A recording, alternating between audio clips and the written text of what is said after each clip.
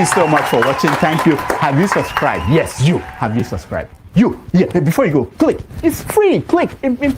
Just that's it. Have you subscribed? You're laughing. Have you subscribed? Have you subscribed? Thank you. Thank you. Thank you. Hey, madam, thank you so much. I can see you. I can see you. We have to get to 100,000 subscribers. This by the end of the year. How are we going to do that if you don't subscribe? Yes, you. Yes, you're about to click off. Why? Have you subscribed? It's free. If you don't, ask your son, ask your daughter how to. Just one click. Thank you. Thank you. I see you. Aha. Thank you very much. Thank you very much. And I am ready to die defending Nigeria in whatever way. When it is God's time for us to go, it is and you no took more my time to God. You are ready to defend Nigeria. I gave you my time. No, I'm coming. Alexi, hold on. You already started. What I'm saying, defending Nigerians is this. I gave him my time and he's using it to defend me. No, sorry. Alexi. I'm sorry. Alexi.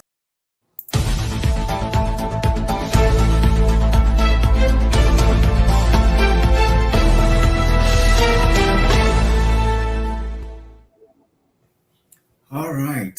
Good day and welcome to this special broadcast on the Easter Monday on Have Your Say 247. My name is Chimezie, popularly referred to as Chim. So I do hope you enjoyed your Easter break. I hope it went well. You spent needed time with family, had food, took time to reflect on what the season means, whatever it means to you. Yes, so welcome to this special broadcast. First of all, I want to thank you for joining us. I hope you will stay. Please share the link, invite your friends, invite your well-wishers, family members, and also support these channel, IrokopostTV. A lot goes into this production, so however little you can support us financially and morally, we will welcome and appreciate it. So, yes. So today we're going to be talking about electricity, ethnicity, and religion, and how these three factors impede national progress. So you might be wondering, what is the connection between electricity, ethnicity, and religion? Yeah, some will say they can understand ethnicity and religion, but how does electricity come into it? You'll find that out down the line as we have this conversation. But to give you a bit of a snippet, in a country where we pray a lot, people would pray for power to get restored. You find people having events and they're busy praying that the power company should bring the light so that their fishes will not get spoiled and their drinks will be able to cool. They'll be able to have light to iron their clothes, or even have light as it were to be able to have their, music or sound systems played so that they don't spend money on generator and gas or petrol. Now you see how it connects it. In a country where we have ethnic tensions and we think some celestial being is going to come down from, the unknown and come and help us love our neighbors and help us realize why we need to coexist with each other and not be able to put in the work that it required to grow past those kinds of tensions. So that's why the religion comes in. Nigeria is grappling with a lot of challenges when it comes to electricity,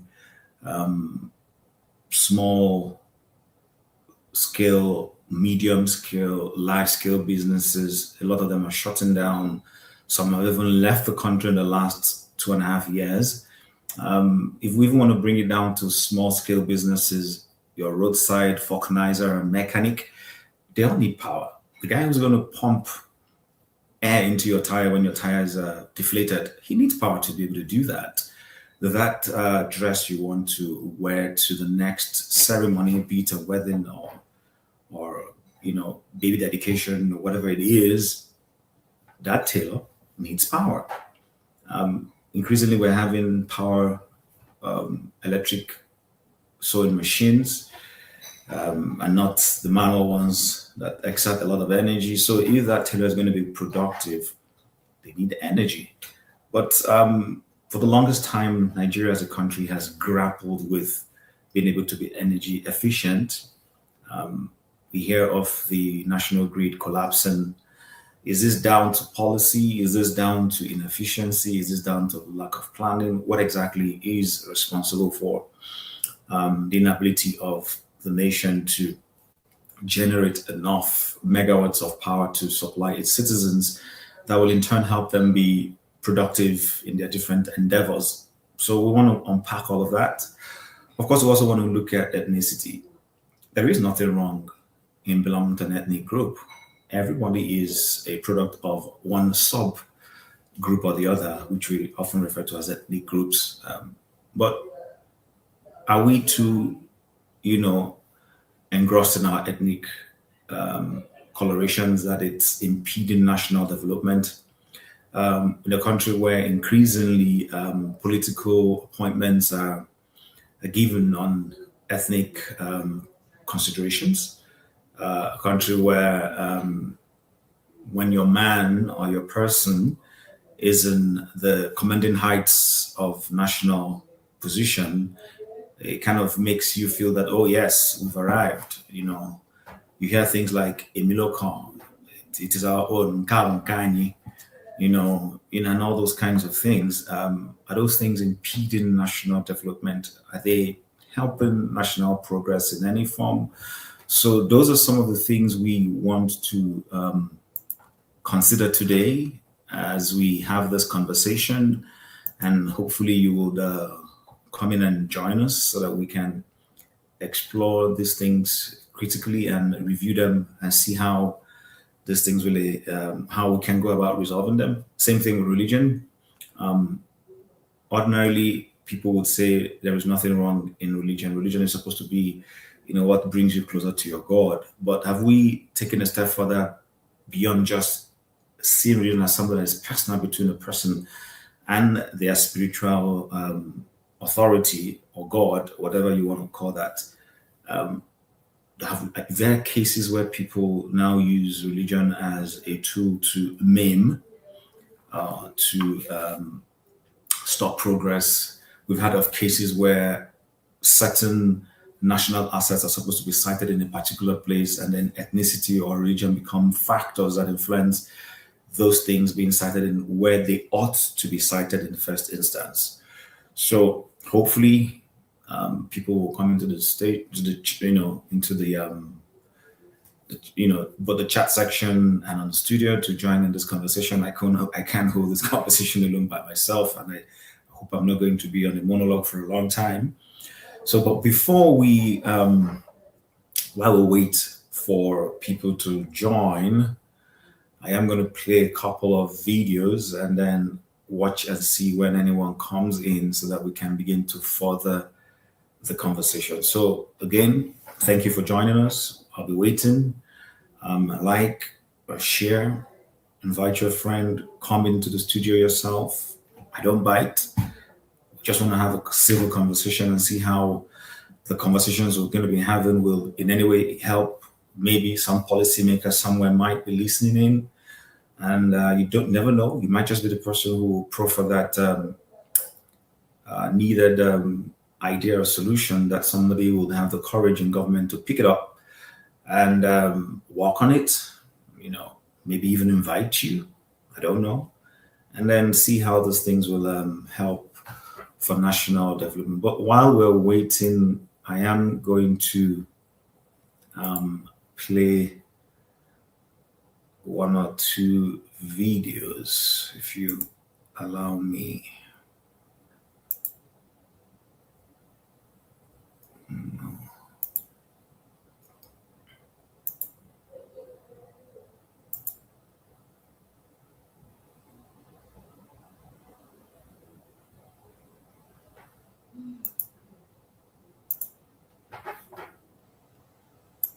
A lot of, we're really not tribalists, we don't care what tribe you come from, and yet you're telling me that in your politics, sometimes even in your relationships, tribalism is seeping through. Why is that? Let me hear from someone at the back here.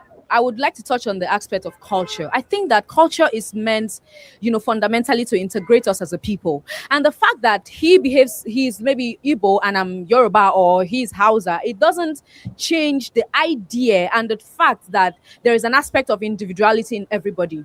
So will I say that because if I have a bad attitude, for example, will I say that it's being Nigerian that made me have a bad attitude? No, it is me, Etajo Maria. Maybe I didn't think that the training that my parents gave me, maybe I didn't listen to them very well when I was growing up. That is what made me have a bad attitude.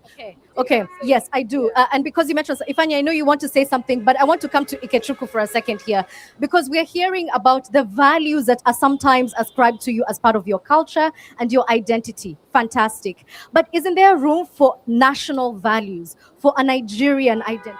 For someone like me, it comes very natural. I don't have the luxury of being a tribalist. The reason why I say this is because, first, I'm Igbo by tribe, I'm Deltan by origin, I'm Yoruba by birth and naturalization, I am Hausa by marriage, and I'm Efik. Alberta homeowners, do not buy solar panels. Seriously, if you pay out of pocket by maternal affiliation. So when I find myself in this kind of position, so how do I become tribalistic? So I think it has a lot to do with the individual. And first, when I hear people say, I'm first a tribesman before a Nigerian, I say something which is highly essential. You need to be a human before you belong to a tribe. Now, you hear the Hausas calling the Igbos Yamiri. Now, the word Yamiri actually came from the term Yemiri, which means give me water. When you're trying to tell someone that they are bad people and you're calling them Aboki, you're telling someone my friend, so your friend is a bad person. So you see, when you point a finger at someone, so much is pointing at you. Let me hear from Jibril for a second here. By the way, I love the choir that's happening in the background here. Yeah. So, Jibril, there are a few things that he said, and I want to give you a chance to. I just want to build on what he said. Like the Nyemri he called, give me water. It's something that emanated. It's a slogan during the Civil War. So, there's a way history used to affect us. So this new generation of, let's say, our set, they don't see that as offensive. So, but when history is being taught to them, that's when they will now recall that, so this is what this means. So eradicating history from the curriculum done by the then President Olusegun Obasanjo, which is a two-way thing. They brought eradication of history from the syllabus just to take off this civil war thinking, the tribalistic approach to things away from the newer generation. But as it stands, it has its pros and cons. Okay. Let me hear from Ifeanyi for a second, because you've been wanting to speak for a while, and I want to find out from you, is there this disconnect between the young generation and the older generation? The older generation being the ones who went through the Civil War, who really know about the scars of tribalism. Yeah. So the big disconnect, I say that very unequivocally. During the election, this past elections, it was very, very obvious, very clear, where the elder ones, they kind of like relaxed and didn't want to put too much pressure. They were just comfortable where they were. You get, it's almost like they were subdued. You get, the young ones wanted to move forward. They see other things on social media, how other countries are moving forward, their peers and everything. And they want to, like, what's happening? We have all the resources, we have everything. Why are we still here? You get, the whole NSAS thing showed how unity is actually is very, very unanimous with our younger generation. The Muslim prayed at the toll gate and the Christian gathered. After they finished, the Christians started praying, the Muslim got everywhere. You get, so it was very, very beautiful for me to see, to witness. You get, so I think our older generations are holding us back because of the things that happened. The British came in, divided everywhere, and then they now started using that as a system. It's almost, they put it as a system because it's not visible. As I when you were speaking about National Orientation Agency, I think we need to be very, very black and white about things. We need to be very honest. If you're very honest, you can see things the way they are and then be able to point it out. You get. So let me get some practical examples. Anyone here who has parents who are very tribalist and it makes you uncomfortable? Anyone? Or whose parents hold views that you're like, I, mama? Anyway, my dad used to tell me at a time that I should not marry from a particular tribe. And I began to wonder why. I have asked him several times. He will not answer me. He will just tell me, please don't go and marry from that tribe. And unfortunately for him, when I got to the university, my closest friend happens to be from the tribe. So let me ask Emmy, because you started us off with the story about marriage. What is a big deal in marrying outside of your community, according to the people who are against it? Okay, so I'm from Bayelsa State, and essentially my people are termed a minority tribe because we don't make up, a large number of the people in Nigeria. We are a small tribe, so marry somebody from our tribe and just, continue the lineage, continue the culture, continue that's what they want. Don't you risk marrying your cousin if you're such a small tribe? It actually happens.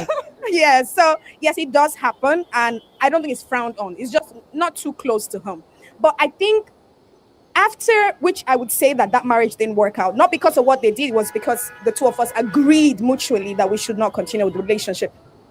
What they wanted was just so that our tribe can continue. And I think that personally, I fear that in the coming years, if we continue marrying like that, maybe we might not have Bayelsa tribe. Okay, let me hear from the gentleman here. All right, I will start with this. I was first an African before I became a Nigerian. I was a Nigerian before I became an Igbo person. I work with mostly people from the north and from the west. Do you understand? Even when I go back to Abuja, there's a job I'm supposed to resume from somebody who is from the north. So my personal experience having to work with this different kind of people makes me want to know more about their culture, their religion, their tradition, and every other thing. Whenever I come across some post on social media, it's tagged.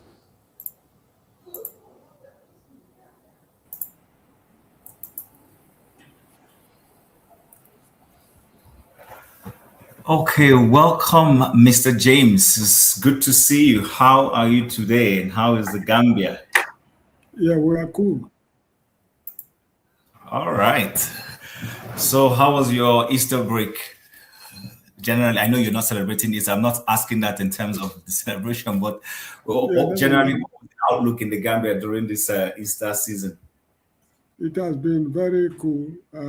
As I was explaining yesterday on the other show, the population of the Christians here is, should I say significant? Though they are significant members of society, but their population is very small, less than 10%. Okay.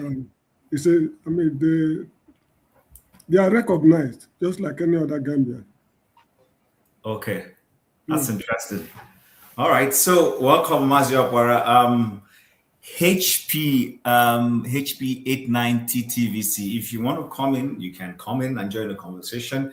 I might make one or two concessions if you don't want to put on your camera, but generally we prefer that. But if you have something of substance to say to us, just click on the link and come in, and you'll be welcome to the show. So, yes, gentlemen, today we want to talk about electricity, ethnicity, and religion. Somebody might ask, what is the correlation between electricity and these other two variables? But like I said in my monologue, Nigeria is a country where we pray a lot. So when power goes off, people pray for power to come back. Now, so you begin to see the correlation. It's supposed to be something that it doesn't need prayer. This is something that has to do with productivity. You set up the infrastructure and there is power. Whether you're a Christian, Muslim, Buddhist, whatever it is you do, electricity serves you because it's something that helps productivity. And then the other one that someone has referred to as the twin evils of society, which is religion and ethnicity. They'll go hand in hand. Political appointments, government patronages are determined based on what ethnic group somebody comes from. So I kind of felt today, let's have this conversation. How do we solve it? And if you ask me, I think one place for us to start will be when it comes to the issue of religion. And I want us to deal with religion, then go to ethnicity, and then end with electricity, which is more something that has to do with productivity. So, gentlemen, if you just indulge me, let me play a video. There are two videos that have to do with religion. After we play that, then we would come back and continue our conversation. Just hold on. Do you think that religion is driving us into a place of development or is holding us back as a nation? How is religion working for us? Too much religion is holding us back. I oppose the argument that religion is undermining Nigeria's development. I support Muslim material. My problem with religion is it has no results. Where's the prosperity? Where's the love? Where's the... So you say, okay, God loves us, we are religious. So how come the Japanese are the ones enjoying their own heaven on earth? They are developed. We don't have anything, but we have this God that favors us. But when we truly list what really favor is, according to still us, prosperity, health. Do you know Nigeria has the 2026 statistics? Shortest life expectancy rate in the world. 54 years. I know people that died. They say, no, my church say we know they give blood. I no one collect. If the God of my pastor no heal me, make I die. And they died. Right now, people are burning their TVs in the 90s. They are using the television to spread the gospel. The devil's box. It suits what is happening, spreading the gospel. Is it not the same gospel that could have been spread at that time? People that burnt their television that time. It is not that religion. It is the people and what they do with the religion. Let me tell you something about Christianity. Philippians chapter 2 verse 3. Do nothing out of selfish ambition or vain conceit. Rather, in humility, value others above yourself. If you value others above yourself, this year cannot be your year. It's either our year or it's nobody's year. Bishop Oyedepo, there are several videos of Bishop Oyedepo, online, speaking truth to power. Do you think that at this point in time, religious leaders should still be speaking from the confines of the church? Sometimes we deliberately leave those who are responsible, those who we have ceded our powers to, and who are supposed to use the Commonwealth to fix those problems, and then we look for easier targets. We come to church every day. We go to the mosques every day. You lead us in prayers to pray to God that we don't see, but we have faith in God because we know there's a God. Now, we have the government. They are failing. Your leaders, march in front. We don't need celebrities. You are our celebrities. We come there every Sunday. Listen, and now, we pay Paul, more tithes than taxes in this country. See, if to say this now that time, Apostle Paul don't write shege for letter. Letter to the church in Abuja. Letter to the church in Lekki. Letter to the church in Ajah. All right, gentlemen, you watched that. Welcome, forefathers, to the show also. So I'm glad to see you join us. I hope you enjoy the rest of your Easter. So I wanted to play that as a context to kind of set the ball rolling. You heard some of the comments those panelists were saying there. So my first question to all of us is religion helping or is it a cause? From the Nigerian angle, I don't want us to go outside anyway. Let's just focus on Nigeria. Is it helping us or is it a cause? So I'll start with Mr. James Amazi, and then I'll come to you, forefathers. Yeah, religion is neither a cause nor a blessing. The problem of the country is the ruling class. The ruling class, they made religion to be a problem to the country. They refused to give us electricity. They found the embers of ethnicity or tribalism. The ruling class is the problem, not any of these three items we are going to discuss today. The problem. So, Mr. James, you're saying that are you saying the ruling class is the one using religion as a tool to create problems? Can you explain better? Correct. How is that possible? You see, when I was living with the Benin City, for donkey years, nobody cared to know where I come from or my religion. We lived together. But when the politicians came after the military dispensation, things started changing radically, although they inherited it from the First Republic. It is the politicians who are using the terrorists to commit havoc all over the country. This is why they are unable to address the problem. It is the politicians who refuse to give you and me electricity. It is the politicians, they are the problems of the country. Electricity on its own, it's not a problem. The military, I remember when I was growing up, gave us 24 hours electricity supply in those days. Although it's a very funny topic we are discussing, but I still believe that it is the politicians, the ruling class. The ruling class is the main problem. Because if we're able to come up with a new political dispensation, there is a possibility, not 100%, but there's a possibility that things will likely change. And one thing again is that the experiences we are now going through, we are now acquiring, will help us to avoid a repeat of these problems in future. Because when in future, if we happen to get a responsible government, we will easily, we have something to fall back on. When the government is trying to be mischievous, immediately people will, you will see through the government without much difficulty. Okay. We run into this problem because what we are not going through, we've never gone through it before. We have no experience to fall back on. But in future, maybe I will not be around. People will be living there. We have something, they have experiences to fall back on. This was how Babangida did it. This was how Abdul Salam did it. This was how Obasanjo did it. This man is following the same footstep. You better stop him. Something like that. So that's how I see it. It's the ruling class that is the problem of the country. Okay. Maziokbara, welcome, Rudolph. Maziokbara, so you've heard Mr. James. I would like us to, even if it's in 2 minutes, so that I can go around and people make some opening statements initially. Okay. The question was, but you've also heard his own angle. If you want to dispute anything he says, feel free. I said, is religion helping us or is it a cause? Because these leaders Mr. James is referring to, they come from amongst us. They are members of our churches. They are members of our mosque. So is religion the problem? Or is it the way we practice it? What's your take on it? Yeah, thank you, Chief, and thank you, all of us here.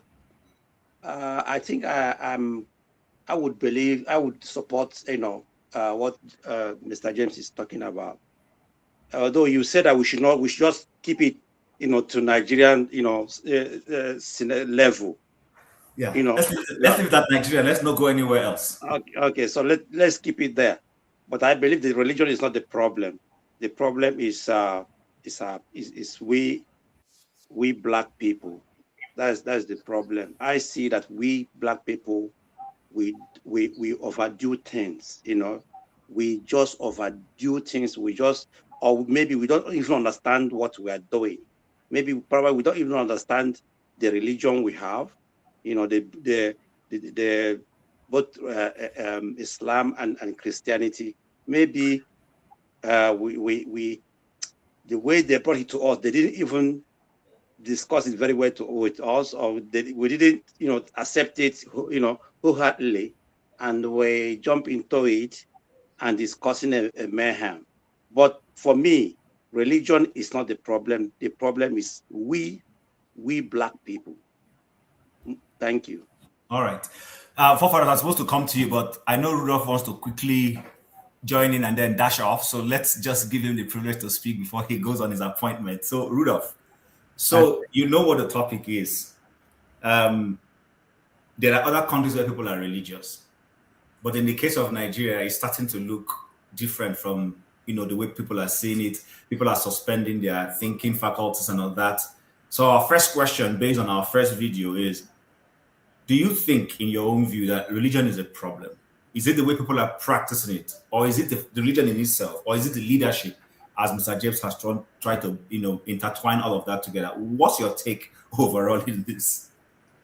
It's good to stay on this side of the divide, to be the one listening and having to answer questions. But thank you so much for doing this. Actually, we were struggling with the connection between electricity and religion and ethnicity. I can help you because if we have 24 hours of electricity, you know what will happen?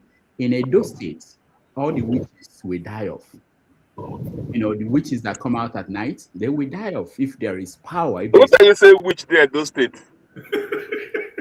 It's only place that it happens. Edo. It's because there's no power. That's why they are hanging around. So these things are connected. God help me. Um, no, none of this is. They are not problems. Religion is not a problem. Why is happening? Why people are religious in Nigeria is because of this hardship, lack of power, lack of basic amenities, lack of where to go. People are sick and they die because they can't go to the hospital for a trained, capable doctor to tell them this is what's wrong with you. If you go through MRI machine or X-ray, they show you this is you broke your toe. That's why you are having pain there. Look, your arteries are about to burst. That's why you are going to have a heart attack and die. People will start seeing that there is a reason for what's happening to them. But if you don't have any way of telling people, there are people who have never gone to a dentist in Nigeria. And the old people in villages, and they are having pain for the past 20-something years. And you look at them and you say, this woman is always angry. This man is always angry. No, they're having pain, that toothache. That's why they're always looking the way they look. People, you can't. There's no alternative. There's what they call international best practice. If you ignore it and you think you can somehow maneuver your way and succeed as a nation, you cannot. So that's what's going on in Nigeria. It's not about all this religion. People are religious because they have to depend on something. If you I'll end here. Look at people that left Nigeria and they're in Canada, they are in Europe. They don't follow religious leaders the way they follow them in Nigeria. Some of them don't forget to pray because you have to get out and go to work from one job to another one. You don't go to crusade because you have to pay your bills. Things change when you are in a different environment. So we need to change the environment in Nigeria, and all this emphasis on religion and ethnicity will disappear. I mean, there are divisions in America, there are divisions in Canada. They are Irish, they are Italian, they are Mexican. It becomes more prominent when the society is failing. If America starts to fail, the United States, people will start breaking and saying, look, I'm Italian, I'm Irish, I'm German. And that becomes the line of division. But because it's still doing well, people want to associate with something that is doing well, going well. So that's my take. But thank you. Thank you very much, Rudolph. So, forefathers, coming to you. If I'm going to summarize what Rudolph said, Rudolph simply said that an idle mind is the devil's workshop. So when there is lack of infrastructure for productivity, people will find an alternative religion. When people cannot do their businesses, instead of going to the center of their business activity, they'll go to church to pray. Do you agree with that? Is that the way you see religion playing out in Nigeria? Thank you for having me, Chim, and greetings to all the panelists, and greetings to the chat and to the viewers. From my own understanding, Dr. Dameji seems to have been highlighting the fact that when people are stressed, systems are stressed, you tend to get bad behavior, and people want to start the division amongst themselves. The way I look at it also is that this is why it's important when the nation is functioning, whether it's during times of prosperity or times of distress, you have to nurture the relationship between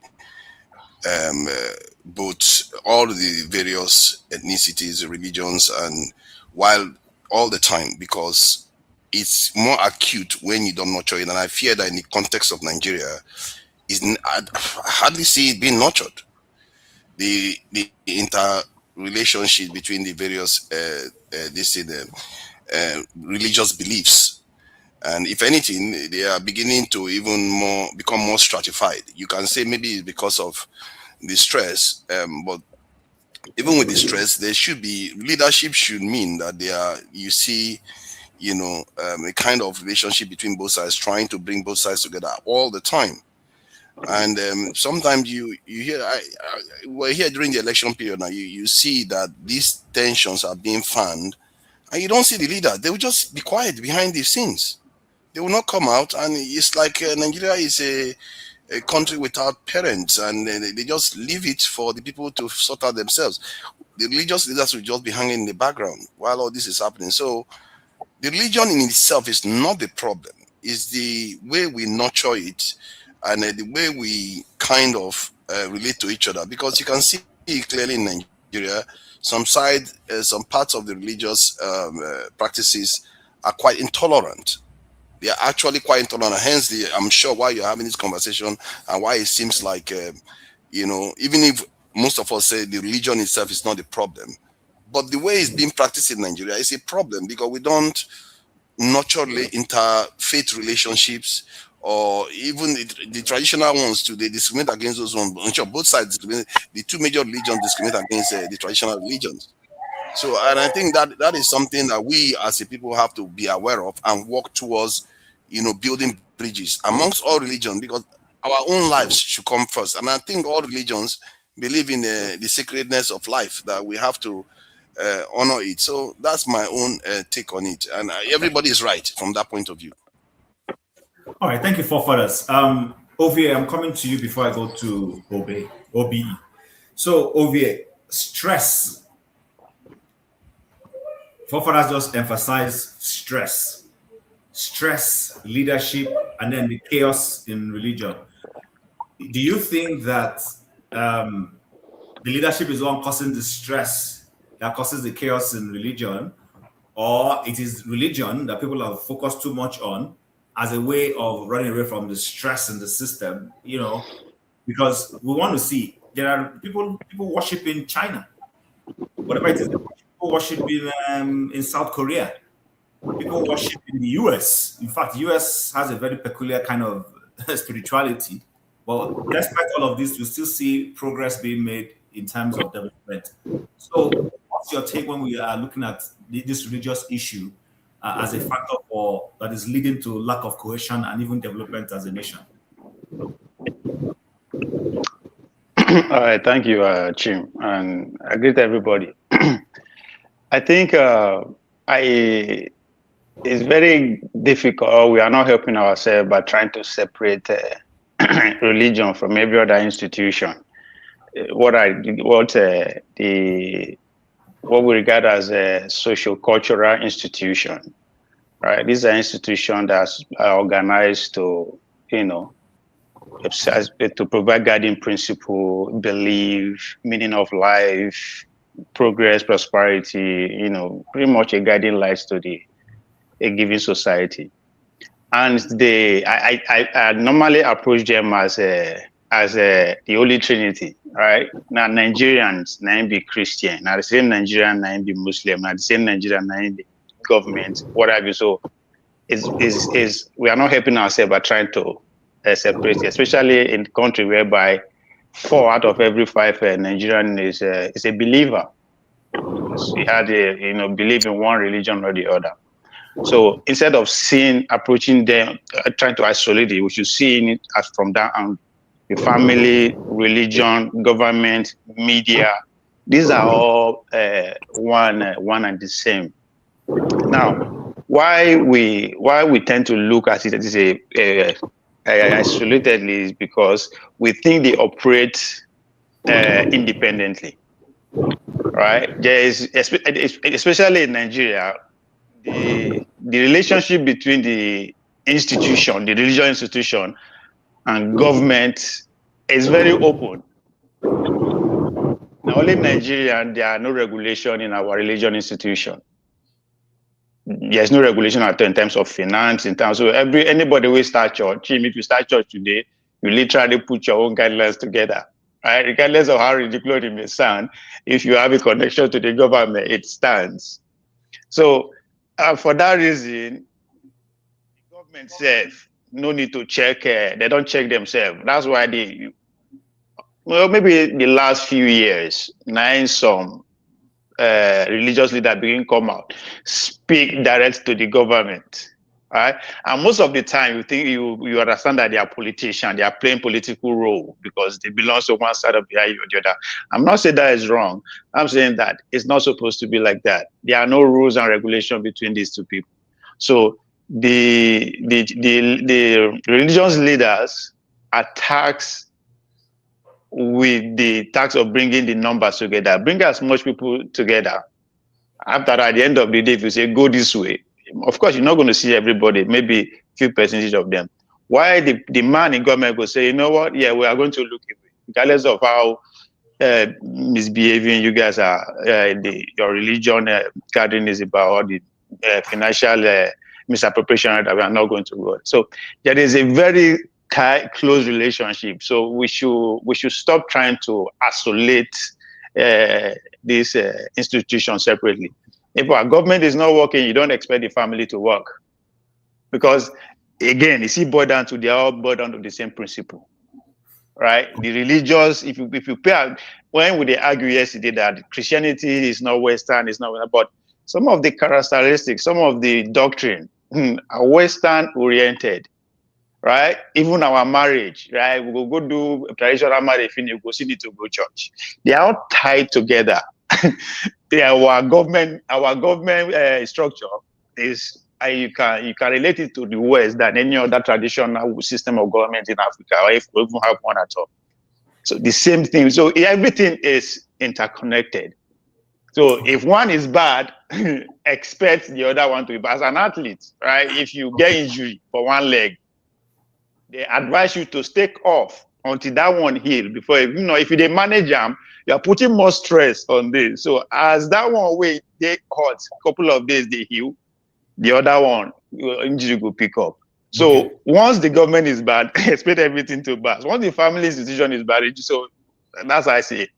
Okay, all right, thank you. So Obi, before I come to you, I want to play this other video.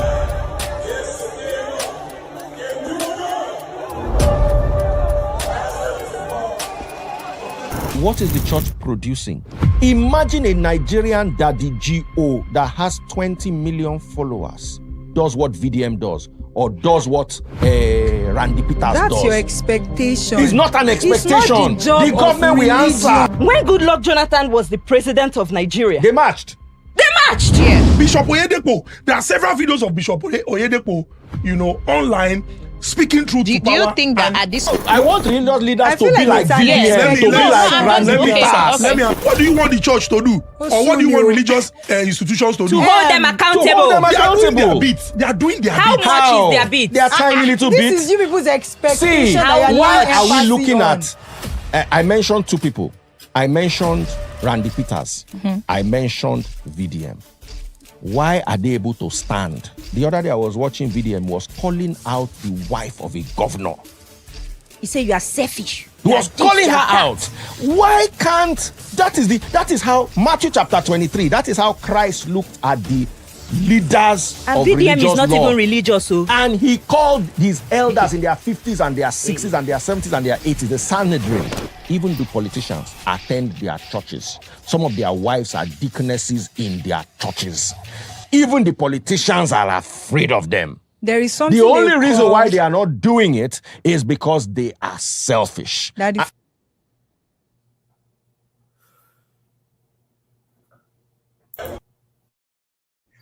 So we heard that. Before I come to you, Obi, I just want to remind our people watching, thank you for joining us. Like, share, invite your friends, and please support the platform as in any little way you can. It will go a long way in helping run this platform. So Obi, you heard that last comment. Do religious institutions, religious leaders have a role to play in governance accountability? You heard what those analysts were saying. Are the Nigerian churches are doing the same thing? Are they holding leaders accountable? Because those leaders belong to one group or the other. What's your take, sir? Yeah, thank you, Jim. And it's obvious that we all know the problem and where we're coming from. The reason why, as of today, I cannot sit in a ROCCG church to listen to any of them preach is because of the performance of Oga, owner of the church, Adeboye, what he did during Jonathan's time, and today he has become so mute. I didn't know when ethnicity, or probably because I am from the same situation with the president and I support him, and Jonathan was supposed to go because Jonathan wasn't his town man, or probably wasn't his religious same religion practicing person, or whatever he must have done, that he joined a parade to have gone to protest, and today the country has gone behind more than 100% of what we saw in Jonathan's time, and everybody seems to be mute today. Those are some of the fallout of what religion has, how it has entered our psyche, that makes some people believe that probably the world revolves around it. You know, if you today the religion thing before now when we were growing up wasn't like this.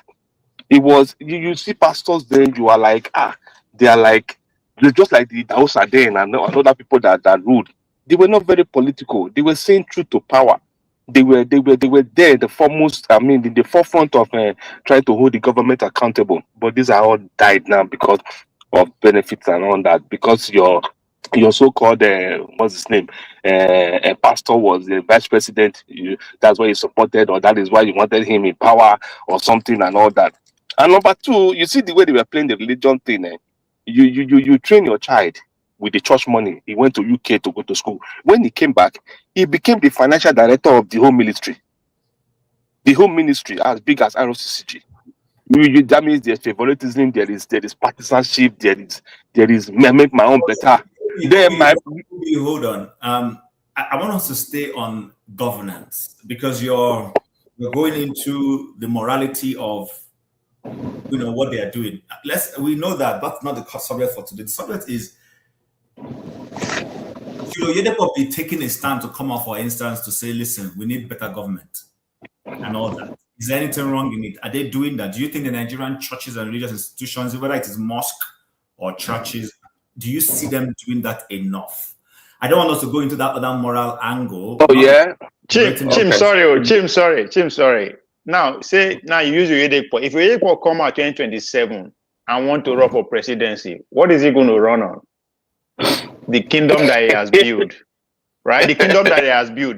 So, Obi criticizing their behavior, I think is on point, is right. Because that's where governance starts. I have nothing against that. I'm just saying. That's where governance starts. Governance starts from watching, just like Shewori the other parents introduced our reporters. You can't argue with him, right? Okay, so no problem. Okay. It's one and the same, yeah. Yes, I look at it from that end because it trickles down to behavior in terms of the politics that we are saying today. Left for me, for like what they were saying in that podcast, you see the followership that they were comparing with what VDM is doing and what the church is doing today. You see, it's so distant apart that if Oyedipo and Adeboye make a statement and stand on it today, there's so much influence on it because of their personality, as it were. But they've all gone so silent, they've gone so partisan, they've gone so like it is not they don't see any problem with the situation. That is what I think is happening there. They think everything is working well. That is how I am trying to figure it out, because they don't know what it costs to buy cassava in the market or what it costs to buy fuel, because they just jump into the car. They don't know how they fuel it. They don't even know how the jet is being paid or parked in the parking lot. They don't know nothing because the church is funding them to that level.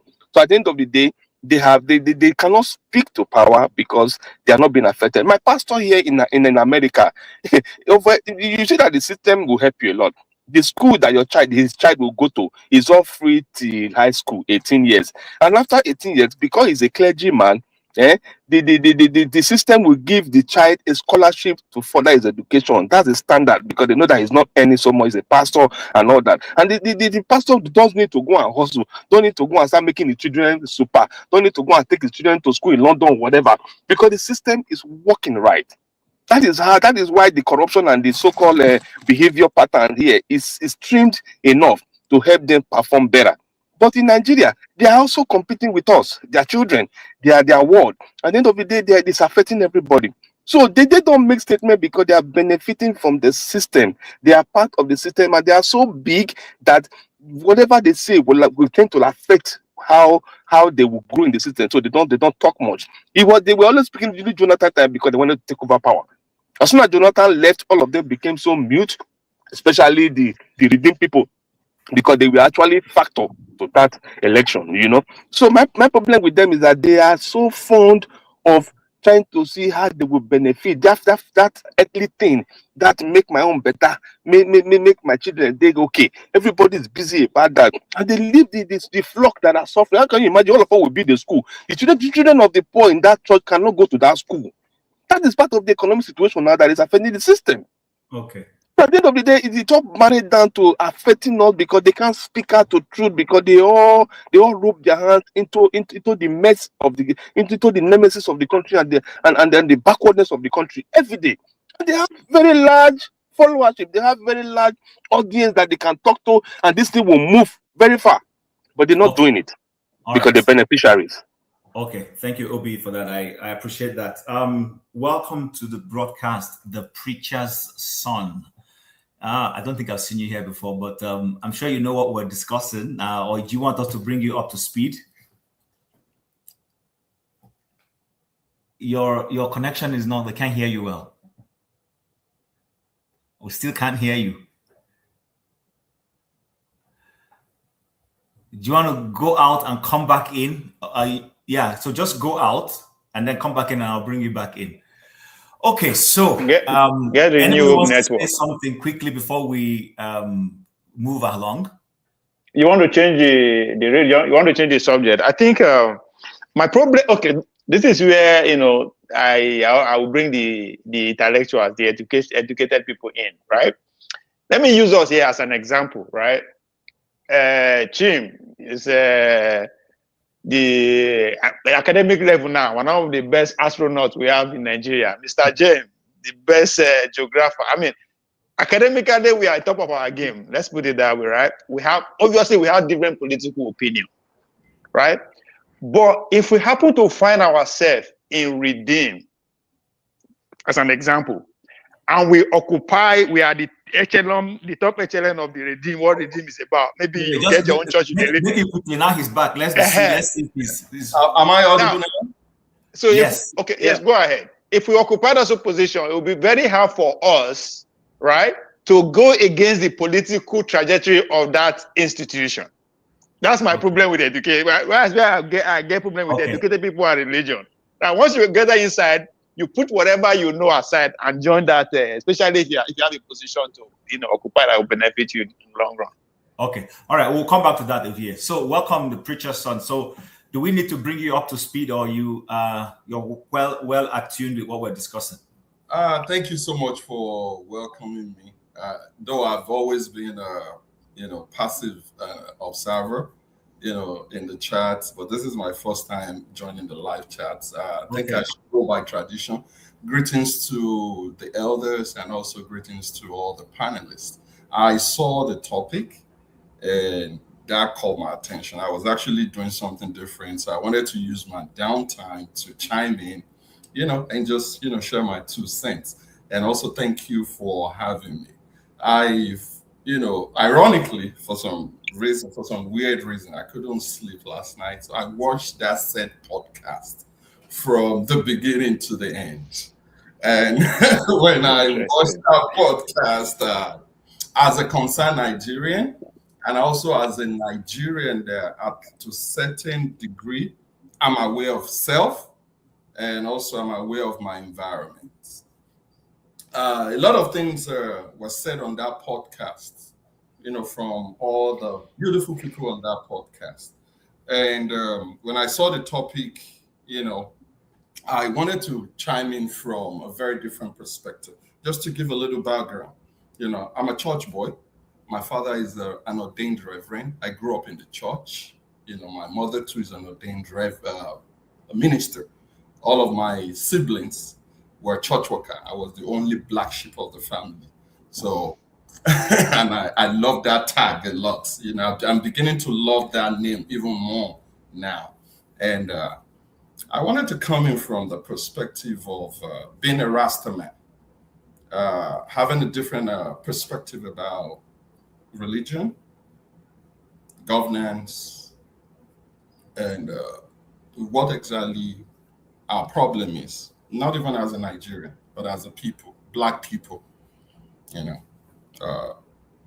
I think kudos to the organizers of this, amazing space.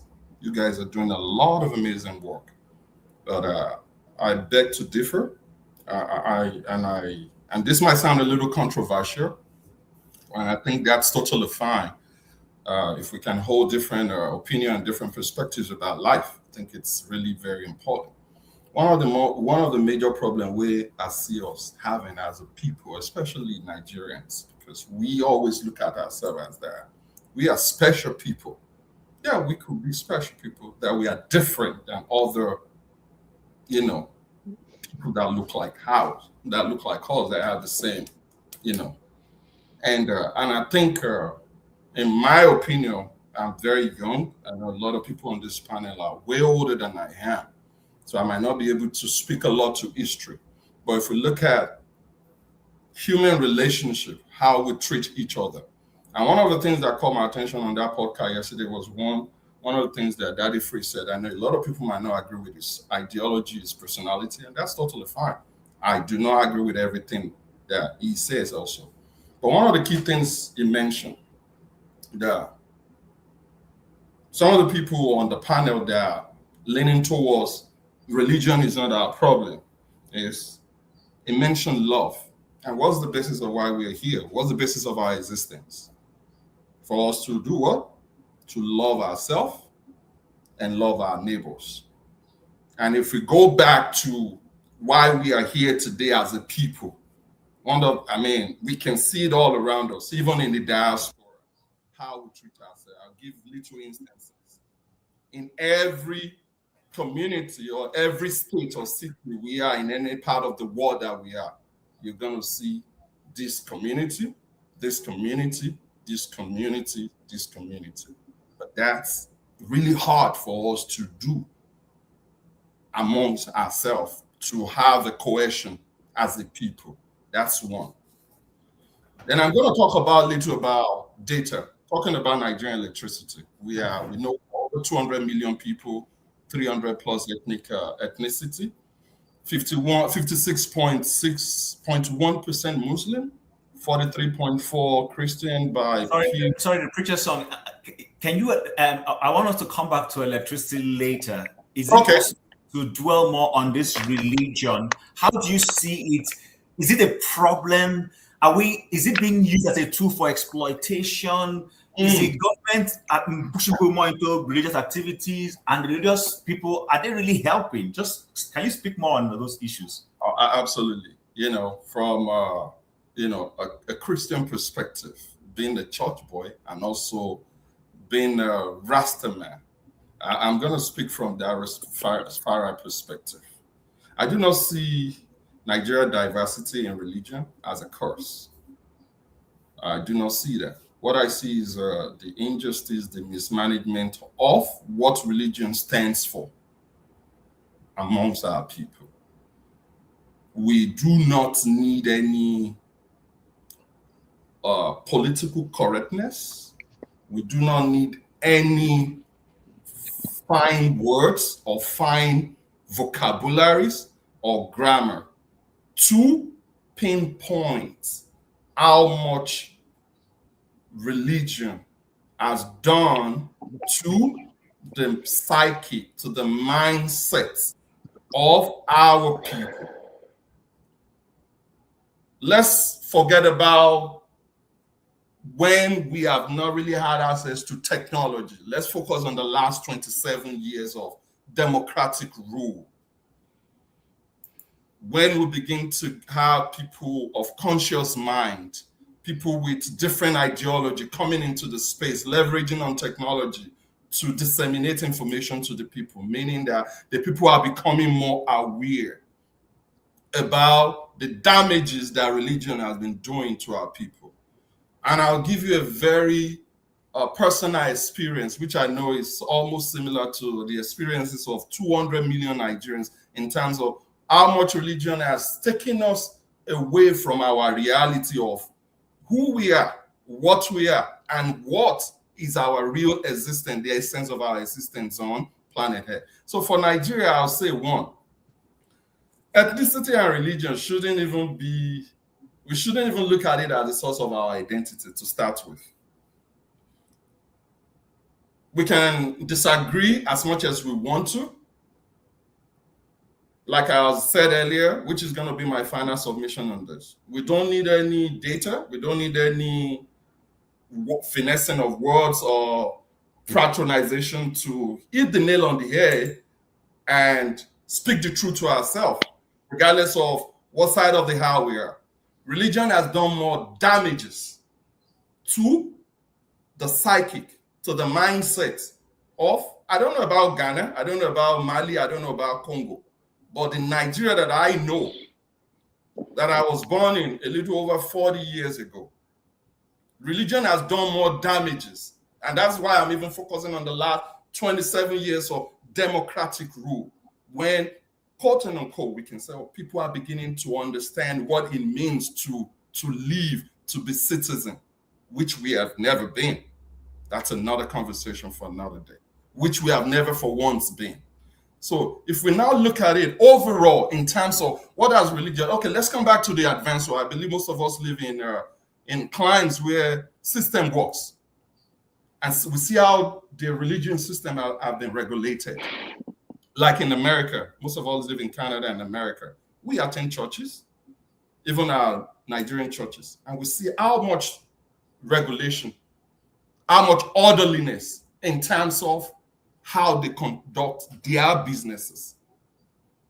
We do not have anything in terms of policies, frameworks, or whatever could tell us that, okay, even if there are bad eggs in this basket, we could point out some individuals. Unfortunately, there are certain individuals in that ecosystem, in that business space, that are doing good works. But unfortunately, the works of the bad eggs is overcloud the little good ones that people can really point out to. And what that tells us, a true reflection of who we are as a people. So in conclusion, I'll say religion has done more damages. And I think we are at the precipice of having to have a rethink as a people if we really want to move forward. Thank you so much. That's my submission. All right, thanks very much. So I don't know, between Ovie, Maziopara, Forefathers, James, do you want to add anything to what the gentleman said before we transit to the next conversation? Yes, another aspect of, I think we should start thinking of how to take advantage of the good side of religion. The good side, especially in Nigeria. Well, you mentioned what are those good sides? Yes, the good side of the current Nigerian leaders to me is the structure that they are leaving behind or they are currently establishing. I see them from the lens of a businessman. They are some of the business men we have in Nigeria. I will use Redeem and Winners as an example. Winners has Redeem has a business model, has a model of having a church in every let's say every street, right? I can't know exactly. I think the mission is every 5 buildings. But I think in most of the cities in Nigeria, there's a Redeem on every street. If there's not a full church, Redeem church, is that a good? This is sorry. Hold on. I'm coming. I'm coming. I'm just establishing the movie.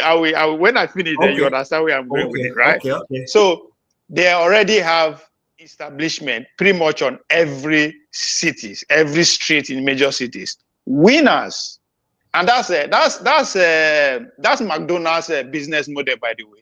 If you live in America or Canada, McDonald's is in every nook and cranny of this. Now, the Winners adopted Walmart. Winners started by making sure there's a church in every local government, right? And as I said before, now Nigerians be these churchgoers, right? People like imagine nationalists, national speakers, imagine activists. We have to adopt what the civil rights movement did in America. They reach their people through churches, right? That is the only, so the churches are everywhere already. How do we now go from that churches to churches to make sure, not politics, national is your national tragedy is being at even about 30 minutes or 1 hour every Sunday or every week or every day in those churches, right? Because that's what PDP did when they came in 1999. Every Okay. local government, they get secretariats. Okay, hold on, Ovie. That's I their hear structure. you. Yes. Okay, I hear you. So I like the part where you talked about business entrepreneurship and the modeling. But are churches designed to be business models? Because, hold on, when the church structure is designed as a business model, but the individual who goes there is not imbibing a business model. And I'll give you why. So Redeem or Winners or whatever church calls for a prayer meeting by 8 a.m. on a weekday. Please, someone's supposed to be at his job place. I've been guilty of doing that, so I'm not going to sit down here and now pointing fingers at people. Rather than going to your workplace, your business center, your office, you are going to that place to pray. You spend 1 hour of productivity. How does that help? Because while these guys are lifting business model to run their churches, the people they are talking to are not acting business model. And then secondly, you brought the area of using religion like the black NCAAP. Is that what they're called? They use that to inform the blacks in the era. Are the churches even using that model to inform people on national development, inform people on civic responsibility, inform people? Are they doing that? All right. Now, Chim, I understand what you are saying. There's a saying that says, don't throw the baby with the bathwater away. You understand? I'm not saying the Nigerian churches, as they are functioning now, they are the best, right? That's why I direct them to be as I see them from a business perspective, right? What they are not doing wrong is a conversation that we are having, or we have another day. I am just saying that I thought among all the things that we can criticize them for, there is something that we can say as okay, this thing is good, right? Obedient model. Obi is an example, right? I wish he came and said, okay, I'll be Christian candidate. Take advantage of the networks that the churches are built. The churches are Nigerian. These are Nigerian. I am just a reachers to Nigeria with already structure that is already established. Take advantage of it. I'm not saying go and adopt it. I'm not saying just because the way they are going about their business is evil doesn't mean we should not overlook everything that they are doing. No, they have reach everywhere. Okay. You understand? Okay. So if I may add, on the podcast yesterday, one of the co-panelists, the lady Ezine, mentioned something, and I want to buttress on what Ovie is saying in terms of their reach, in terms of their network. Right. You did ask a question there. Are they really, leveraging on that, reach for them to conscientize the people? So let's look at it from the surface, like the lady says, which I'm going to paraphrase. I'm coming to you next. On the thing yesterday. Every Sunday or every day of the services, people go in their multitude. Sundays, that's when you have the largest crowd. Let a pastor just on a Sunday be true to himself or herself. Stand right there on the pulpit as they all say that they are being called by God. Under that auction of that anointing, tell your people that today we are all rising up. We are marching to the city center. What are we going there to do? We are not going there to cause trouble. We just want to speak to the authority that the pains we are going through is enough. Just one Sunday. Guess what? There's going to be effect. There's going to be effect of that rally. But you know what? I talked about something earlier, the mind of the people. I mean, I don't know how to put this more. We are all looking at this from the surface, and I want to agree that 99.9% of us on this call knows some of the solutions that will lead us to the liberation. We do, but we are not yet ready for those conversations because we have not yet got to that point of self-realization to understand that. Without us coming together as one, we're just going to continue to waste time waste resources and energy. All right, no problem. Majapara, For quickly. the pastor to do that, we are making a mistake because the pastor is in bed with the politician. The pastor's job is to keep the people, just like Chima is saying, away from the intricacy of how government works, right? Instead of going to a job, you go to the... So that's the job of the pastor. From their own reality, from the reality. Yes, that's the job of the And pastor. it's Why all the about- job of the government will not regulate the pastor? The day mess the is pastor so will start doing that. The 200 million people, I don't see the liberation in our generation. But what I think we are doing... all right, is gentlemen. sensitizing the mind of those who are going to take the baton from us. Okay. And posterity will be able to judge the few that are speaking out there. Oh, at that time, what did you do with your platform? What did you do with your intellectual intellect? What did you do with your wisdom? With your experiences? What did you do with it? And I think when it gets to that point, they're going to start separating the wheat from the shaft. Okay, Majapara, go The ahead. day the pastor will do that, EFCC will investigate him. Come on, man. You can't just be talking every time somebody stop, man. Yeah, please. Okay. Please. I'll come to you after Majapara, please. Yes, Go I ahead. will be very quick. Those people you see, I mean, those millions you see going to church on Sundays, on Saturdays, because of poverty. Today, if Nigeria or Africa, people are elevated from poverty, from illiteracy, that church will go down. That church will be flat. Maybe they'll have maybe every Sunday you see 500 people in the church. Just like over here in Europe, where sometimes you see only 30 people in the church because people are not so hungry. Why the church is booming? Why church is booming in Africa or mostly in Nigeria? We're speaking about Nigeria. Is because people are poor, and then the so-called elitists, pastors, the founders of this church, they know why they use that. In fact, they see that, oh, these people are poor. That is why they are manipulating everything. That is why you see church every day, every night in Nigeria being full, to the capacity. Like the last pope who died, last pope before this one, that guy, he fought the military dictatorship in the whole Southern America. In fact, he was always, in the street marching. He was a campaigner. He was an activist, right activist. But look at the churches today. Look at their founders in Nigeria. They don't even talk. Those who talk, they talk it, kind of, indirectly. They don't come out boldly and condemn what is wrong and condemn dictatorship or despotic rulers. They don't do it because they know that they are also, corrupt. They are also corrupt. So corruption is part of it.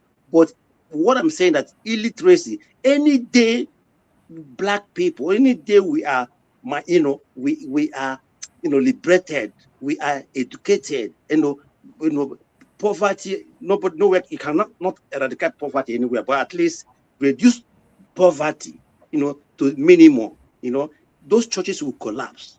But they are benefiting from, poverty of our people, and they want it to remain like this. These people are more wicked than the politicians, if you don't know.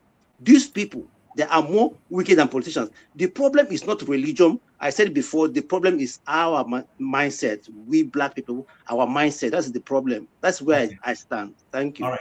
Thank you very much. Forefathers, please go ahead. Yeah, thank you for that. I like I think that they freeze. That's what I like what he was saying and saying why they don't come out to do much. And clearly they are not offering value for the time our people spend with them. It turns out that if you compare Nigeria, I know that some people don't like to hear the problems we have, because one of the ways you can tell that something is seriously wrong with Nigeria is how you can be matched with other people. When you compare them to most other countries, I think Nigeria on average, compared to even countries that are religious, like even the Italians that actually, formed the Roman Catholic Church.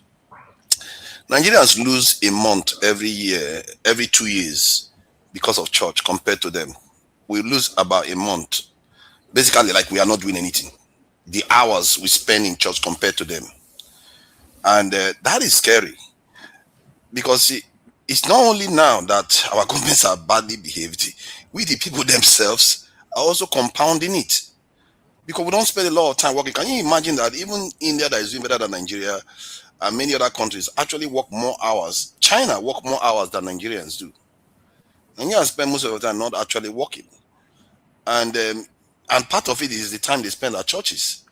And I've experienced it myself, and I've seen where you will be working with people in Nigeria, they will prioritize their time at church than the one that they do for work. You see that often, and it's like the churches, they capture them. They don't just capture them to come to service. They capture them for revival, for choir, all kinds of different things. They would say they want to train them to become pastors again. It's like it's on, and it's very unseemly, because when I went to Nigeria, I saw a physical proof of it. I've mentioned it in most of the lives that have been present, because while I was there, I was in River State and Bayelsa. Like most of the posters you see for advertisement is for religious people. One particular pastor, like he was like the head of state of Port Harcourt. I don't know what you call it, head of state of governor of Port Harcourt and Bayelsa put together, because he was the face I kept seeing everywhere. I was like, this is crazy. How is it that this guy is in River State and is in Bayelsa at the same time, and the same posters everywhere? It's like the churches have just captured our people's minds, and it's almost as if it's functioning as something else. I'm not even sure what it is anymore. It's functioning as something else, whereby it's not allowing our people to think clearly about their situation, and it's not even allowing them time to actually put at productive work. It's crazy the amount of time. It's only African country that will compare to Nigeria. If you look at any other country that is doing well, including the religious ones, if you go to Saudi Arabia, we are spending more time in religious places than even Saudi Arabians. We are spending more time in religious places than even this in Israel. We are spending more time in religious places than Roman Catholic, where they founded it. We spend more time in churches than that. We have corrupted what religion is supposed to be. As if you cannot pray at your place of work. I don't know how can you be losing 1 month every year due to just religion alone compared to other nations? How can you be doing that? Every 2 years, you're losing 1 year, 1 month, I mean. So that's productivity that you have lost for that nation. That's jobs that would have been created that you are losing for that nation. So we have so many layers of problem. The fact that we have the security problem is bad enough, but our practices are not helping too. So this is some of my findings, and it's clear that these churches are not giving value for money. Thank you. Okay. All right.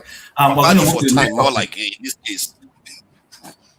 Yeah, I totally agree with you, because when it comes to that productivity angle, it's something to look into. Mr. James, do you have anything before we switch? We're about doing a switch now. Yeah, you see, the point I'm making is that it is the ruling class that is the problem. Government is meant to address the needs of the people. If pastors or imams or whatever it is, they are misbehaving, it is the duty of government to curb their excesses. Is it the government that should control the churches, or the churches should control the government? That's what somebody was asking in the comment column. It is the government that should control the churches. There should be rules and regulations which government is refusing to formulate, let alone implement. I remember reading a book, I think it was during my primary school days. It was way above my knowledge, but I was able to grasp traces of what they were talking about. The book was written by the Jehovah's Witnesses. The title was, What Has Religion Done for Mankind? That's the title of the book. They were pointing out that most of the wars that have been fought in this world, the foundation is laid on religion. Religion has done more harm to man than good. If there's heaven or hell, that is a different matter altogether. But again, before the white men came, Africans had their own religion. And up till now, to the best of my knowledge, I stand to be corrected, nobody is accusing the Babalawo or the Romila or the Isago man or Iguma or whatever it is of this misbehavior, they're accusing the churches and even the mosques, because a lot of things are happening in the mosque unknown to us. The way they organize themselves is different from the way from the Christian areas organize ourselves. A lot of things also go underground. Happening on underground in their midst. So, the summation of everything, that the government should live up to its responsibility. If they are using the politicians, if the politicians are using the pastors and imams to achieve their political end, that is not in the interest of the state. And I want to also point out that it is not poverty that is making people to flock to the churches as such. When I was in Nigeria, during the military era, there was a very popular evangelist of the Church of God Mission, based in Idahosa. The economy of the country was not bad compared to what it is now, and his church was full to the brim. Actually, this charismatic type of worship was introduced during the days of a certain American evangelist called T.L. Osborne. He brought this charismatic brand of Christianity to Nigeria.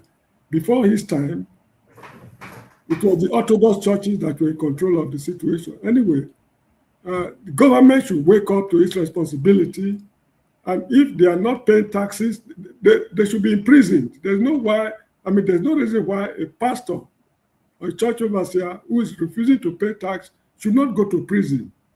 If they take that move, I think it will go a very long way in addressing most of these problems we are discussing today. Okay. Thank you very much, guys. It's been a fantastic one. We're going to switch briefly, but before we do that...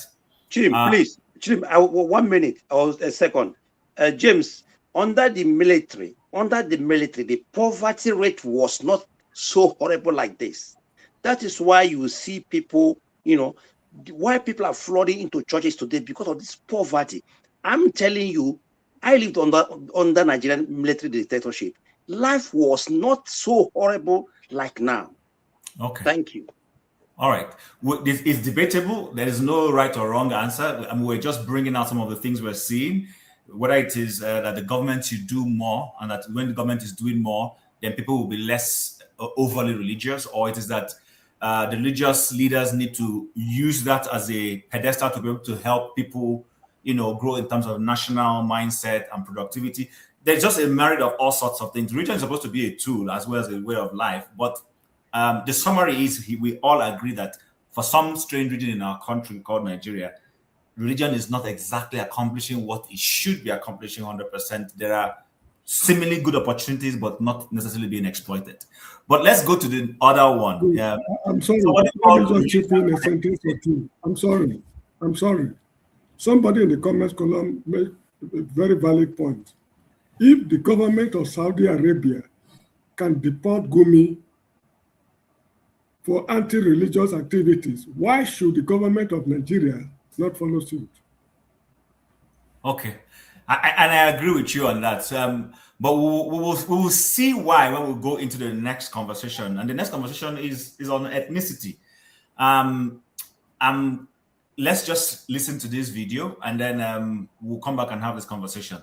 Under the rain, under the mercy of the elements, these are the latest victims of the ongoing violence in Kaduna State. Hundreds of them have been camped at this school since March this year, when gunmen from an opposing tribe attacked their village, killing dozens and destroying homes. Our main problem at the moment is shelter.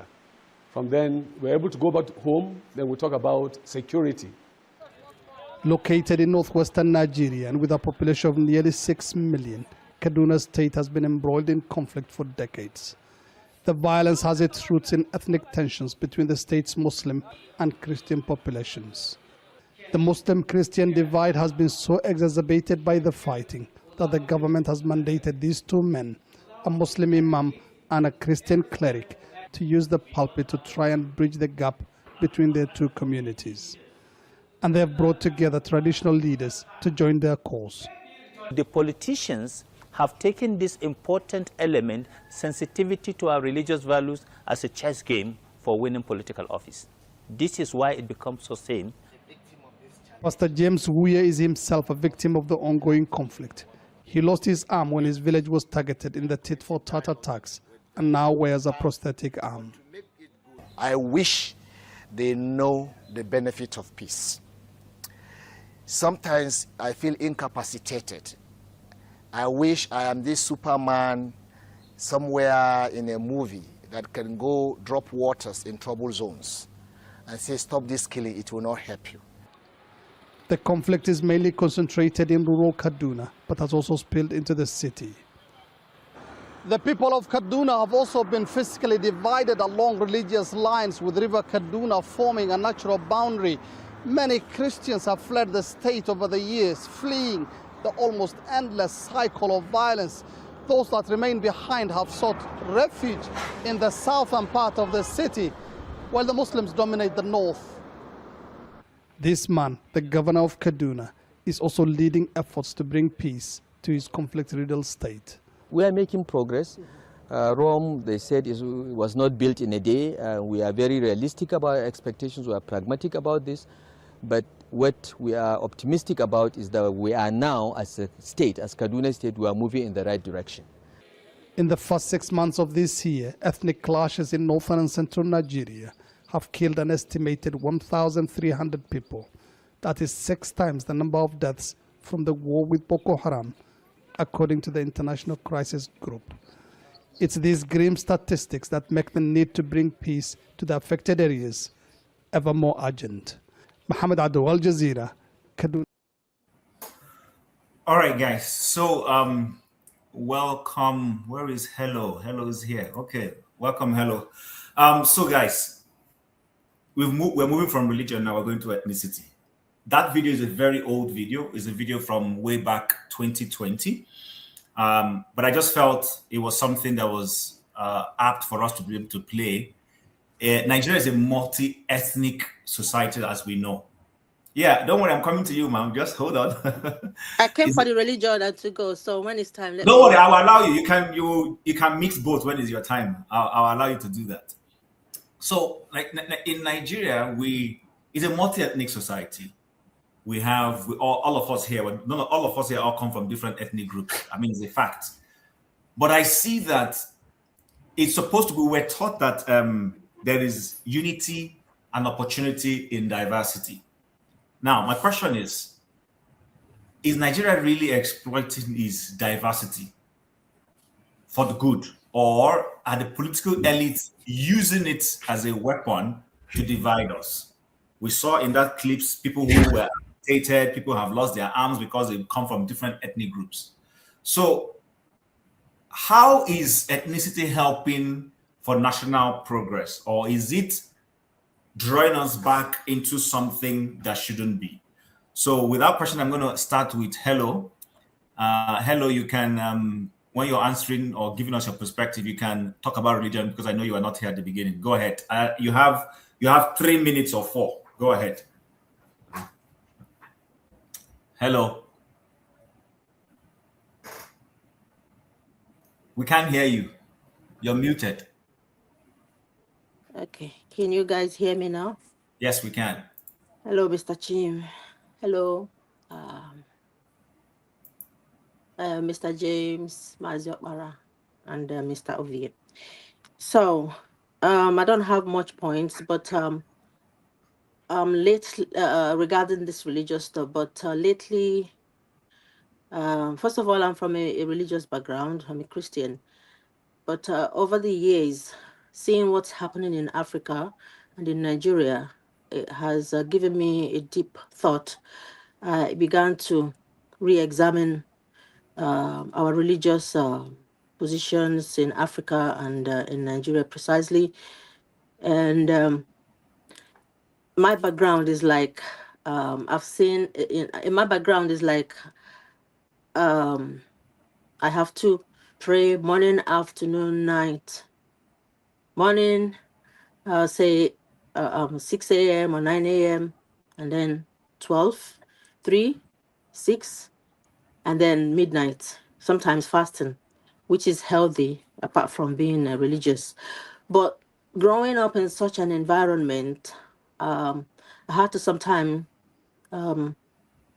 struggle with decisions like going outside the religious bracket and reality of things of the earth, if you know what I mean. They will say things of the heaven. Look at the Bible, spiritualism, and then the things of the earth. So if you are not a religious slave, when I mean a religious slave, someone that's been captured by religion and eaten by religion, and don't know how to control and understand that scripture very well, it can be abused in the sense that you may overestimate, overemphasize, even sometimes be slowed down to take the necessary decisions that you need to take to get to the next stage in life. You feel you will be judged, not only by God, but humans who are religious like yourself, say Christians like yourself. You may be feeling like, oh, you're not Christian enough, you're not religious enough, you have to do certain things to show that you're actually a religious person. Otherwise, you'll be persecuted. You bring shame to your families, and it's kind of like one of the things in the scripture that says, if someone whacks you on one side, give you a slap, you should turn the other face and receive that slap. So you turn it again, they slap you. How many times are you going to be stung and slapped for you to collect sense? How many times should I fall before I learn from that? So is the slapping going to mechanically adjust my medulla oblongata to think upright, or should I woz the person back so that it shows that if you're a bully, you want to woz me, I have to over-bully you, so next time you do not bully me. You know what I mean? So that religious stuff has kind of turned some of us and our children into religious cage. We are caged and in the state of vegetation, that you don't do the right thing that can actually save you for once and for all from someone that terrorizes you, both politically, even economically, whichever way. So if you're not spiritually sound, when I mean sound, it's not always about Bible, knowing the scriptures, knowing the difference, how to differentiate between spiritualism when you're in that state of spiritualism and the state of the earth, doing the things of the earth. Do you know what I mean? So now, like in Nigeria now, with stuff that is happening, with over 200 and something million people cannot even come together to effect a positive change in politics, to choose the right person. Specifically, maybe perhaps they have been brainwashed and enslaved and encaged by religion, be it Christianity or Islam.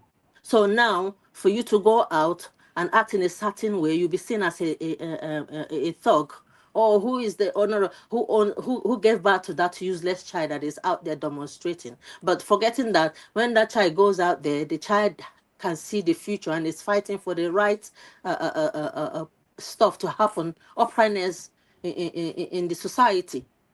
So why can't, I'm asking this question, why is it that every time, okay, look at Kenya, any small thing, they're on the street, even our neighbors, or maybe not neighbors, Ghana. Why are we constantly on a vegetative state when it comes to moving the country forward? Why are we stagnant? We come online, we show all emotions, but when it's time to do it, it now becomes moral or etiquette. I shouldn't go out and do stuff because people will see me as that. Maybe my pastor, I don't want my pastor to see me that I'm on the street demonstrating and stuff like that. So religion, I believe, has been weaponized. When you walk a little mile, you will see churches. People are opening churches now as a business, I do not believe that religion is going to help Nigeria. I do believe that it should be completely, all those churches, all those mosques, any religious organization, wherever, should be closed down, both Catholics as well. All of them should be closed down.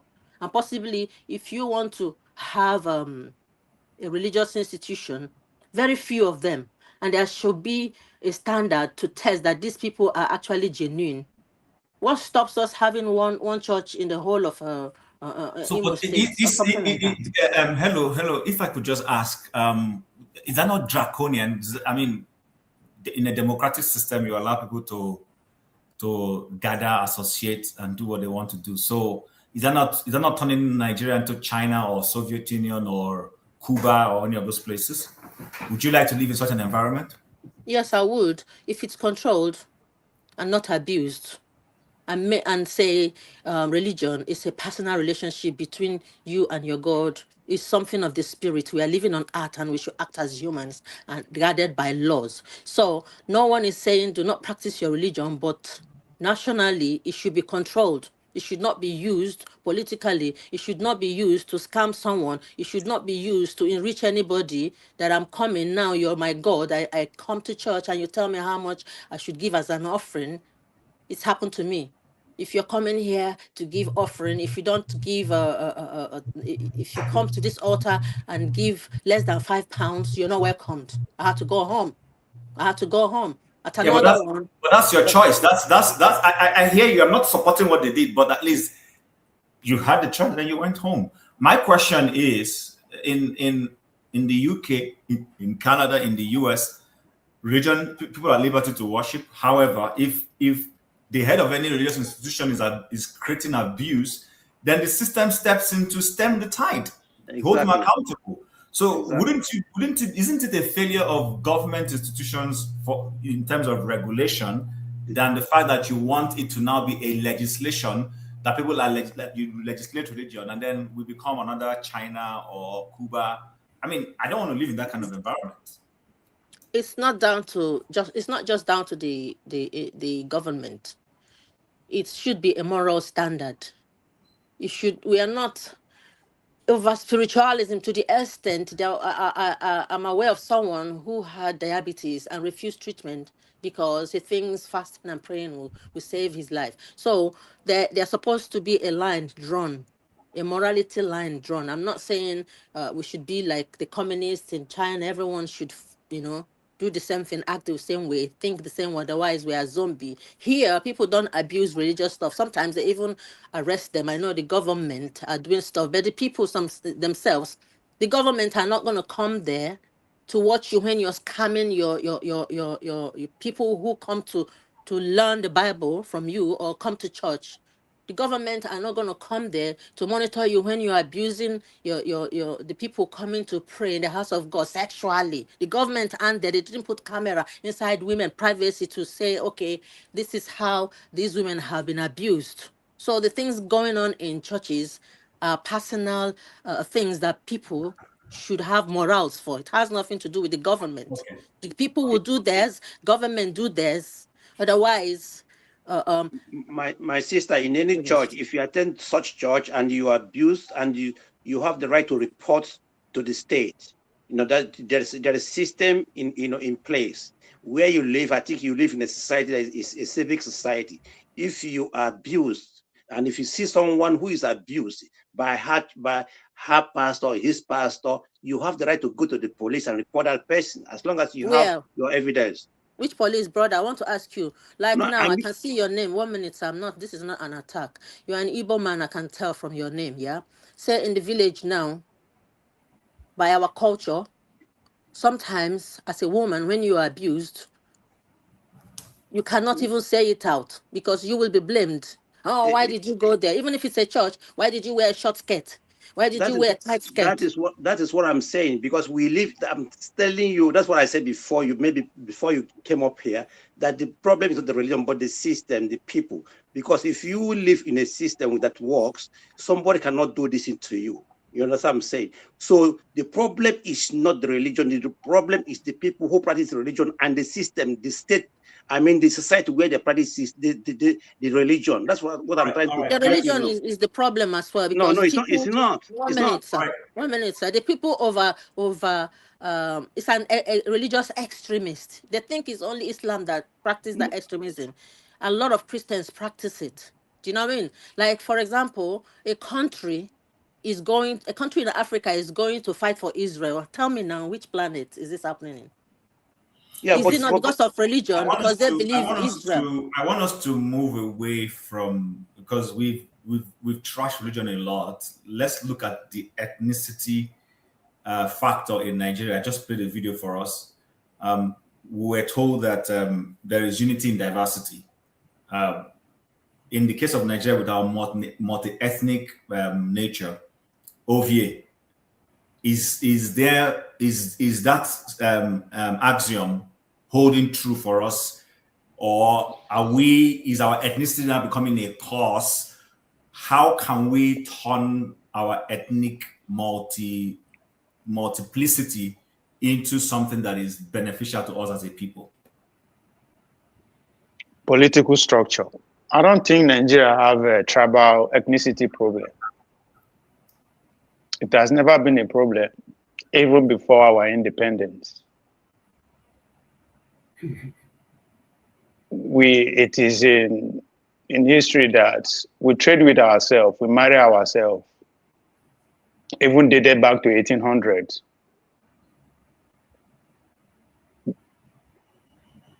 And there was no tension because there was no power tussle between either of the tribe. So there's no need to fight, only when it's necessary within the tribes. And I still see that today. We still marry ourselves. We still do everything together. But the political structure is what has failed to evolve. I said it here yesterday. For the past 20 years, just a generation, Nigeria population has doubled. I don't think people understand the implication of that. But the political system has failed to adjust to that reality. And that is what is causing the tension that you are seeing. If ethnicity is if ethnicity is our problem, we'll be no go campaign for Maiduguri, not that we can't also go to no. So so not just the political structure. And that is because those people who have been in power for the past 20 years have been rotating themselves within their family or within their friends. While the average Nigerian is multiplying.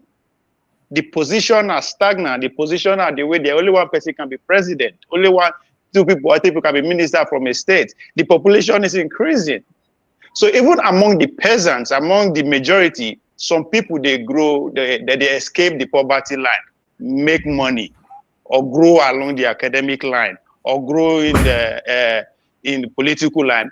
Him or she also want power. So in other words, even within the political class, their number don't double, tripled. If I get money today, even if I don't want to be a governor, I want to put myself in a situation where if I just carry my phone and they talk to the governor, that's power. So the elite, that's why I focus on the educated class. They are taxed with the governing structure, the business structure, even the churches and everything. And then you have to be educated or exposed to some extent for you to be trusted. Not we say we are capable. If I go to Nigeria and say I get PhD, automatically they don't trust me that. So there is that, and I think even the elite class recognize that fact. That's why they are trying to create more states. Will that solve the problem? No. So the tension you are seeing passing through ethnicity are financed or encouraged by individuals who want power. It's as simple as that. If I get money today, I won't get power. If they sponsor one kind of problem for my own state, one day the governor will know who they call and I will be called. So they are taking advantage of the explosion of the population to make a statement. And that's why for any revolution to even take place, the elite class who are fighting for power has to come and lead, has to come and organize those population, the people. So that's why if you see all the governors, they go to APC, you understand. So movement is a typical example. I know it sounds as if I'm deviating. People don't understand. Now only Konkoso now go ADC. Every of that is little now go APC. Okay.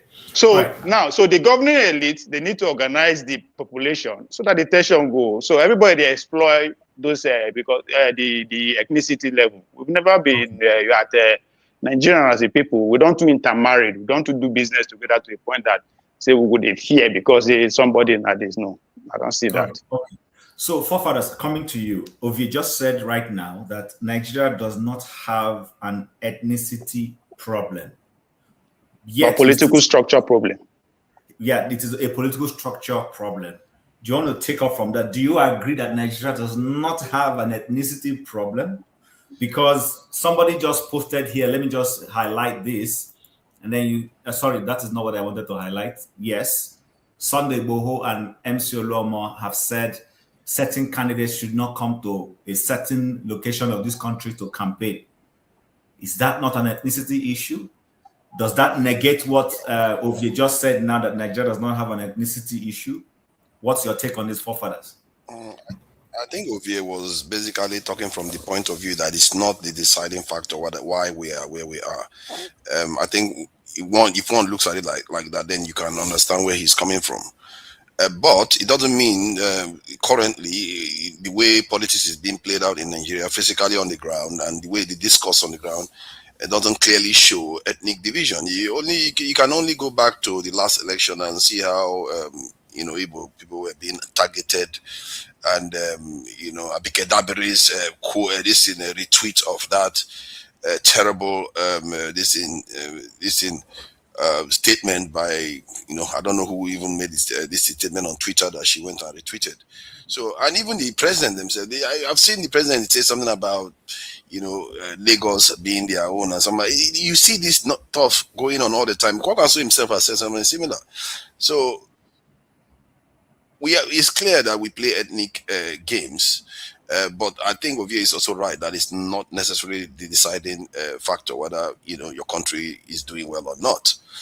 Because I see it here in the UK where if the English are playing football match against Nigeria, the Scottish will be cheering for Nigeria, and they are inside the same country, and they will be cheering against England from the same country.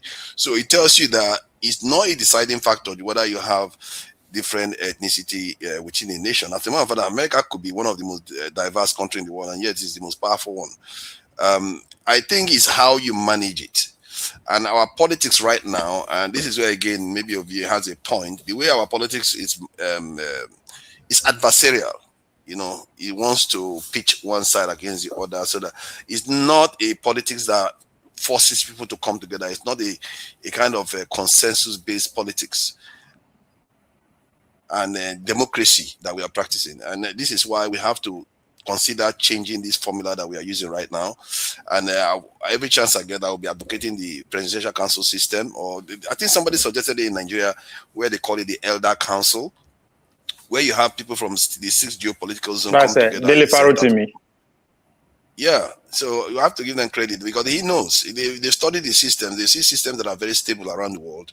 If you have a system where every geopolitical region is represented in the center, and instead of one person just wielding the power of presidency, six of the leaders govern on behalf of the people, what it is implying is that you are, by creating such a system, you are telling them you are meant to work together.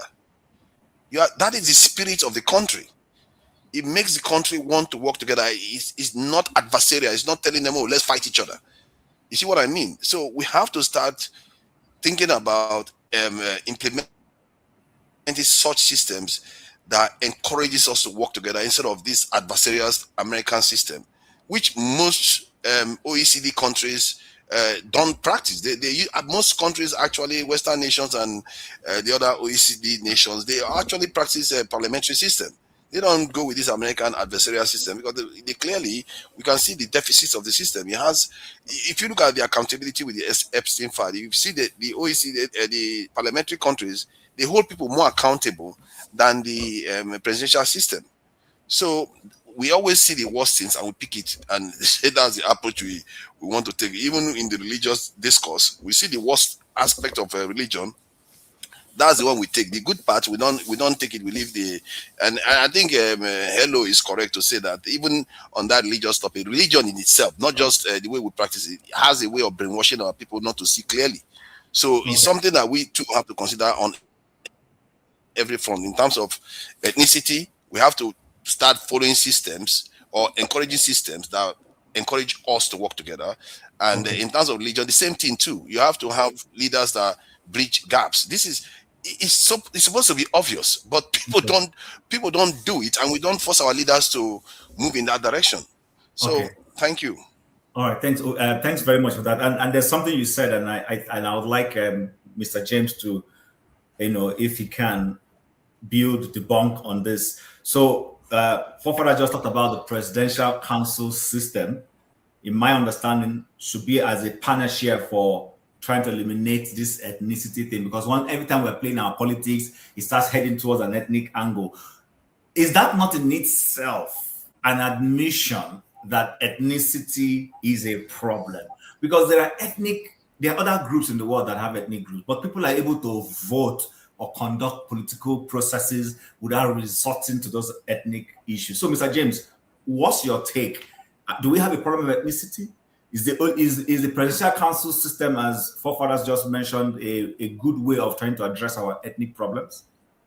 There is an ethnic problem in Nigeria because the government is not living up to expectation. People are shortchanged. This is one problem. And I remember reading, in fact, not even that. Ojukwu was in Kano during the outbreak of the Civil War. What's his name? Zeke was somewhere in the Middle Belt, I think Jos or thereabout, I can't remember. Kaduna Zogo had close affinity with Sokoto, if I'm not mistaken. That's how it was before the outbreak of the war, because the playfield was reasonably level or more leveler than it is now. I remember reading a novel written by Ilechi Amadi, The Concubine. Ilechi Amadi is from River State. But if you read that book, it's as if it's written by an Igbo man. The expressions, Agwa Turumbe, and all those kind of things in the book. The people of Benin City, they have very close affinity with the West, despite the fact that they break away in 1963 or so to form their Midwest. That notwithstanding, there's still collaboration among them. Traditionally, there seems to be some unity among the various ethnic groups, but the politicians are the people causing the problem. My mother in her lifetime never went to school because in those days they believed that you should not educate women. When they marry, they take the education to their new homes. That's why she missed the opportunity. But if my mother had left Benin City, where we grew up, to live in Aba or Abakaleke, she would have been able to blend with the people without problems. She would have done her business with them without problems. And at the end of the day, she would return home. By nature, we are not antagonistic, but it is the politicians are the root cause of the problems. Now, I speak so well of Obafemi Awolowo most of the time. I'm not a Yoruba man. I grew up in Bender State. That's Midwest of those days. He brought his free education. The pencils, the erasers, the sharpeners, the rulers, and everything we used in Bender State is exactly the same they use in Yoruba land. The playfield was level. It was not discriminating. So if you come and say you are a Yoruba man in Benin City, it means nothing to them because, I mean, how do I put it? It means nothing to them. That is the reason why they've been able to infiltrate the system. When, what's his name, late Edwin Kagbodo Clark was the commissioner for education in Midwest State. After his tenure, the man who took over from him was called Tayo Akpata. Tayo Akpata is a Yoruba name. There are a lot of them, very Yoruba names. Tayo Akpata was in Shekiri. Tayo Akpata was an Ishekiri man. No, he was a Benin man. Tayo Okay. Akpata. Okay. Tayo Akpata. Yes, Okay. was a Benin man. I know him, yes. In Bendel North, there's where hails. That place is called Akoko Edo. That is Edo land where the Akokos settled. It's not the Yoruba land, but they call it Akoko Edo. That is what we call it in, Benin State. And there are so many instances to show that there's been very close. Sorry, Mr. James. Chim, if I become governor of Edo State tomorrow, you know what my name will be? Frederick Agbaje. So you go to say I be Yoruba person. And not only that, Dele Giwa was from Bendel State. Dele, my line is very weak. Dele Mamadou was from Bendel State. We can hear you. Dele Giwa was a Bendelite. Dele Mamadou, the same thing. And there are so many, in fact, the Ovia local government area of Bendel State and Ondo State, they are the same people. At a time, sometime during the military era, there was a border dispute. The way they resolved that dispute was so amicable that people did not notice it. Initially, they said, okay, the area should be under the government of As time goes on, they went behind the scene, they were able to resolve it, and up to today, I do not even know how it was resolved, because there was no need for the people to, who will you fight? Because any man you shoot in Ondo State or in the Ovia local government area of Benin State is likely to be related to you or related to somebody who's related to you. That's how it has been. It is the politicians who are messing up the country. And this is the reason why I'm saying we need a new political dispensation. We need a new ruling class. This class of people who have been mismanaging the country since 1960 till now should be swept into political oblivion. If not, we will never see the promised land, let alone entry. In fact, Moses saw the promised land, but he could not enter. So his situation will even be better than ours if we allow these people to continue. All right. Let me conclude by saying something very important. People always associate the ruling class with old men. The problem is not age. The character of a man depends on choice. It's a matter of choice and upbringing. It has nothing to do with age. This problem of tribalism we are talking about was laid during the First Republic. A majority of the people, like Awolowo, Zeke, and what have you, they were in their 30s. These were young men. They laid the foundation, which we inherited today. So, and the young boys of today, whom the ruling class have grown, they will be worse than the present ruling class we're having if we allow them to continue. This is why I buy the idea that there should be a revolution that will sweep the whole ruling class completely out of power, and a new dispensation should take over. Okay, thank you very much. Maska, I'm going to come to you, but before I do that, I want to play this video, just a few snippets, and then you'll be able to comment. No, actually, Chim, I'm not, well, you, okay, sorry, definitely.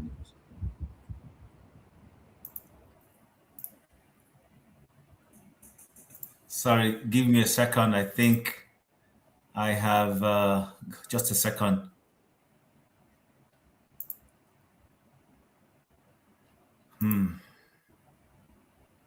Why am I struggling?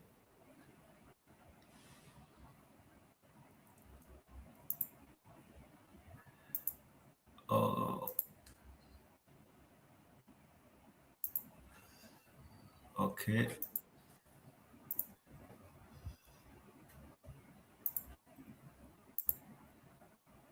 Intimate relationships, right? So not marriage. What about business? What about politics?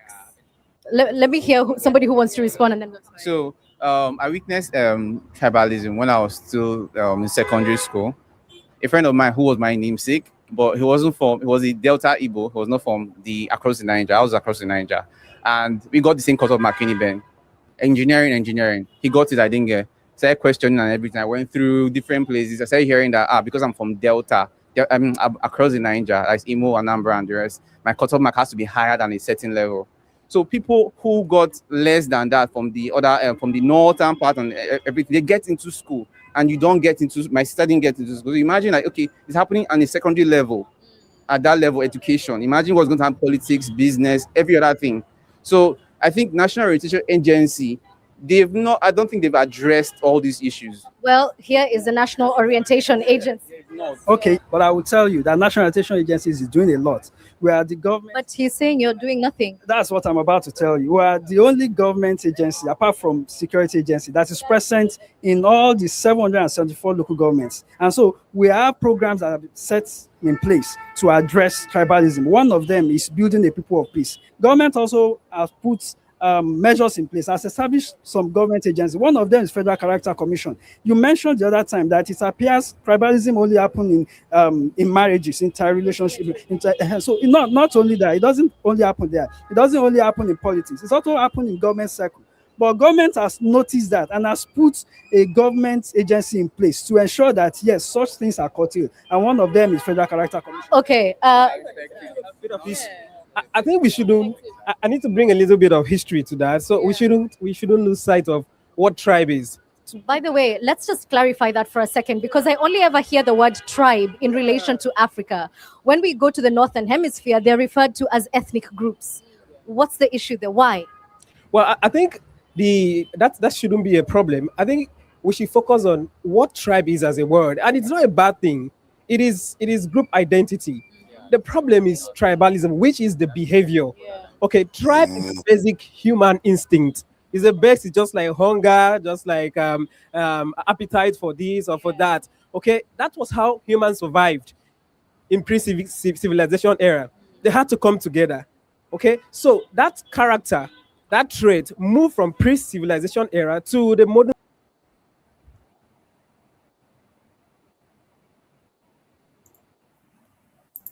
All right. So, Maska, does Nigeria have an ethnic or tribal issue? Is it something the elites are causing? Is government doing enough to eradicate, reduce, or what? What's the solution? Okay. Thank you, Tim. Good evening, everybody. Good to see you guys. The reason why I joined was I joined in protest because Ismiri, even though she's calling herself Hello, but I was not happy with the treatment she received. She actually joined because of the religious issue. She raised certain issues, it was not addressed. And you people, typical of we Africans, we brush it aside because at that point, that's not what, what we are interested in. She didn't get an answer. She didn't get what especially women would call, she didn't get a closure. And you people moved on into another relationship. Is that fair? You left her heartbroken. We are forced to move on, to speak, to take the bullet. I'm not sure it's a complaint. No, they accuse all of us now. They're accusing me too. We were forced to move on. We have. You see, we are not very logical and fair people. If you don't complain, then people just treat you anyhow. I'm sure she's not happy. I'm very sure. She's here. Maska, we will address it. It was not intentional. There's no. You see, that's why I mostly disagree with you on your positions, but I agree with you on your gentlemanliness.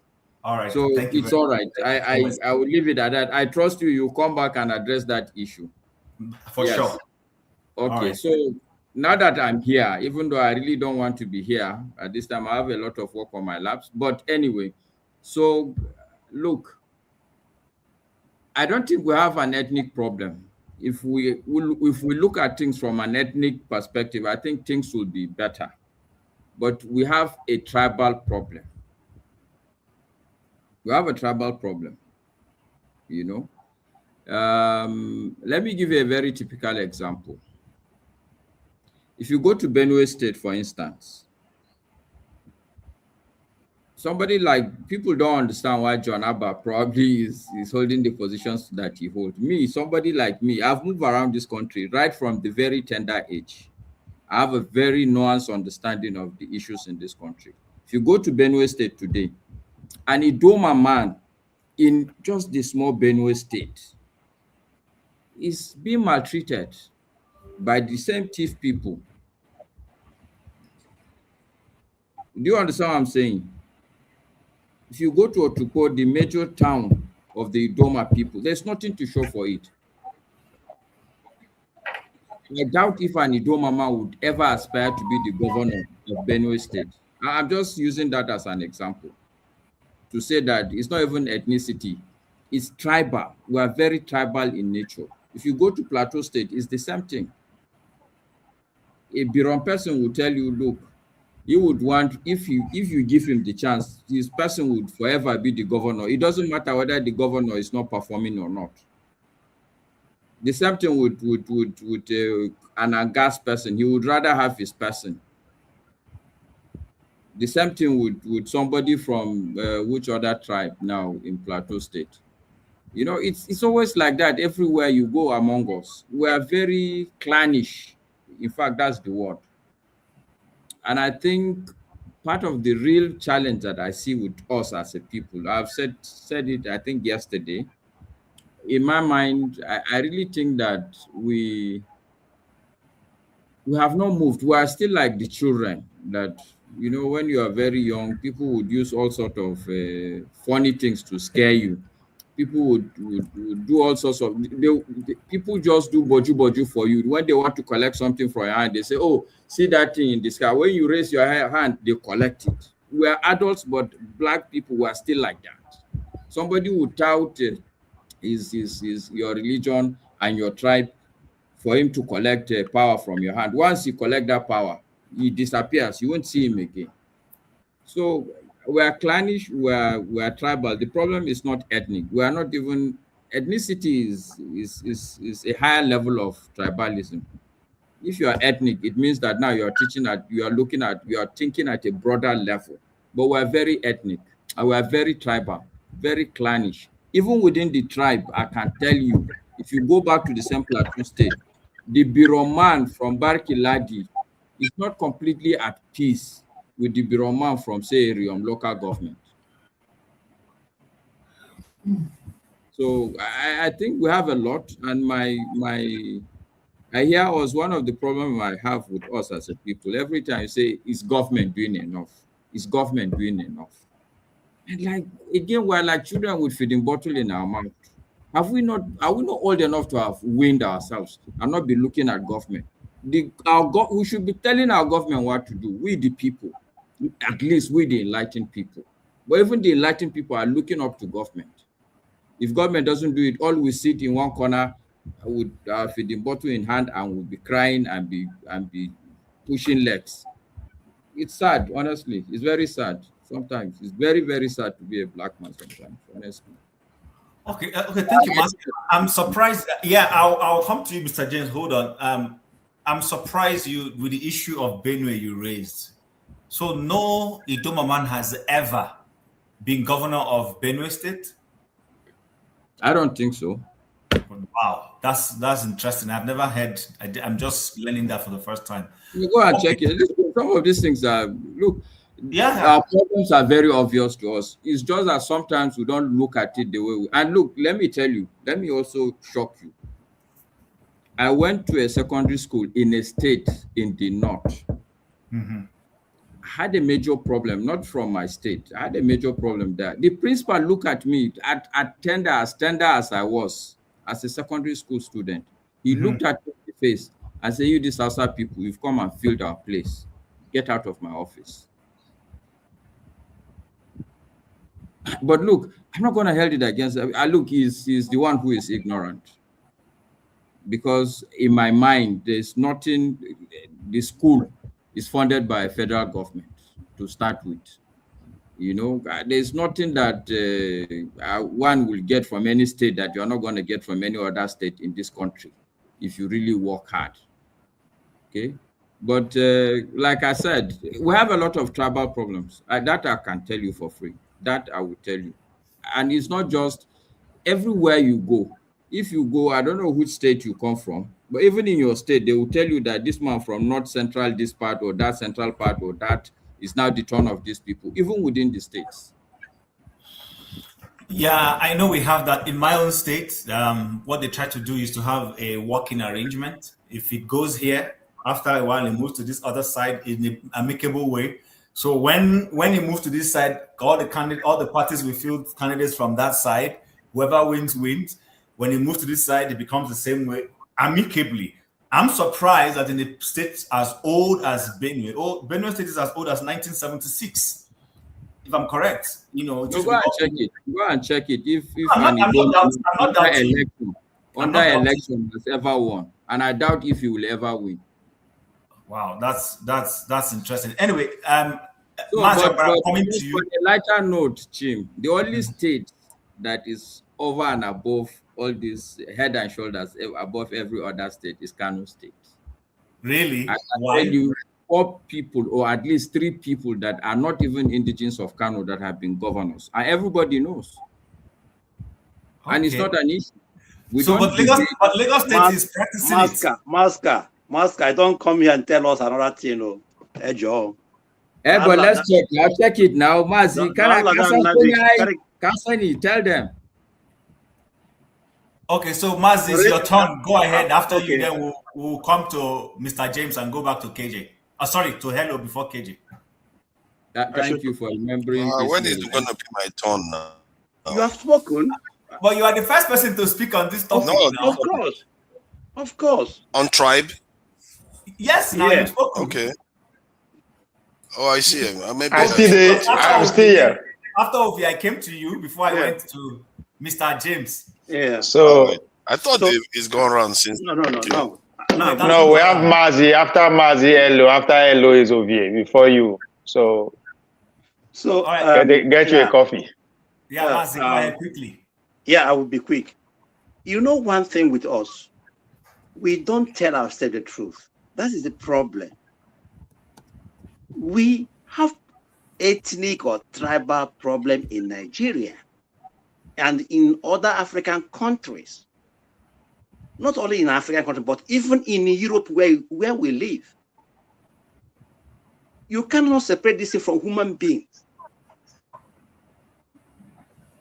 There is ethnic division anywhere in the world. There is tribal division anywhere in the world, not only in Nigeria. The issue is that how do we manage it? All the conflict you see in Balkan, in Yugoslavia, was ethnic and tribal wars. You know, Czechoslovakia, they separate because they are not one people. You know? So when we come here and pretend that, no, we are one people, we are this and that, we are not doing ourselves, you know, we are just like kind of, you know, denying the obvious. We are different people forced together. The issue is how do we manage to live together in harmony, in peace and harmony? That's what we'll be talking, not that we're not one people. We speak different languages, we have different cultures, we have different traditions and customs, but we found ourselves in a one country that we never created for ourselves. Now, let us see how are we going to make it workable for us. Not coming to say we married each other, we this and that, no. Because if you go to even France, you have ethnic problem there. Look at Spain. The Catalonians. It's about ethnic and tribe. If you go to England, not Ireland, Scottish, it's a problem. It's everywhere. If you come to Belgium here, you have the French and the Dutch people struggling. In fact, they don't even want to separate from Belgium because of that ethnicity or tribal issues. Even the so-called our forefathers, what did they say? Chief Awolowo never, he called us a geographical expression. In fact, even asked the British, why are you trying to do this? A Welshman, a Scottish is different, and English is different. Why do you want us to force us together? Even Abubakar Tafawa said the same thing, that this Nigeria you are forcing is a British interest, a British invasion. Don't tell us, don't discuss our differences. We have to let us manage our differences, but don't say that we are not one people. We are different people because we have the same skin color does not make us one people. Nobody said we are one people. You keep addressing that same point. Pardon? So what I'm trying we are one people. What I'm trying to let us know, I mean, my own opinion is that Nigeria, we find ourselves in Nigeria quite well, fine, but we have to sit down and redefine this Nigeria. Let us make it workable for everybody. Whether you are some tribes in Nigeria, even they are not up to 10,000, they're not even represented. Look at somebody was saying about Idoma today. You have Idoma in Benue State, you have them in Kogi State. Yet none of them, they can't even become governor in these both states. And they are Nigerians, and probably they might not even have a senator representing them or House of Rep representing them, probably in the Senate or in the House. So there's injustice in Nigeria until we sit down and accept that we have problem, tribal or ethnic problem. How do we solve this problem? It is going to continue. It is going to continue because of the way we are forced together without no consent, no agreement, and that's where you see it today. 60 years ago, look at what happened. What happened? I mean, before even the Civil War, the cross carpet. It was a tribal politics in the middle, in the Western region. It was a tribal. So we are saying that we are not one people. We speak the language. We don't speak the same language. We don't eat the same food, but we have found ourselves in one place. How do we live as one people? Make it constitutional. Let everybody be represented. Whether you are 2 people, whether your tribe is 10 and my own is 50. Let us make it equitable. Let justice prevail. Apart from that, this thing will continue because some people will feel cheated. Let me tell you, you can't put I live very close to Poland and Germany. Germans and Poland can never be in one country. It's impossible. There's no way a German and a Polish man can be in one country and the German will be his president or her president or the other one. It's not going to happen. Finally, in Europe today, we have, look at the whole Europe. You have 80 ethnic groups, only 80. Go and see it. 80, and then 54 major ethnic groups. So other ones are, minorities. But in general, there are only 80.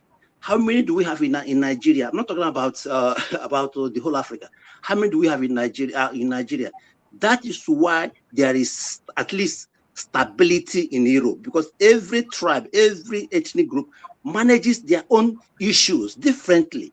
They can meet in Brussels and discuss, European policies, but they go back to their ethnic, to the indigenous country and discuss differently and do the whole thing differently. We are not so all this that we married together. We do no. If you go the Serbians who fought the Bosnians, they married each other. Kosovo and Serbians, they were in fact their cousins. They're married. So what are we talking about? Let Nigerian elites or politicians, let them sit down and redefine Nigeria. Negotiate Nigeria. I'm not talking about breaking it, but make it representable for anybody. If you are one, if your ethnic is one, let there get a representative in Abuja. For example, let's say that we are 360 what they call the House of Reps. Do you know that a lot of ethnic groups are not even represented in the House of Reps? But there are ethnic groups in Nigeria that they don't have Senate or senators, they don't have reps, and they are in Nigeria. That is for them. That's a great injustice to these people. Okay, thank sir. you. All right. So, hello, it's your turn. But before I come to you, Mr. James wants to quickly say something, and then I come to you. Hello, Mr. James. I will not waste time because we are running out of time. In law, there's what the lawyers call vicarious responsibility or vicarious liability. If I employ somebody to work for me, in the course of working for me, if the person should run into problems with other people, I'm the one to bear the responsibility. It's too much now. The account no balance. Well, the issue is that the account doesn't balance. You say what? Sorry about that. Go ahead. That's not your fault. Go on. I've muted him. Go on. I can't get what he's saying. Go ahead. Go ahead, Mr. James. Go ahead. Yeah. No, he wasn't talking to you. If a government official happened to be tribal in these activities, it is the government that will be held responsible. If I go to a school seeking admission and you deny me admission on the basis of my ethnic group, it is the government that denied me, not you, acting for the government. The government comes to power and Fulanized the whole country. Another one came to power and Yorubanized the whole country. You cannot hold the people responsible. It is government that is behaving responsibly. There was a time the Ghanaians came to Nigeria in large numbers. I was taught by some Ghanaian and Indian teachers. We could not discriminate them because the opportunities were there. The country was well governed, relatively. The country was well governed. We need workforce. If a Hausa man come to Benin City, he would have got a job. There was an Igbo man living in our company in Benin City. We call him Ovigbo. Ovigbo in Edo language means an Igbo man, or a child of the Ovigbo. That is an Igbo man. That's what we call. We don't know his surname. He was working at Ben Brewery at Ikpoba. He got a job because there was need for workers. The country is not properly governed. The politicians are stealing money instead of developing the country. If Nigeria were to be highly industrialized, there would have been need for more workers. So if an Hausa man comes and is good at teaching mathematics, I cannot say I will not employ you because you are from the north. No, it is because the opportunities are diminishing every day. This is why people are falling back on tribalism. It is the government which is responsible, not the individuals. This is how I see it.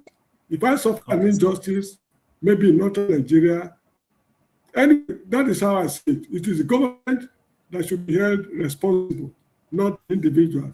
Changes always come from the top, not from the bottom.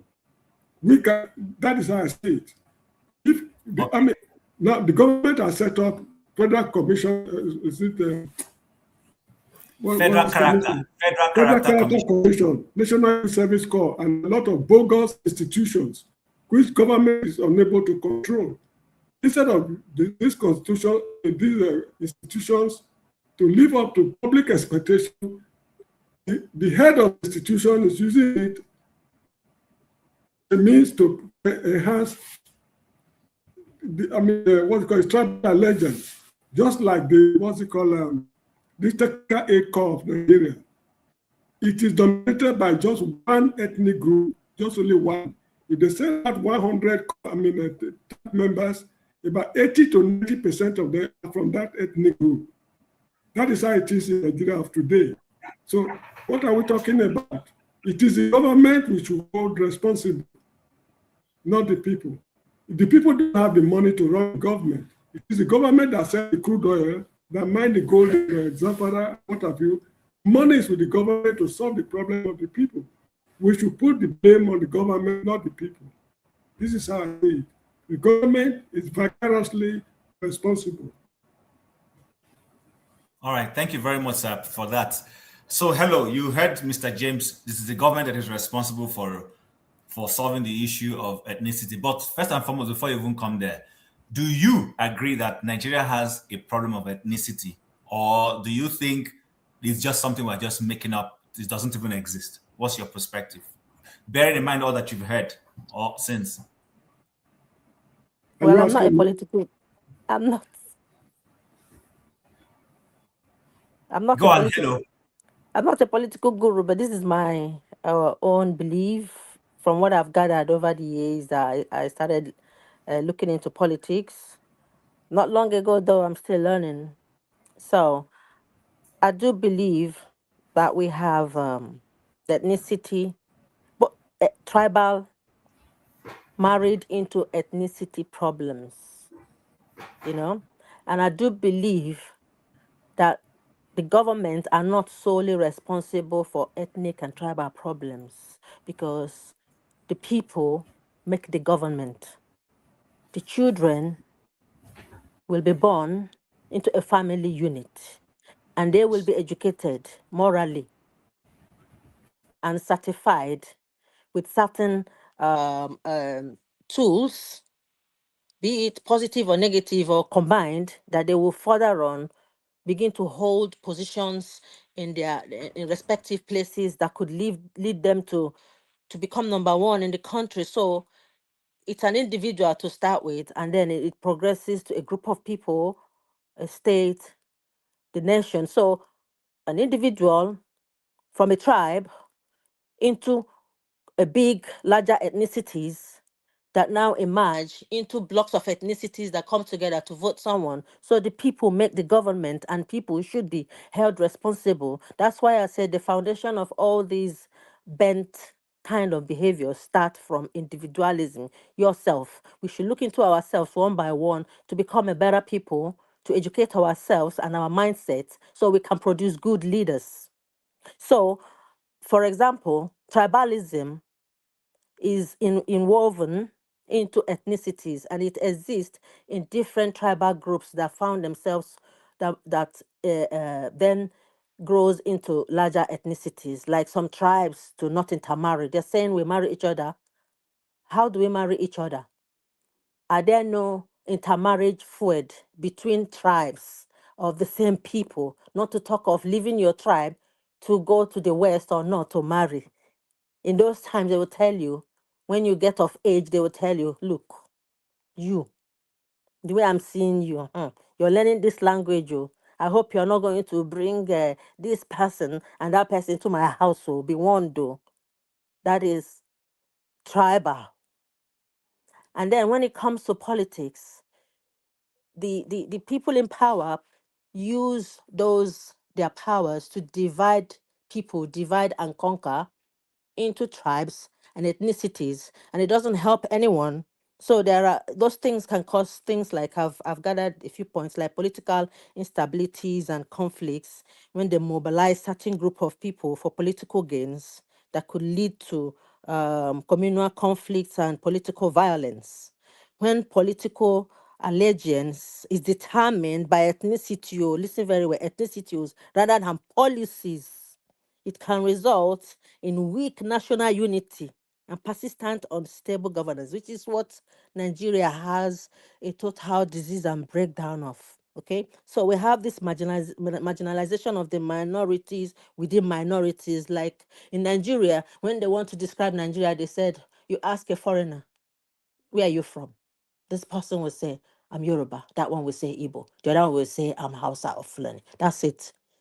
They look at Nigeria as maybe 3 tribes, the Wazobias or something like that. What about the other ethnicities inside ethnicities? The minorities inside minorities that no one is even speaking for. Are they not human enough as Nigerians? So they are tribal. They are tribes people that are in little communities that no one is speaking for them. Perhaps if they're even lucky, they are being pushed together with these bigger, louder ethnicities with exaggerated wings that go and represent them and talk down at them. Because in Nigeria, when you have power, you act as if you're God. Some of them use it to commit all sorts of atrocities, both on financial malfunctioning, social malfunctioning, economic, even spiritual malfunctioning. Sometimes they take their politics into church. So those things, divide and rule, like I've said, is bad. Reduce social cohesion. Some research have already suggested that increased ethnic diversity can in some cases decrease trust between neighbors and reduce civic engagement. There are a lot of institutional disadvantages based on racialized inequalities that can lead to unequal access to public services and institutional discriminations. There are a lot of them. There could be policies that a certain ethnic person can make just to favor himself, like Emiloko and all that. You know, using certain ethnic slogan to promote themselves. So, or maybe an adage or proverb, they will always, when they want to describe themselves, they will always hint at their tribe, their ethnicity, and stuff like that to promote their agenda, which is extremely personal to enrich their pockets. So Nigeria is so divided, and that's why I'm saying we need to find a balance to create a synergy of of these ethnicities somehow. I don't know how it's going to be, because there are so many of us that some are highly forgotten, even in the north and stuff like that. Every time we continue, I know there are things happening in Nigeria. Some may say it's religious, some may say it's foreign hands, some may say it's political, all combined together as a conglomerate. There are big problems inside one bag that have different structures and stuff like that. Yeah. All right. All right. Thank you very much for that. So we would KG, you heard what she said. You know what we're discussing.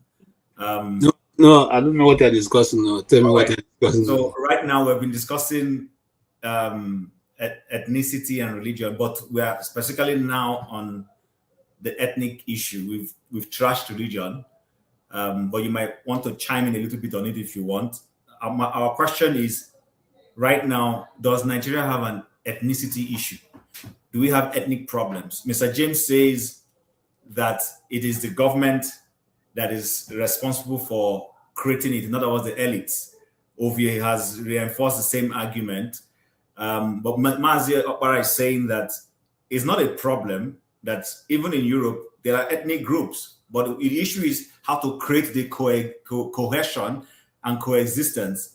And Fofadat also has his own perspective. So my question to you is, do you even agree, does Nigeria have an ethnicity issue?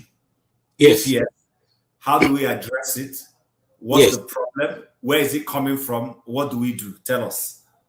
Okay, thank you so much. I started following, and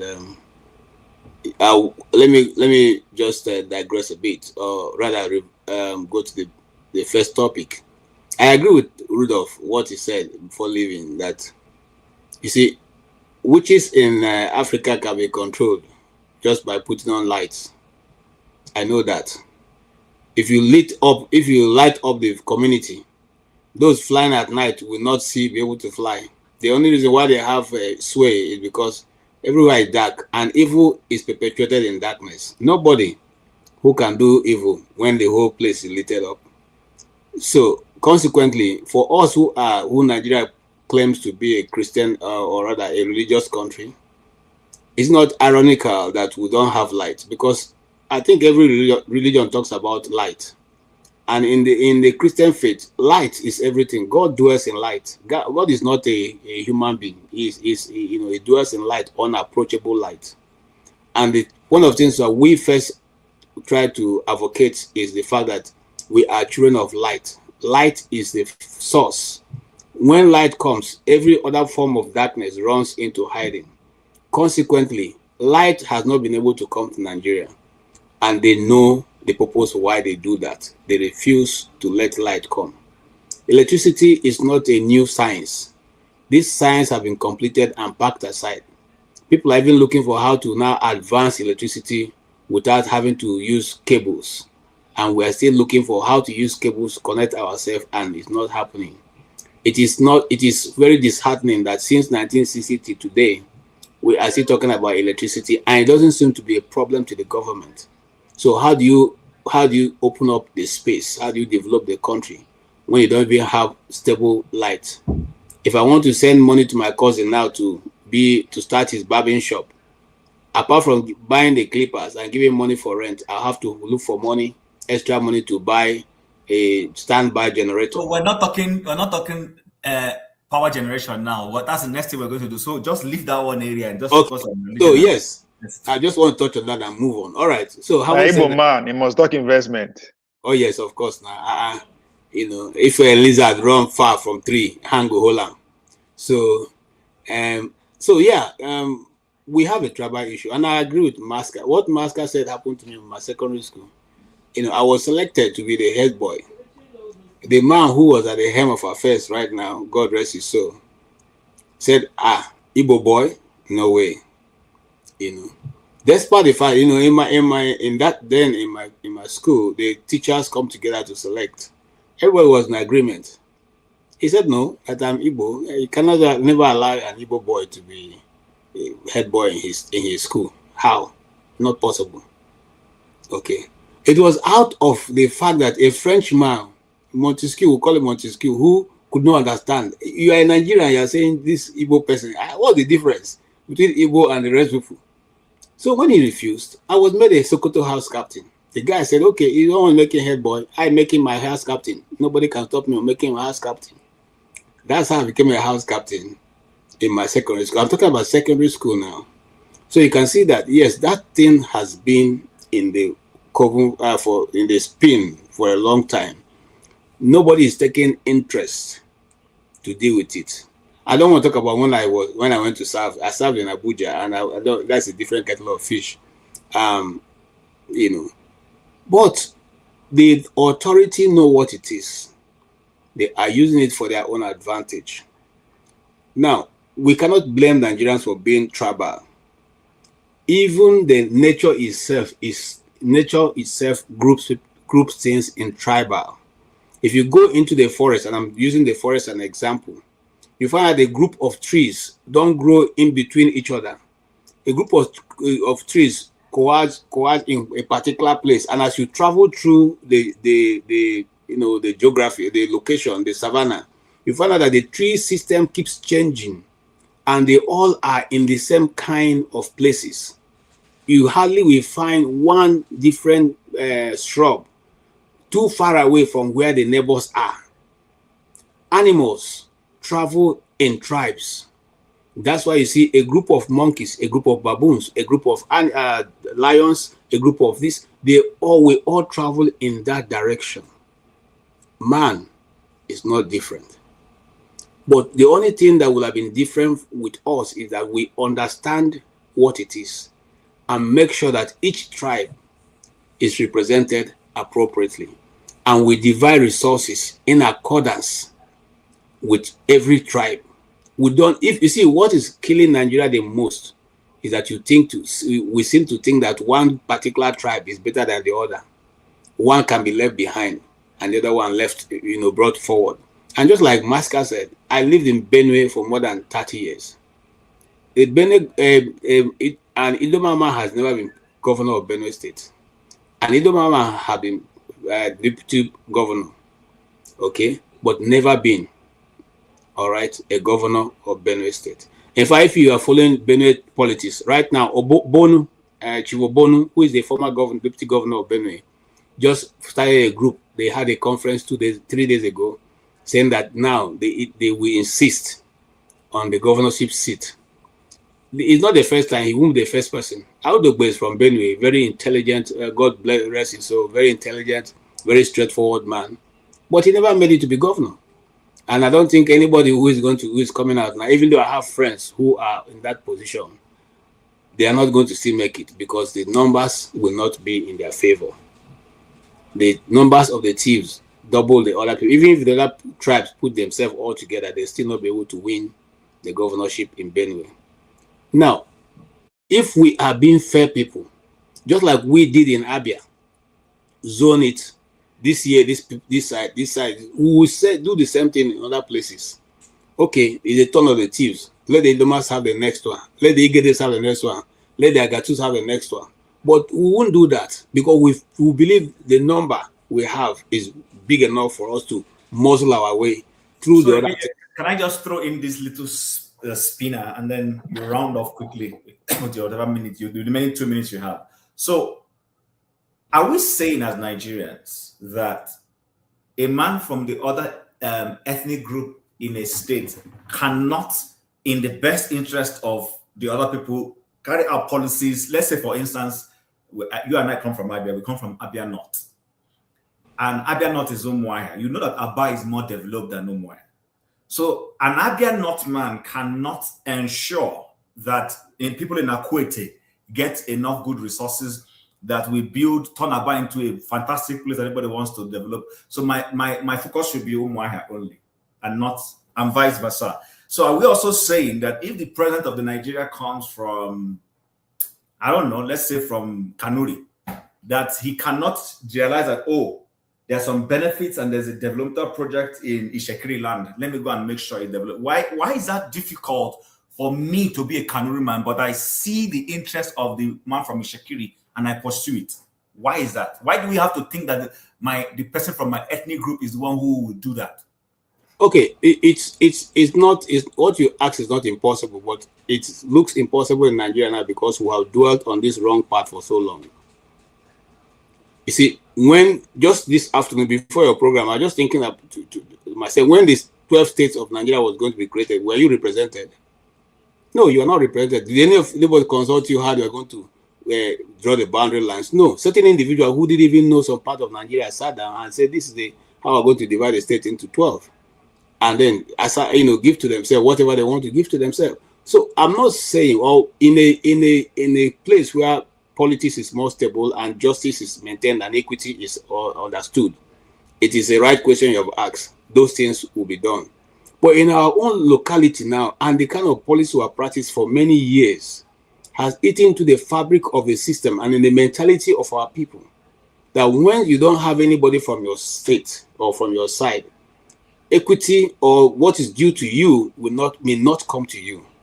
So for a system that operates in that way, one would think that the people who are in leadership will now make it black and white.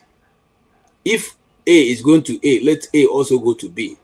If B is taking C, let everything be divided equitably. If you are going to give to the north $1 million, give to the south also $1 million. Don't say, okay, by this, by that. No, that is what. So we need to go back to the drawing board and draw out these things the way it should be done. That from that point now can begin to operate and come to the place where we can now say, okay, anybody who will put there now will not, change the system. It's just like being elected president of America. There are very few things you can change. You can play with. There are very few. Those things are static. You can't go and mess around with certain things. They will not allow you. Okay, they will checkmate you straight on. So now that's because the system has been built and it is working. In our own case, look at what is going on. I asked you the other day, or I asked on this program, all the money that Tinubu is spending, all the international tours is making, who approved the money? Was it in the budget? The question is no. So the president of Nigeria stands up and says, okay, I need this. And once he says it, it is done. He went to inauguration meeting, his swearing-in ceremony, and said subsidy is gone. Okay, and that is it. The next day, everybody started running helter-skelter. Can you do that in any other developed country? A president just make a speech, and that's everything begins to align with what you said. It doesn't happen anywhere. So we are totally not only backward in our able to put systems that will work. We're also relying on our tribesmen to be able to keep us in power. And that is what you see playing out right now. It's not going to change until we decide to change it. Okay. All right. So I put up this question. We're going to be rounding off. Maybe what I'll do is to give everybody 2 minutes. And then Chris, you would talk on this a little bit, but you will have to join us fully in the next visit because we're running out of time. So Mr. James put up this in the private chat. I saw it, so I tried to highlight it. It says, why should governorship, so it can be local government chairmanship, it can be presidency, it can be whatever it is, be determined on the basis of ethnicity and not competence, which is exactly the point I am making. So in rounding off, forefathers, I'll start from you and I'll go this way. Even Mr. James himself will give his own opinion. Just 2 minutes. What's your take on this, Mr. James's question? Yeah, thank you for that. It's been an hour since I spoke. Are we that many here that it takes 1 hour to go around? No. So I don't know how that is. I'd be surprised by that, actually. That said, I think what Mask has said was Masca, you're one of the best minds here, but what you said was not necessarily accurate about how different tribes they kind of try to dominate each other. I checked the state disparity, that's the different governors that have ruled each state. I'm actually quite surprised how spread out it is from different regions and different states. And even in that TIV one that you said was accurate. And part of the reason is because TIV make up the majority of the population of the state, over 50% of the state. So you can see why in a democracy where votes go every direction, you are likely to get a chief person rule continuously. The same thing in Kanuri too, and some states where the one that surprised me in northern state, that's the one we have to question, where they say Hausa Fulani, but when it's Fulani, it's Fulani. But when it's Hausa, it's going to be Hausa Fulani. I get confused about that. But even within that, they come from different parts of the state. So it appears even within the state, they are doing an element of rotational system of government. And I did hear that even in River State, they were even making the argument. That was partly why Fubara had to be governor. In Edo State, you have very, very different groups ruling too. And I've checked at least 10 states, and very, very few, you have one group dominating. This is where I think Nigeria is actually doing better than many countries. Even the UK, they don't care. Most of the South people rule the country, really, basically, in the UK. But in Nigeria, we made an effort to try to have people, represented with these policy, national character policy, and all the rest of it. So I just feel like the way we govern the top also needs to reflect that. We need to have a system that have people represented at the top, and not everybody is going to be represented at the national level, but most people will be represented at the state level. Remember, local government areas do capture. Forefathers, the cases you have made, you're alluding to the fact that federal character and turn by turn is good. But the question Mr. James is asking, why should it be done by turn by turn? Why can't Forefathers be the best candidate? And we all say that Forefathers has the best ideas, even though Forefathers is from, let's vote for him. And then when we finish, Forefathers and KJ come from the same area and they're contesting. And we see again that KJ has a better idea than this other person, even though it's this other person's turn. But are we going to sacrifice competence on turn? That's Mr. James's question. Why can't it be on competence? That's an interesting question that I've come to learn, that there is something greater than individual intelligence or competence, which is collective intelligence and collective competence. That's systemic competence. Because if you have a system where one person is intelligent and the rest are dumb, or the rest are not following, that person that is intelligent is not going to get anywhere. May not even make it there. You have a system that people participate in, where the collective feel as part of the system, then you can actually function. Otherwise, if you keep having one side just go there and rule, you have the kind of situation we have now. Given we are already stressed economically, you have the kind of situation you have now. So, and I begin to understand that individual intelligence is not enough. That meritocracy stuff that we talk about is not real. That's why you see countries that are that shouldn't have anything to compete with fellow Nigerians. Nigerians are very capable individual people. But yet, the countries that are less capable people can do better than Nigerians. Why? Because systemically, collectively, they are more intelligent. And you have to create intelligent systems that are stable, that allows the entire nation to do well. You may not produce the best person at the top, but systemically, it's going to work better if everybody feels like they are part of the system. Thank you. Okay. So, KJ, I'm coming to you. 2 minutes. You heard what Forefather said. Forefather says he is not discountenancing competence, but that there's something greater than competence, and that is the collective competence. In other words, if stabilizing the system through, I let you have a say, the next time I let this other, and then there is peace, and we build a cohesive system of trust where everybody feels belong, that it is better than this competence that Mr. James is suggesting. Do you agree? Yes. That's what developed nations have used as an advantage. Is that what America is using? Yes. Is that what UK is using? Yes. It's collective competence. The system is written down. It doesn't matter whether you're a dummy or not. In fact, if you bring a goat to sit on some of those thrones of those countries, it will run because it's been written. you only operate it. You can't subvert it. Okay, and when you subvert it, the system is strong enough to checkmate you immediately. But we don't have that. What we have are strong men in offices who decide what happens to Nigerians. You go to a community, or I'll give an example. Just looking at Jos, will that happen anywhere in this world? You take people who are sick, you transport them to the airport. Okay, I don't like to curse. Your president comes and tells you that he has only 10 minutes to stay with you. For people who love loved ones, not one, not two, but almost 40, and telling you that because you don't have a guest house, you can only do 10 minutes, and that you don't have electricity. Is it the people that you brought to come and see that they're going to provide electricity? So why am I going to that level? I'm showing you how incompetent an individual can be. And when the system is not strong enough to checkmate such a person, he will abuse the people as much as he wants. If it's a nation where people are human beings and consider other people, by today, the National Assembly would have sat and impeached him. Okay, but we don't have such a system. So what I think we should do is to set up a system that can checkmate strong men and let those systems be allowed to work. Is there any other country in this world that what Mike is doing to the courts will be done any other place in this world? Why is the court not allowed to run their own independent account? Why must they be dependent on the executive to release money to run the courts? These are things that we, as a people, if we are sincere that we want to build a nation, will have done all this, will have checkmated all this, will have removed, just like the National Assembly have a first charge account, so also the judiciary should have a first charge account. And the appointment to that office shouldn't be based on the powers of the executive.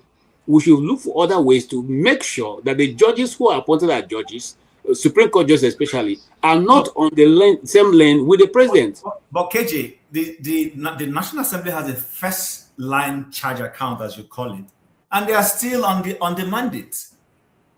Now that is where we are not what will now apply the suggestion of forefather.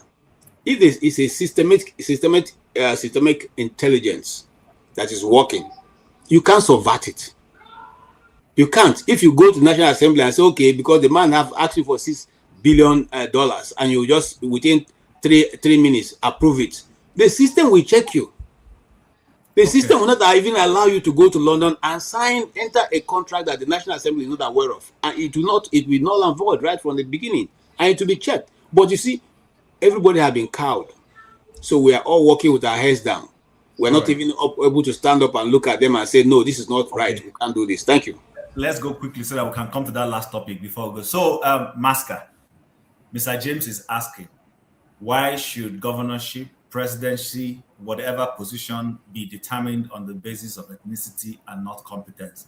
Do you agree with him? Forefather says, well, it doesn't necessarily have to be competence as long as we have a strong system that works and anything can happen because the system will run itself according to KJ.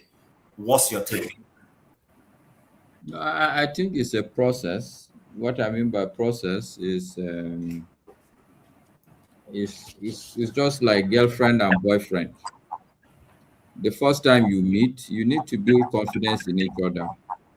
At a point when you convince yourself that you have each other's back, then you can begin to, it doesn't matter who, everybody can take a decision. Let me be more explicit.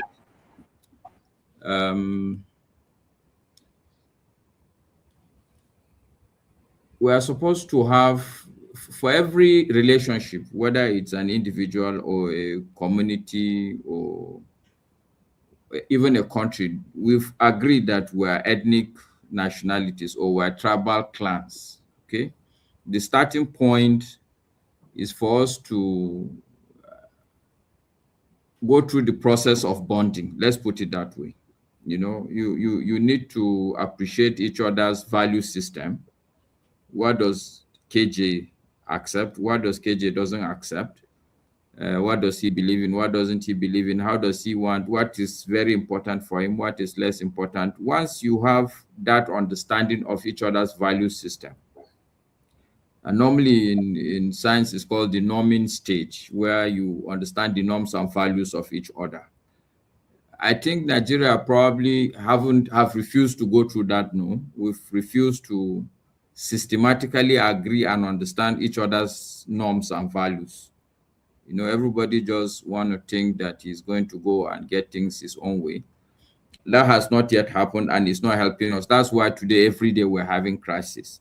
What I would have expected the country also to do after the norming stage, you can go into probably maybe storming stage where it's now a give and take. No, this is too extreme. I can't take it. You can't tell me I can't do this, I can't do this. We are one country, by the way. You know, small crisis at the end of the day, but people then begin to bond. We've not gone through any of this stage. That's why I think I'd rather go with the forefather suggestion, because you'll be jumping the gun to assume today that there's what do you call it now, competence.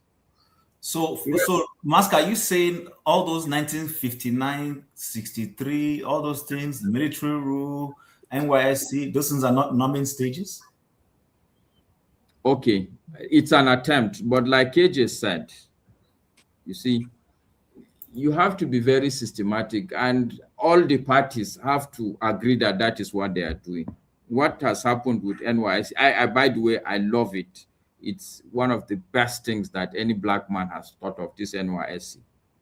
Okay, so let's put that aside. But NYSC, there are a lot of things that we've done that I support. NYSC, unity schools, even this Federal Character Commission. A lot of people don't like the idea that there are cut off marks and catchment areas. But look, this is what you need to do to actually try and be at the same level, even though I think they mix up things. But to answer your question directly, it has not worked, and it didn't work simply because we are not addressing the issues as it is. So you want to do NYSC, but you haven't agreed that as a country or as component parts. I can't remember who said it, but you haven't even acknowledged, we haven't acknowledged some of these tribes in this country. In this country, people go behaving as if there are only 3 tribes. I think it's Ismiri London that said it. It's very insulting and annoying. Somebody like Pansat will come and tell you are a minority. You are a minority. So how are you, what is NYSC if this is how we see each other? If you think that there's only Hausa, Igbo, and Yoruba in the country. To start, I'm just giving you a simple example. So I think that jumping to this level of competence is jumping the gun. It will not happen if you don't agree that you are 2 different people. It's like you have to understand what is the strength of your wife before you start giving her some of the decision-making process. Just because she's your wife, you are her husband, you enter kitchen, you don't know how to cook, you cook nonsense for the house. It doesn't work. People should know what is, okay, and I can give you a classic example, okay? What, as a result of the norming stage, what benefits you can get. You can find out that, for instance, in a marriage, the husband realizes, oh, I'm not good with money. So he gives the financial decision to his wife. Do you understand what I'm saying? A classic example in this country, we can decide that, okay, when it comes to accounting, it's possible somebody like me, I can say, no, I can only give an Ijebu man to be the accountant general of this country. I'm just, as a joke now, I'm just not disrespect for anybody, but I'm just saying that, like, there are certain things already we know about each other in the country. But I think we should be systematic about it, and I truly agree with the forefathers. What we are doing is not systematic. You can't leave it to political parties. All right. Okay.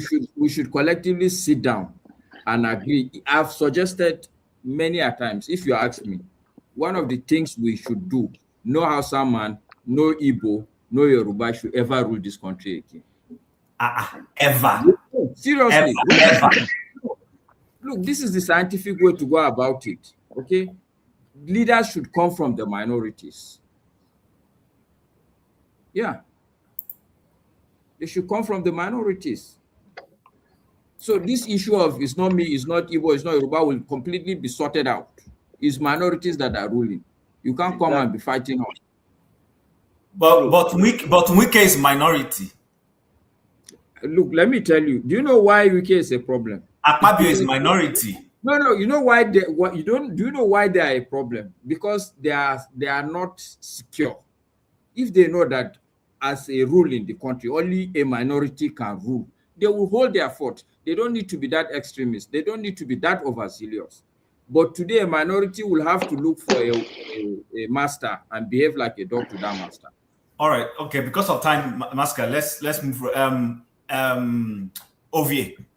So, Mr. James is asking same question: why should elective political offices be determined based on ethnicity and not competence?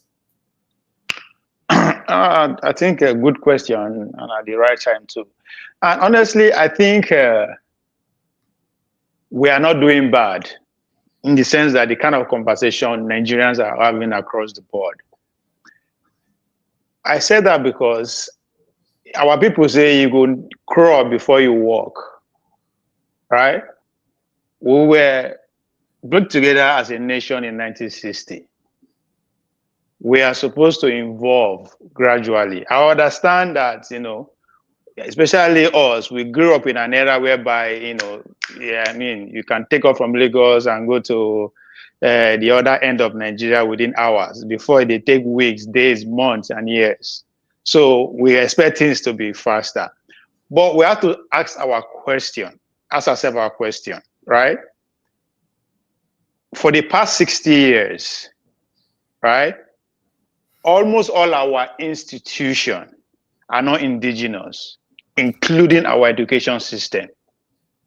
So in other words, we are doing a crash program because those that gave us independence, I think, you know, in the exception of the Awolowo and Co., which Mr. James always reference here, they are to put institutions together that Nigerians, we grew up and drive a policy and systems that we govern ourselves.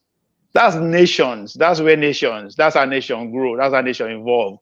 Some people argue that military, you know, when military take over, we should have allowed them to stay longer, right? Because even the United States of America and the military, when they fight their civil war, they had it for almost 100 years.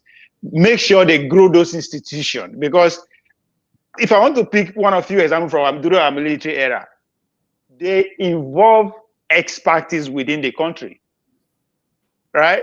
Even the foreigners where they come, now Nigerians where go school for abroad, but they go into Nigerian universities to bring them out to actually serve us at the local level. Especially those who go for North. If you finish for school, you have a place at the local government level. So that's how we are supposed to evolve. But unfortunately, those institutions fail. So the politician, or one would say the politician deliberately make sure those institutions die. So they now have to, because it's a winner take it, or that's what our political structure is where the problem lies. So the political system we are practicing put a competition, not competence first. Put competition, winner take it all. Somebody has to carry first. So, and you wait there as a competitor. Your focus is how do I win, because that's what it takes. So you have not start by looking at constituencies where numbers they. These people are there plenty pass for this state now, right? Let's pick somebody from there. Okay, let's like a state now that has Yoruba 70%, or sorts of people 30%. You know, it only makes sense you carry a person from Yoruba land. No matter how incompetent that person is, people, at least 70% of the people go vote for him just based on seeing my person.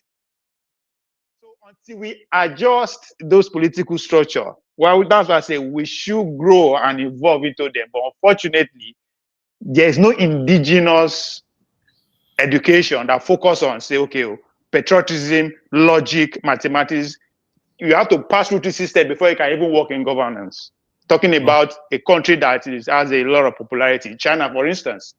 There's an exam called Geico or whatever. You have to pass through that exam before you can work in any sphere of government. Forget leadership first. Okay. So, yeah. All right, no problem. Thanks. Now, Mr. James, we're back to you. You're the one who posed this question. James, sorry. Let me just correct one thing 15 seconds. Sorry, James. Let me just correct one thing. 15 seconds. It's about jam entry. I think we have had multiple times people have been saying that they have discrimination against different ethnic groups. In reality, what is happening is that the jam sets a specific number cutoff, lowest cutoff mark, while the university decide to set their own marks. And some universities might decide to discriminate and say, you know what, if people are from poorer background, they will give them slightly advantage to get into university with slightly lower scores. That is what is going on. It's not necessarily tribally based. And I really hope we try to put it that way, because before they start saying that, because Southeastern states, which is strange, they put very high marks before you can join their universities. So they are the ones setting the marks for their own people to join their universities. No, so you should ask yourself why that is happening. No, Fofaras, that's not correct. So let me use the opportunity to correct that. So that's what I'm doing here. Okay, hold on. So there are two institutions or two exams where this. I don't know what is happening now. In the generation I grew up in, we had JAMB, we had Unity schools for Unity secondary schools. So when you write the Unity secondary school exam, it used to be over 400, then they took it to over 600 later down the line. The Unity schools will set a benchmark to say, if you hit this score, then you have chances of entering the Unity school. Then they will now set what they call cutoff mark for each state, not ethnic group, each state. So Imo State back in those days, because I went to school when it was originally Imo State before the Abia was created, Imo State will have, say, 350. Ogun will have, say, 360 in that order. And then any child from these states, you must hit that threshold or exceed it slightly to get into any school. That's on the Unity Secondary School. Then JAMB now had its own system. JAMB will say it's over 400. And they will say if you reach 180, 180 is the baseline cutoff for every Nigerian. Once you score 180, you gain admission to a university. Then they will now universities will now start setting their benchmark based on courses. So UNILAG might say, if you want to come read medicine in UNILAG, you must score 251. Just as an example, engineering will say you must score 248.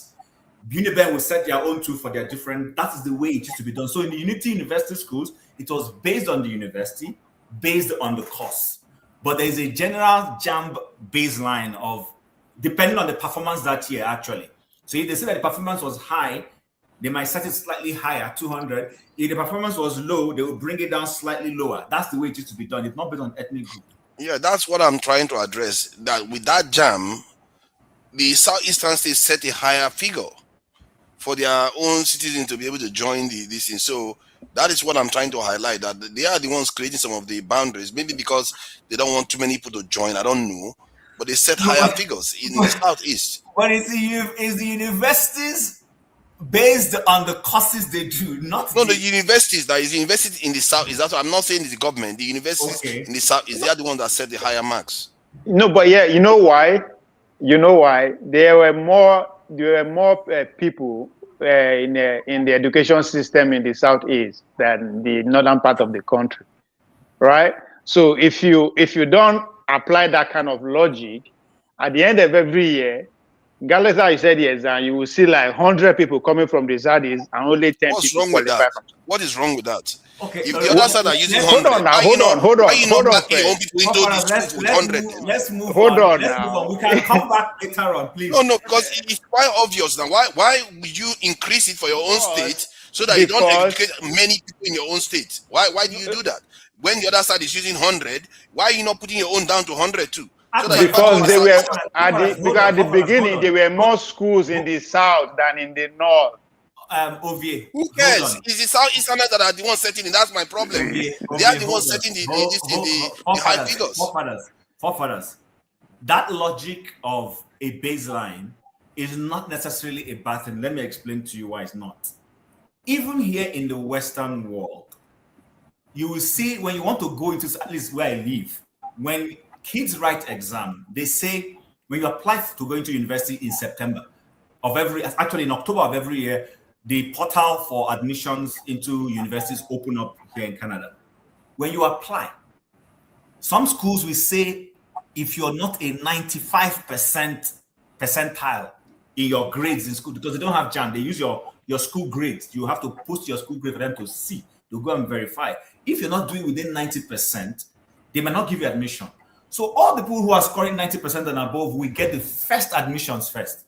Then they'll go and look at how many more do we need? What spaces do we have? Then they will throw it down and say, okay, let's take in the next maybe 75% until they fill that quota. But some schools will say, if you're not a 75% student at all, don't even come to us, we're not taking you. Some schools will come lower and say, if you're doing up to 50%, we will take you. So there is always... Nobody should be complaining that they are cheating them in the north. Nobody should be complaining about that. I'm tired of hearing it. To Nigeria, yes. To Nigeria, I agree. Higher scores, their own people. They should stop complaining about it. It's not fair. As of today, Nigeria, right? Nobody should complain, right? But when this system was in place, there's a lot. The level playing ground. There were just too much differences. So we are trying to level the playing field. As of today, I will agree with you. Nobody should go on that route. Yes. Let's move on, Mr. James. Quickly, you're the one who posted. Let's move on. Let's go to the next topic, please. Okay. All right. We're going to go. So we have a lady in our midst. I don't know if she's available. Are you there, Adama? Yes, I am. Okay, so we're going to make an exception because she says she's at work. So what's your perspective? And then we move on, because typically we want somebody on video, but because she says she's at work. Not a robot. I agree with what Maska said. Maska, greetings to all the panelists. To Nigeria, you need to stop that thing you're doing and say nobody should come here and complain. Just behave yourself. Create your own path. Today I'm home. Let me come and help you. And, tell people to click on the like and share. KJ, greetings. Maska. Sanu? Greetings, Adama. How are you? On your side, your side today. If you like, make you choke. Nothing will happen. You are beg shift. Maska Bandewo, sir. Mr. Chris and Dewo. Mr. James and Dewo, sir. All right, I agree with what Maska said. We need to do away with the major tribes, because guess what? Nothing they have done has developed or moved Nigeria forward. At the end of the day, Nigeria is still where it is. Can't you see? America is in the moon, and we are still talking about electricity, ethnicity, and religion in 2026. 2026. Now, I agree with everything Maska said. People should come out because they are competent for the position they are fighting for. And we need to know who they are, their background, because these days people can make up whoever they say they are. But in terms of what we're talking about, ethnicity has destroyed us as a person. Let's go with this platform as a whole. KJ likes creating a show about IPOB. All due respect to him, I have no problem with that. And Chim like laying a background where everybody can come and express themselves. Dr. Damages is come as you are. Forefather is insecurity, whatever. And my question to every one of them is this. Tell me what country can function without the basic necessity you need as a human being to thrive, which is what? Electricity. Nothing works in darkness. There's a reason the Bible said darkness and light don't come together. But in Africa, we're still dealing with darkness. And we expect things to move forward. So until we resolve that issue, I'm sorry to say we're not moving forward. So that's all I have to say, Chim. So I'll wait for the next subject. Thank you. Let me just chip in and refer for the statement. Okay, thanks. God walked in darkness at a time. Because he said, let there be light. And there was light. He said it, he was in darkness. Thank you, Mr. James. I like your response. Again, the darkness referred to here. Mr. James, I don't think it was darkness when he said that. Let's move. All right, okay, let's move on. Chris and Mazep, where I'll come to you guys next, but because of time, let's just move into the next one. What you can do is when you're talking, you can throw all of that in. Before we go there, let me play this video. So I don't know if we've heard that the federal government has released or is proposing to release or has voted 3.3 trillion to clear out the electricity bill owed to, I think, is it the Gencos or who?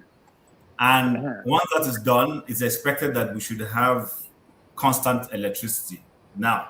But there's a catch. So that catch is going to be evident in the video that I'm going to play next. Just give me a second if I can. So this will be our last submission, Abi. Yes, this will be our last topic, and then we call it a day. Okay. All right. So here it is. Pardon me if I can manage this thing very well.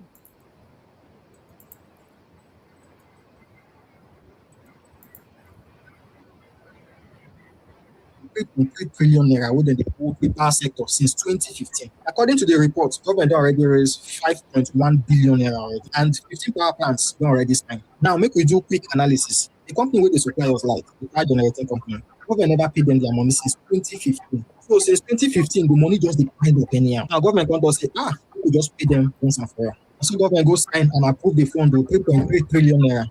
I know say this one will sound like progress, and then some people will be happy, yeah, no more black market and all of that. But then you think one will get more complicated. I can tell you how. Now, the power generating company of Nigeria, we government the owe money, don't come outside and say, no, the money we government they owe them will be 3.3 trillion naira. That's 6.8 trillion naira. Nine government they owe them. That is accumulative sum of 6.8 trillion naira since 2015 till date. So the power generating company CEO, Dr. Joy Ogaji, still come outside and ask, say, how you go take verify how much they owe us when you know you can confirm from us? So depending on who you ask or who they represent the government, this 3.3 trillion naira way Oga Presido don't sign. If it be breakthrough and if it be camouflage and if it be another way of their usual looting, just so you know, Nigerian they lose over 39 trillion naira every year just because of power failure. Because when lights no day, factories go shut down, machines go shut down, many establishments go shut down, and you know say no dey easy to just dey run on fuel and diesel. And to see this one in a bigger picture, it dey cause a whole lot of huge loss to us as a nation. So anyway, I just say make I let una know. Whatever you do with this information, no concern me. If you find this interesting, do well. Okay. And then just before we go, I want us to hear this one. Every day I buy for at least 2 liters to power my gadgets and to preserve my food. We use solar at home, so it has not really affected me. So if anyone can have alternative source of power, I think it will be better. A visit to the Bogene axis of the transmission line shows that the 3 collapsed towers have been reactivated, waiting to receive conductor, and will be ready to transmit from Bogene to Yenogwa transmission station. Looking at the 3 towers, they are already up again. A lot of work, massive work has been done, and to the glory of God, the towers are only there now, erected to receive the cable. The commissioner wants Vandal to stay off electrical installations and other public infrastructures in the state, as drastic measures would now be taken against anyone caught in such sabotaging acts. All right, so we've now come to the one that is production based. You know, one candidate said he wanted to take Nigeria from consumption to production. From the first video we heard, the impact of epileptic power supply, the country loses 36 trillion because people are not productive, the vulcanizer can't pump your tire, factories can't produce. You know that. Let me give you guys this little analogy, and then we'll take it off from there. So from Chris to Mazio, where I'm go back up. The bar soap we used to use in Nigeria used to be as big as my cell phone. And then sometime in the 90s, it shrunk to the size of this. Then around that time, somebody I know who came from Zimbabwe brought similar type of bar soaps we had as a gift. And those bar soaps, I used to struggle to hold them with one hand. I used to hold those Zimbabwe. I didn't say from the US, Zimbabwe. Hold those bar soaps with two hands to shower. The smell, the aroma of those palm olive, when I'm in the bathroom in university, I had people come from their room and say, who is that person spreading perfume? And it was palm olive made in Zimbabwe. So why I'm saying this is for us to see that a lot of production in Nigeria, you open a tom-tom and the tom-tom is not looking within the same size it should look. All of this is down to production. All of this is down to energy. Because cadre that makes tom-tom will begin to shrink its sizes to be able to meet its production quota and to be able to, mitigate against the amount of money they spend on diesel. So, Chris, I know you joined us, you missed the first two topics, but we're now on electricity. How can Nigeria develop? Can Nigeria develop without electricity? Then you can also mix it with your ethnicity and religion if you want. Hello, everyone. Good evening. I don't know if you're hearing me. Hello. Yeah, we can hear you. We can hear you. Okay. Okay. Actually, I had wanted to speak on the last topic. Because that's the reason why I actually joined. Otherwise, I would have been listening from the background. Is the original sin. Nigeria, there's a saying in my place, a na-eji mmadụ ehi si alekwa ehi nke ọ na-aga ya sị onye ọzọ na-asị ya lekwa ụkwụ o ji wee na-aga. So we seem not to understand where their problem lies, and if we don't understand the problem, we won't be able to know the solutions. And then all these electricity issues are just symptoms of bad governance. All right. So, yes, you cannot develop without electricity. But first of all, you have to decide whether you want to develop or not. That's the first thing you have to decide. And how do you want to develop? When Nigeria was being formed, there were three people who debated about forming Nigeria. They said, Azikiwe told them, look, let's subsume all the nationalities into one nation. Awolowo said, no, you are different from me. You stay your way, I stay my way. Osaduano of Ahmadu Bello said, no, all our differences must be well understood and respected. So in other words, they have different visions, competing visions. Unfortunately, for selfish reasons, they decided to put this country together, these nations together, without actually defining a vision for that country. So what that means is this: for all these years, every time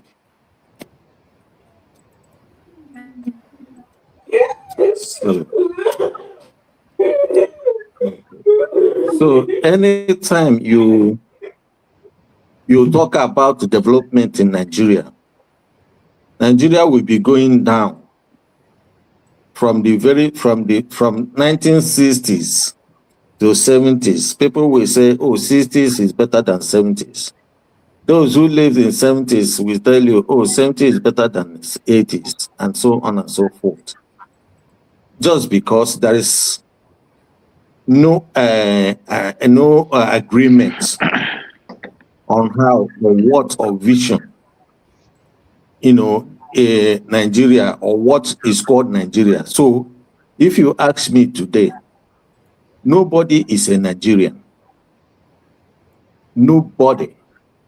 Even you people, those of you who are claiming that you are Nigerians, you only use what I call documents, traveling documents. You are not Nigerians, because before you become a nation, just like you have Igbo nation, you have Yoruba nation, you have Hausa nation, you have Ibibio nation or TV nation. There are things that you have to, there are three definitions, there are four things that defines them. One, the language. Two, culture. Three, social value. And four, history. So, as it stands today, Nigeria has no culture. There's nothing you call Nigerian culture. So you have Igbo culture, Yoruba culture, Hausa culture. And the reason why I'm talking about this culture is because most constitutions derive from cultural laws. Most developed constitutions derive from cultural laws. Now, if you have different cultures and you are trying to drive constitution from all these cultures, this is the reason why it has been very difficult to find a coherent constitution to govern that country, they call Nigeria, because they have different cultures, different value systems. So what will things from the Sharia North is completely, antithetical to the democratic, usually called incompatible diversity in culture. Now, culture can be diverse because you hear people, they say, oh, there is strength in diversity. The existence of diversity does not give strength at all. The only thing that gives strength in diversity is when it is hybridized. And that was what Azikiwe asked them to do. But now, what has happened is people keep living together. I think he's having some problem there. Because these groups live cross-pollination because of complete contamination. The reason I'm giving this background is Nigeria. It is cultural. Okay? It is cultural. That's why we have no electricity. That is why we don't have rails. That is why we don't have maybe seaport or whatever functioning, or airport all over the places. So why is that so? The reason is because the way the Fulani man sees development is completely different from the way the Yoruba man sees development. It's completely different from the way Igbo man sees development. And so when the Yoruba man is in power. Okay, sorry, Chris, I'm going to stop you for a second. Hold on. So now, in the course of our conversation, we evolved and we've come to the agreement that Nigeria does not start and end with the Yoruba man, the Igbo man, the Hausa man, or the Fulani man. You have the man, the Ibibio man. As a matter of, Maska has suggested that, a clause be put that none of these groups should ever, he used the word ever. And I had to ask him, are you saying for a short period or ever? He said ever. Remove them, let the other groups. Now you have mentioned that in why development is eluding Nigeria is because the way the Fulani man sees development is different from the way Yoruba man sees it, it's different from the way the Igbo man sees it. So is Nigeria's development based on the worldview of these groups only? No, sorry, Chim. Let me just What I'm trying to say. Hold on, Chris. Yeah, go Just ahead. a small question, Chris. I doubt if in this country today there's any Fulani man that doesn't use telephone, doesn't use car, doesn't drink better water. So I think this idea of seeing development from different perspectives, I think it's just a figment of humanity. Everybody wants the good things of life. Everybody. No, Masker, let's even accept that. I want to understand that mindset that the Igbo man has about what development is. Can you give me indices so that I can see how it's different? Exactly what I'm trying to explain to you here. Okay, you see, the problem is that if you are, if you are setting up an experiment and you ask the wrong question, you get the wrong answer and the wrong data. Okay. Now, so what I'm trying to explain is that from what Masker is asking me, he says that everybody needs electricity, which I agree. But does that mean that we are one? The answer is no. I didn't say okay. No, the answer is no. Now, what I was, Chris, the point I was trying to make is that everybody today uses technology, uses the good things, or like nobody is riding a horse. Everybody is using cars. Everybody is using telephone. Everybody has TV in the house, irrespective of their tribe. So I'm just simply saying that I agree with you, we are different, but our differences does not extend to the point where we see the development and technology and advancement and we say we don't want it. No, everybody wants it. It does, and it does. That's what I'm trying to explain to you here. It does. Okay. Now let me explain to you what it means, because some of you don't. Maybe you have about 3 minutes, please go ahead. Okay, yeah. Sorry, I wish I have more time to explain this, but let me explain it as much as I can. Mr. Chris, okay, Mr. let's Chris, look please, at. before you answer, Mr. Chris, please, before you answer, you got me my curiosity, and I have this question while you're going to answer, Chim, if you permit. Sir, please, if you go to any medical facility anywhere in the world, like let's not anywhere in the world, anywhere in Nigeria, do they ask you of your ethnicity before they treat you? Yes or no? I want you to answer that while you're going to say everything else. Thank you. Okay. Okay, Chris, I Okay. give you your 2 minutes back. You see, these questions, I've said it before. If you ask the wrong question, you get the wrong data. We think that is the good answer, but it's not. Now, let me explain this to you, okay? Now, what culture does, how culture, okay, affects. Say like now, the way you want to ask a question is like, if we apply hunger treatment to Igbo man, to Hausa man, to Efik man, to TV man, how would they react? Okay? But if you say, is there any man, any Igbo man or any Yoruba man that doesn't need food? The answer it will be, all of them need food.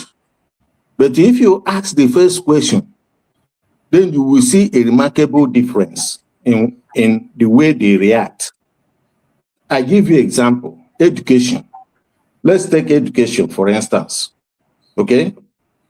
We say that the North is educationally backward, while the South are educationally advanced. Why is that so? I think if you ask me a Now, question, let me tell you why it is. Let me tell you why it has something to do with the culture. Don't answer now. You can take. Let me tell you why it has. Let me tell you why it has something to do with the culture. Just to point out something that just happened now. Hold on, Masker. Sorry, because he is talking about. Hold on, Masker. Hold on now. Hold on, please. See, for time's sake, it's a hypothetical question, but I will give you time to answer it. I want him to exhaust. I want him to exhaust. No, but Chim, I disagree with you. Hold on. Please, I'm running the ship. Please, so it doesn't capsize. I don't want us to get to a point that we capsize. Chris, if you ask a hypothetical question, somebody is going to have to answer. But I want you to exhaust your 3 minutes. I can't continue with you because of time. exhaust your time, and that question you're asking, somebody will answer it down the line. Please, guys, be patient. No. What I'm trying to say, I'm asking a question that I want to answer to them. Okay, I'm asking myself a question so that I can answer them, so that they will know why it has cultural. It has to do with the culture of the people. Okay. No, Mr. Chris, I And disagree why with you. It has it has to nothing do to do with with culture. development has to do with the culture of the people. Okay. So I want to answer it so that I can explain to you, so that you can see why the culture defines, the culture of the people defines how these people see developments. Okay. So let's look at education. 15 minutes at this rate. How But long? he doesn't have the whole time now. That is why, but if you guys keep interrupting him, I've given him time, and at his right time, I will cut him off, but let him finish so it doesn't look like I didn't give him time. I'm giving him time. I don't know what he's doing. Look, Chim, listen. To me, it's no point we come here and then rant, and we go away without learning anything. Please make your point. I want you to make your point. That is the point I'm trying to make. So if you don't want me to talk, I just go. I'm not here to. You're the one not using it. Talk. I've given you enough time. I've Okay. actually given you more time. Yeah, but they keep on interrupting my thoughts. I want you to explain to you why. If if all of you are agreeing on one thing and I'm the different person, is you have to give me time to explain to you. Because if you don't have the time to explain to you, you will not understand. I might have to go on to the next person because I don't have the entire time, and I have an appointment. Okay, you can go on with another person, but all I know is that at this rate, we are not going nowhere. My 3 minutes. Let him use my 3 minutes and explain himself. Okay, I'm going to give you, Chris, 3 more minutes. It is 3:35. At exactly 3:38, I will stop you. Please round off on this. Okay, look, let's take education, for instance. Education is something to do with the culture of the people. If you go to the north, every northerner has the madrasa. They send their children to madrasa schools, right? But if you ask them, why is it that they can't convert these madrasa schools into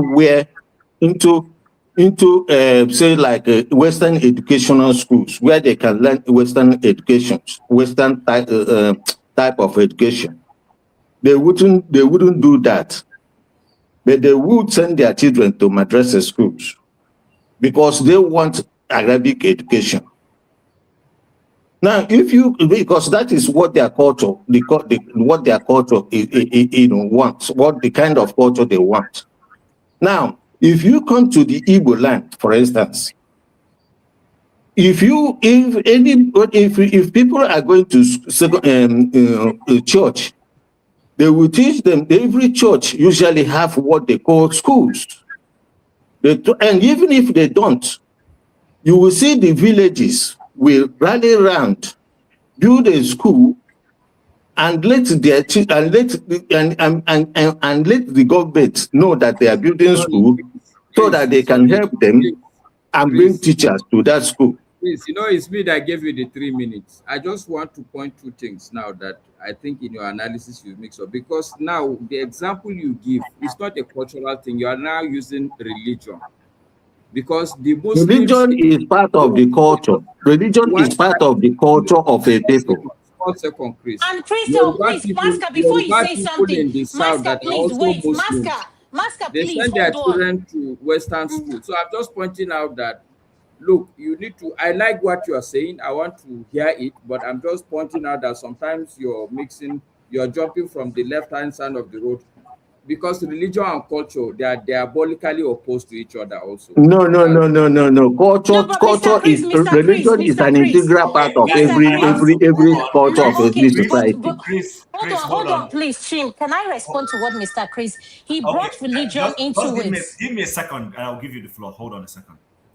Okay, Chris, I gave you all the time on earth. I actually have given you more time than I've given anybody, but you have not been able to successfully come to your. So I'm going to have to stop you because of time.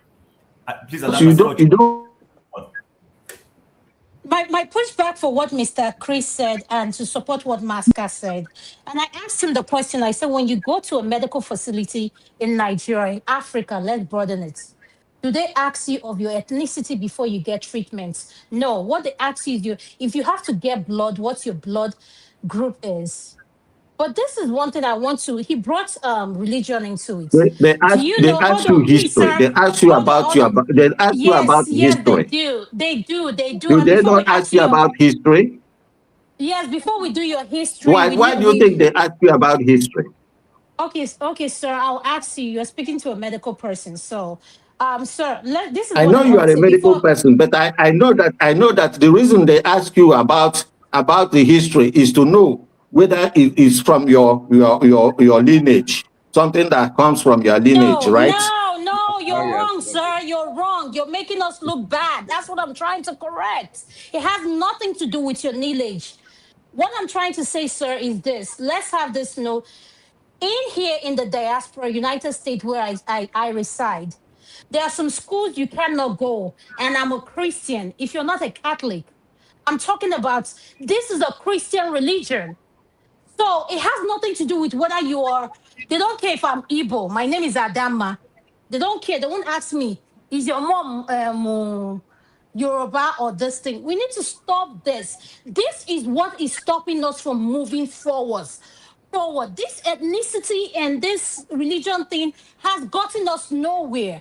And I don't care what you Religion say is of me. an integral Okay, part hold of every Okay, but society culture. sir, can I respond Okay. to you, please? Can I respond to you? Okay, so Adama, All you I'm need saying to to can you, you land on land on it so that we move forward. Go ahead. okay, all I'm saying to you, sir, the example you're using as religion, and I'm responding to you as a Christian, including the Nigeria you live in. There are some school you want to go to. If you are not a Catholic, you cannot go to those schools. That's what I'm trying to say, sir. Thank you. Okay, all right. We need to move forward, but Chris, this is what I need to say. So, Chris, my understanding, and maybe other people on this platform, I'm trying to use that medical example that was injected into it. When you go to the hospital and they're taking your vitals, nobody's going to ask you if you're from, if you're a black, a white, or whatever. They look at your history. Your history, medical history has nothing to do. Yes, some medical history might refer to your ethnicity. I get it. To see if it is something common within that ethnicity. I get it. However, the basic reason is not to know whether you're black, white, or green. You just want to know your history. Is this thing common in your family or whatever? And by the way, remember, Chris, hold on.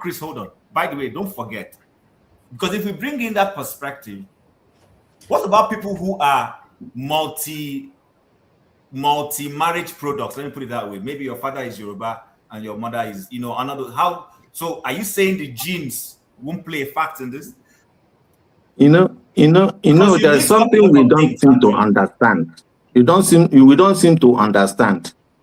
The French, the English, the Germans, they intermarry, but that doesn't make them one. Okay, you know what? I will give you. Listen, so what Chris, I'm trying to explain to you is that every society have their own culture. Chris. Every society have their own culture, and this was debated by 3 people. I have to move Hey, forward. sir, okay, please. No. I have to put my foot down right now. We have to move forward.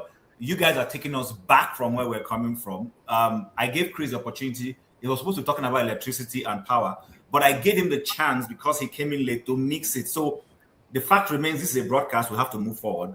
Unfortunately, I have to. So I'm coming to who was the next person supposed to speak? I think it was Mazi. Mazi, please go ahead. I'm sorry, guys, but I just have to move forward. Yeah, Masca, you said that 3 governors, non-indigenous, have governed Kano. I think it was only one person from Kano. I think Sabo, something like that. Bakinzo was the only person from his Kanuri. Mazi, you from, not only that you are from the east, You have run away from the country. Me that is sitting here from Kano, you want to sit this Monday afternoon. Malam, I lived excuse me, I lived in Brenin Kudu, Sabon Gwaram, Sohon Gwaram, Hadija. Are you telling I'm Kano? So let me put it to you. All these places you mentioned, even just to put you in your place, these are Jigawa states. I said before, that was now. But when I lived there, it was Kano. Are we not talking now? Yeah. You are now bringing Jigawa. Look, Mazi, let me tell you, I agree with you. Sabo Bakinzo, yes, he's not from Kano. Shekara, go and look at his face. He has mark. He's called Babur. He's not from Kano also. So let's just leave it at there. I'm not going to push the... Okay, because it's okay, not fine. even good that we're... Look, this is not an argument point. It's okay. I'm not really happy that somebody not from Kano would be the governor. But I'm also very happy as a Nigerian that we are making progress, that we know. And it's not that these people in Kano didn't know that these people are not from Kano. We know. Okay. But Kano is a bit more, and I think I'm just simply joking, actually. Kano is more political mature than Nigeria itself.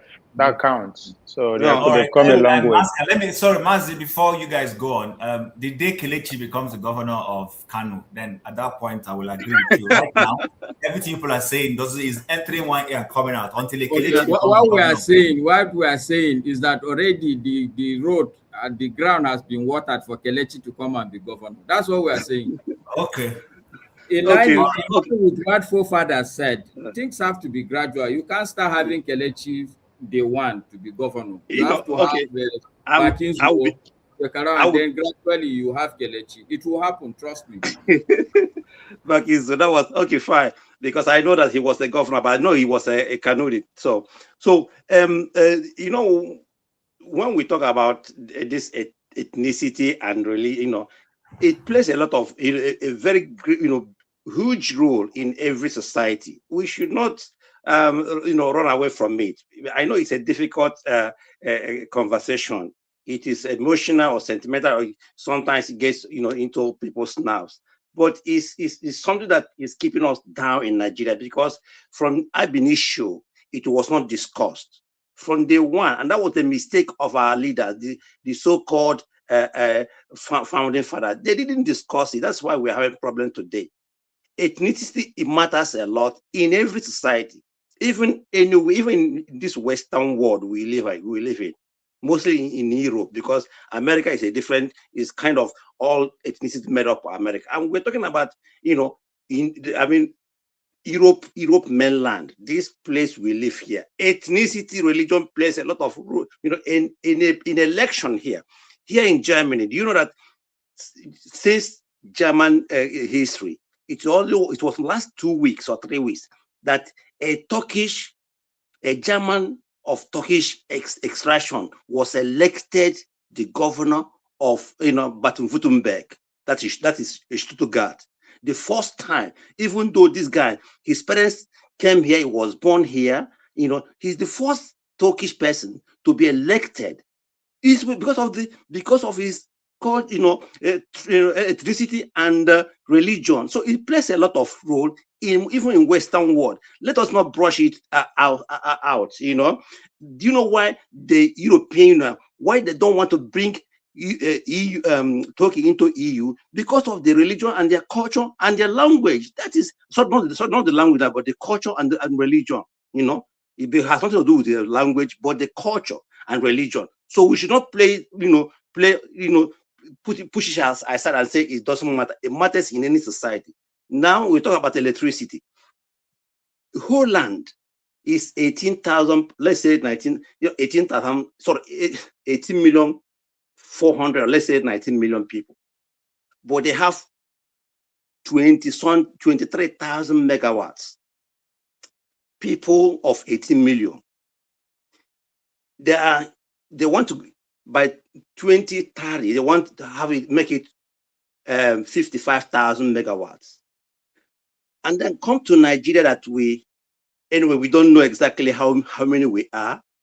Some people call us 220 million, some say 200 million, some say 250. a country in 21st century. We can't say exactly. Okay, not say at least. We can say we are 200 million. They look at the differences. Some quote us 250, some quote us 200, some quote us 220. Look at the differences: 10 million, 20 million. So that is the problem. As long as we cannot get ourselves together, know exactly how many we are, how are we going to make this thing work? It's not going. We're not going to get any electricity in another 30 years. Whereby you see somebody like the current minister today, energy minister, right, or power minister. The man is, I think I read that he's a lawyer, but this guy is in charge of electricity, energy in Nigeria. A lawyer that has no idea, no clue of to how to do these things. So he was given this thing because of patronage, maybe because of tribal sentiment or something like that, or political sentiment, political patronage. That is where we are today in Nigeria, whereby 200 and something million people are managing only 250 million, 220 million, are managing only 5,000 or 3,000 megawatts. And we have universities of technologies everywhere. Every year we produce, graduates of, electrical engineering, mechanical engineering everywhere. You go to Nigeria, you have how many university of technologies? How many? But none of these people can sit down together and, put head together and give us solution to this problem. In Nigeria is the place whereby in a village, my village, we provide electricity for ourselves, borehole, everything for us in our village, because the village we are talking about now, I don't think left for the government, maybe in another 100 years, we won't even get electricity. And so we decided to say, instead of making it let individual person get your electricity, individually, we try to say, okay, let it make it combine it and make it collectively. So the problem is the society is rotting. The people who are who are ruling us, because they are not leaders, they don't have any clue. They don't have clue of anything. What can you say that is working today in Nigeria? Is there any sector that is working? We are talking about, and as long as electricity is not working, as long as this country has no electricity, we are going to, things are going to get more worse and worse, because there's no way life is light. Without light, there's no life. So all right. I don't. Okay, Chima, I'm sorry. I have a pushback for what Mr. Maziokbara just said. Mr. Maziokbara, you said where you come from, that you provide everything you need in Nigeria. So let me ask you, if you provide everything you need, does that make it normal? You reside in a place in the diaspora where the government provide what you need. So why? Oh, hold on, sir. Understand my question before you respond. Just because your community is able to afford the electricity you guys need, the transformers and everything you need to power yourself to function daily, schools and everything, how are we normalizing something that is not normal? That's all my question. You didn't understand what I'm saying. What I said, Adam, I said because the society is rotting. That is why myself and my friends, could gather together and provide electricity that's supposed to be provided by the government. Didn't you listen to me? It is not. It is abnormal. Why should I provide electricity for myself and for the villagers and the borehole? Listen to what I said. No, Mazi, we get you. That's fine. I understand what you're saying. So maybe she didn't hear that part of it. She didn't hear it. So finally, because I have to log on. What I'm trying to say that electricity, as long as if they can get electricity, if they can get it right, if they can provide electricity for Nigerians or to Nigerians, not everything, but things will work better. At least it will reduce unemployment drastically, because they need whatever you do in Nigeria, even anywhere in the world, you need electricity. As long as Nigeria is on 3,500 megawatts, while Holland with 19 million are with almost 25,000 megawatts. hoping to get in another 5 years or 4 years, hoping to get be 55,000 megawatts. That means we have not started discussing our problem. Nigeria has not started discussing its problem. We are far away from civilization. That's why I say Black people, we have a problem. No matter how educated we are, no matter we claim to be the most intelligent people in the whole world, we are not. We are just overrated people. Thank you. All right. Thank you very much, Mazi. We've heard you. I share your sentiments on power generation. The only thing is, I'm going to couch this for the next person. You've heard him. Mazi says, until electricity is gotten, Nigeria cannot develop. Now, when Wole Soyinka wrote the Brother Jero's play, but it was Brother Jero, and then he wrote, I'm not sure which one came before. There was Brother Jero, and there was Jero's Metamorphosis. Around the time he wrote those novels, Nigeria had a constant, at least near constant power and electricity. But people were still spending their time to go to Babbage to go and be praying to something I don't know. And it didn't help for productivity. So I think, where's Ike? Where's Mr. Ike? Okay, Mr. Ike, I'm coming to you because I want those who have not spoken at all before I come to the big fishes on top. Mr. Ike, Nigeria does not have power supply. People have said that, Rudolph said here earlier before you came, that the moment we power Nigeria with electricity, all the witches will die. That was a hypothetics to say that some of the things, the fetish things people believe in, will start, giving way. I have a perspective that a lot of people who go to church to pray during productive hours do those things because they don't have anything to do. The vulcanizer is going to pray for electricity to come so that he can pump your tire. The mechanic is going to pray because he doesn't have electricity to be able to do his job. The woman who has what we call supermarket and the fishes are spoiled and she's throwing them away and no milk will not have time, because when customers are coming to your store, then you'll be more productive and you don't have time for some of these other religiosities, as I call them. Do you agree that part of why we have low productivity in Nigeria is because of electricity? How can we resolve it? Hello, everybody. Chima, I disagree with you that the reason people go to church is they go and pray for electricity. No. Existence of Christianity has been there before the issue of electricity. So people, we all living in a country where when they bring light, people will be rejoicing like we win a World Cup, So I think it's because the system is rotten. I've not seen any honest person who is praying for electricity to come. How will electricity come by prayer? If people are paying the electricity bill in Nigeria without having electricity, right? For example, I was talking to my sister yesterday. For over 2-3 weeks, they don't have light, but they are paying electricity bill. Has it anything to do with prayer? We know what the problem is. If Nigeria is powered, like as you said, if Nigeria is powered, a lot of people will get more busy because what we live in a country where it is, I pass my neighbor. Generator now in Nigeria is I pass my neighbor.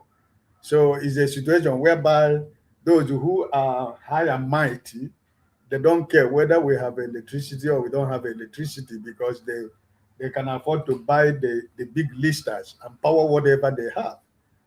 So I think that is the rotten system of government that is our problem. And I believe sincerely that if Nigeria is powered, productivity in Nigeria will be topmost because, like as you said, every vulcanizer, every small.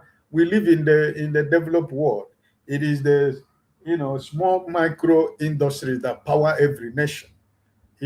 People like that vulcanizer, you say, because if there is electricity, probably he will get more customers. Probably he will employ more than 2 or 3 people. The same thing with mechanic, who is a roadside mechanic, who doesn't have electricity. So it affects every day of our lives. But until the system is uprooted. I was listening to the Minister of Power who resigned last week. He was talking to his political groups that even if he stop taking appointment in the any public appointment, that he will never be poor for the rest of his life. He has made a lot of money for himself. That is a minister who just resigned. He's talking to people in public. And such people are people who are supposed by now, they're supposed to have begin to ask questions about his wealth. But that is what it is. He was a minister. What did he achieve? He was saying people to off their fridge. Don't turn your fridge on. Don't put your fan on. Put the air conditioner only when you want to sleep. Nigerians are ready to pay for their air condition, but they don't have the light. Do you have right to tell anybody how to use his phone or how to use his fridge? Provide electricity. If they cannot pay, that's another thing. So everybody know, all of us that are talking here, we all know what the importance of electricity is wherever we live. Where I live here, if there is any maintenance, anything that has to do with water, electricity, before that time, 1 week before the time, they will put notice on your mailbox to let you know that by tomorrow or next tomorrow there's going to be maintenance and light is going to go away for 4 hours. And they tell you it's going to come back by 4 o'clock. Immediately it's 3:58. You see light come back. So, I mean, it's sad that sometimes we come here, we continue to make unnecessary argument about the truth. Everybody know what is the problem. If Nigeria has electricity, if Nigeria electricity is working, there is not going to be any idle person in Nigeria because the world is moving forward. The world has advanced. The woman who is frying akara would like to use electricity to power whatever machine that she's using to fry akara. Who want to stay in a burning coal?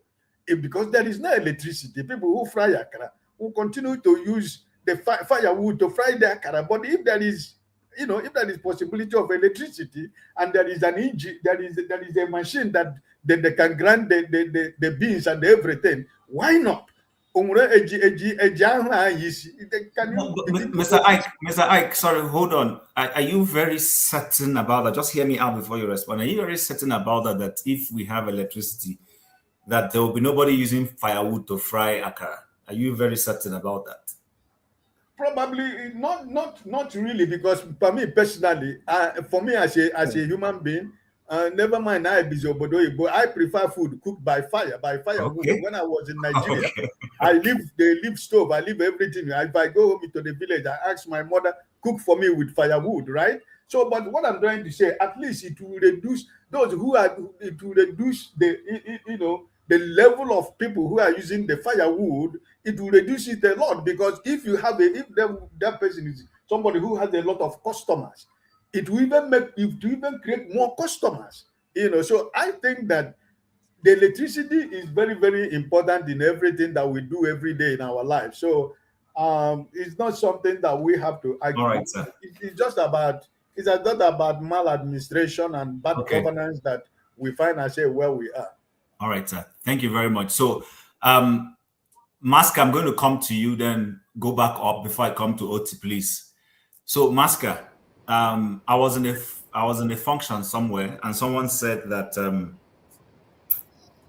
that if your late grandfather, who died, let's say 20 or 30 years ago, is revived, and he's able to find his farmland and locate his house that your city has not developed. I'm throwing that in with respect to development, and then, this electricity we're talking about. Do you think that part of our lack of development is a mind thing, or is it purely an infrastructural thing? And then as we're talking about electricity, is it an infrastructural thing, all down to infrastructure? Or is there somewhere that there's some mindset issue involved in it? You are sounding like Chris now. But anyway. My mindset, I'm not talking about religion. I'm just a general mindset.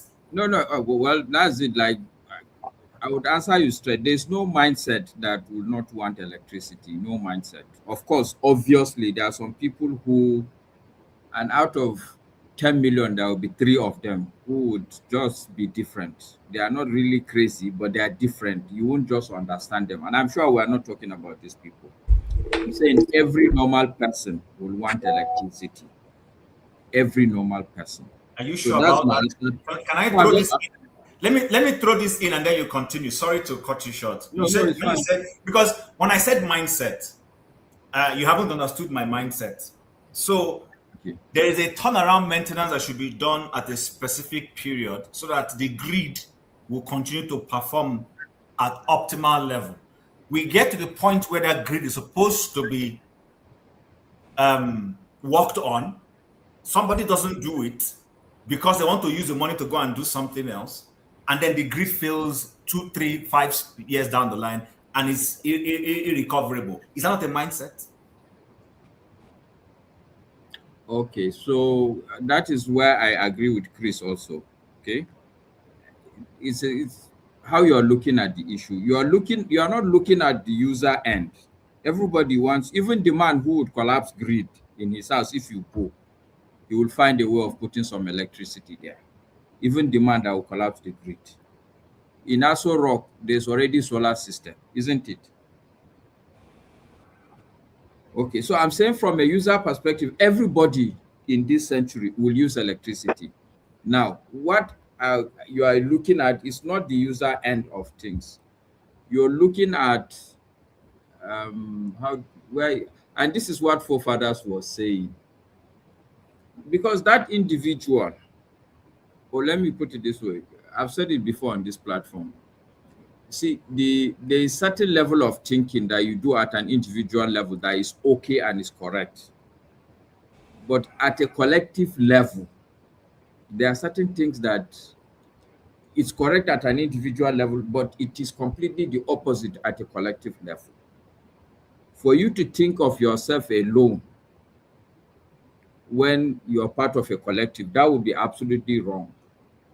Take it from any angle. If you are looking at a football team, if you collect the ball in a football team and you want to be the only one dribbling everybody, let's even a good example, you are the goalkeeper. They pass the ball, for instead of passing the ball and staying in the goalpost, you carry the ball and want to run. You know that you're going to create a problem for your team, right? So that's all. I think that's the problem. It's not about electricity now. It's now about the collective intelligence that forefathers was talking about. We need, as a people, to begin to make this distinction as individuals, yes, but also to know that this thinking should be a collective thinking. That, I think, honestly, I think we should even start talking about collective intelligence as a field of discipline now in knowledge terms and in psychology, because it's beginning to be very increasingly clear to me that this is where we are very lacking. We lack the capacity to have this collective intelligence, to start, how intelligent are you to think in terms of the collective?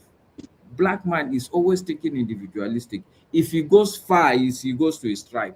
Everybody will talk about his tribe as if you leave him with the tribe, they can thrive. No, there has to be some collective intelligence. There has to be some collective intelligence. And I think the problem is not to do what you're pointing out, is not electricity need or mindset about electricity, is the collective intelligence that forefathers was talking about, where we are lacking.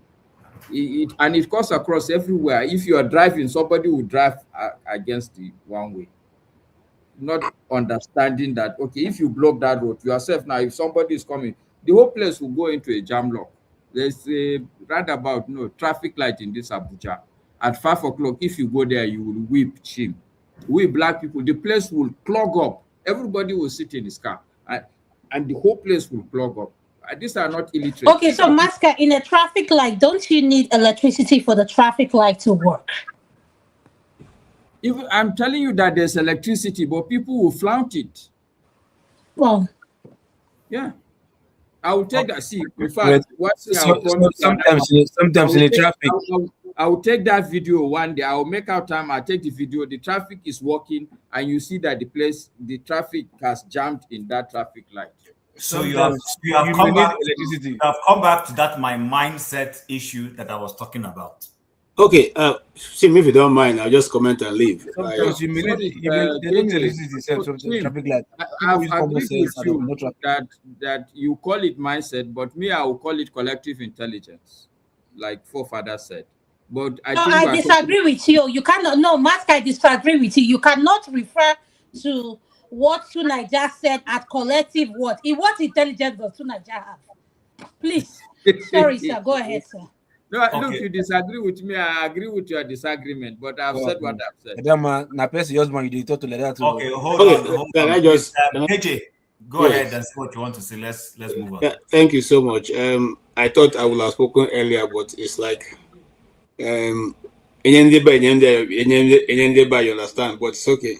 I appreciate Dr. Dama for realizing that I present the Biafran or IPOB ideas here. I like that. I also I thought I also have presented both the North, the Middle Belt, and other interests here. So they don't shave a man's head in his absence. So I think I will speak for myself. Yes, I present IPOB, Biafra, anything that has to do progressive ideas. And that's not the only thing I presented. I presented also other views. Having said that, I'm going to go straight to the topic, which is the electricity. That figure that is being bantered right now is the second time it's being talked about in the Nigerian forum. The last one was last year. The same figure was quoted by the same man, the same Naluga, that had been released and signed, and nothing was ever done. So let's not take it. These are just politics at the very mundane level, because you couldn't have quoted 3 point something trillion, which people supposed to have paid to the discos on the 2024, and now they're still talking about it again, the same 3.3 this thing. So these are just recycle this thing to keep the political news cycle circulating and giving people a false hope, which is never there in the first place. All this is aimed at the coming of the political season, and so they are trying to now again deceive Nigerians to think that something is being done about electricity. Nothing is being done about electricity, and nothing is going to be done about electricity, because those who are importing the generators are business and political leaders in the same country who will not allow the Nigeria to get electricity.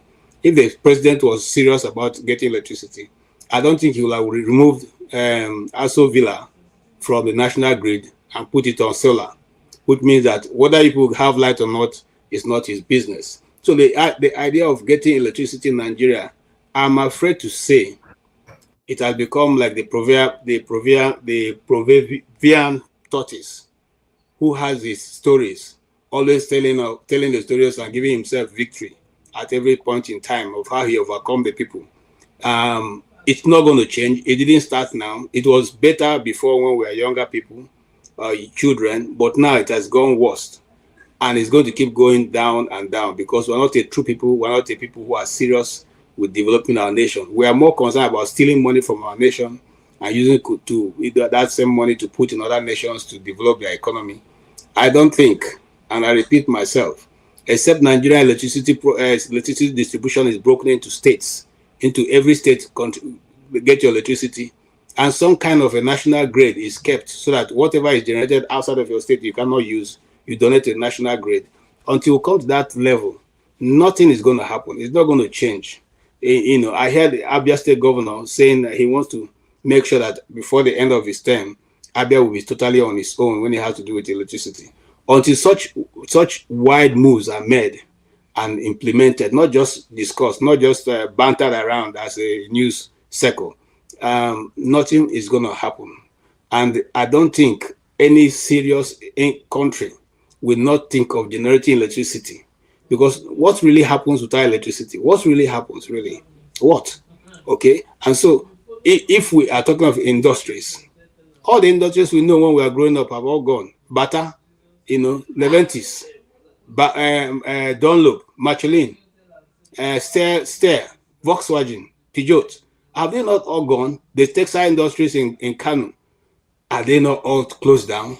How many of them are functioning? Because you can't run a country, your company on generating plants. It will be too expensive. And so that is the situation Nigeria is facing. And rather than we face these issues and sort it once and for all, we keep moving the goalposts. Before APC came into government, he said PDP spent 16 years and with 16,000, is it 16 million now, $16,000, $16 million, and could not do anything. It's only 4 years before APC will complete their own 16 years. Just 4 years. And they've not done anything either. And they came on the fact that if we cannot give you electricity, don't vote us. But you're almost completing that. And now you people are already setting the Nigerian people up for another 4 to think that you are doing something about electricity, whereas you are doing nothing about it. And that's where we are. We sell a lie to ourselves. We tell ourselves the lies. We form groups and to continue to banter that lie across. And at the end of the day, we don't realize that all of us are going to be affected at the end of the day. It doesn't matter whether you're APC or PDP or whatever you are. At the end, you need electricity. And so if we keep lying to ourselves, I wonder who is going to solve our problem. It's not there's not going to be any there's a saying in theater where you bring in the guy who comes to resolve it, drop from heaven and come and solve the problem and go back to heaven. It's not going to happen. That edge maintainer, I think that's what they call it. It's not going to happen. It's not going to happen. And so that's the truth. That's the reality of our situation where we are right now. That's it. It's just short. Thank you very much, KJ, for that. I appreciate that. So forefathers, you're next before I come to Ososo or OVA before, and then diaspora and OT again. Please. Oh, I thought they were okay. Regarding electricity, isn't it? Yes. Wow. Our electrical problem, from what I can see, is something that can be dealt with since we already have power lines and we have what they call it, transformers and all the rest, because we get power, don't we, in our houses? So you find I find it strange that we cannot build mobile power plants to supply, let's say, an area in Abuja constant power. All you need is fuel to power the mobile power plant instead of people running generators like mad people everywhere. So, because when I check the price of mobile power plant that can supply almost 100,000 homes, they are talking about 20 million or 30 million or so. It's not that much. And they can deploy them very quickly.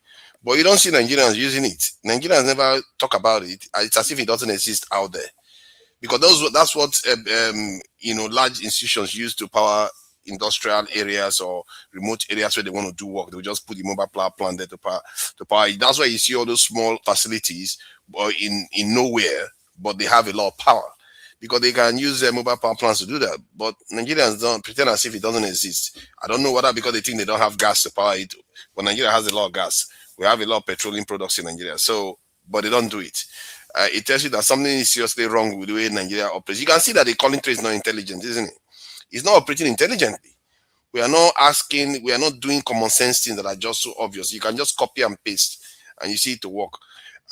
One of the things I noticed in Nigeria too, that is, in a way, if you want to work from where we are right now to build up, you can phase out all these small generators in areas like we phase out Okadas.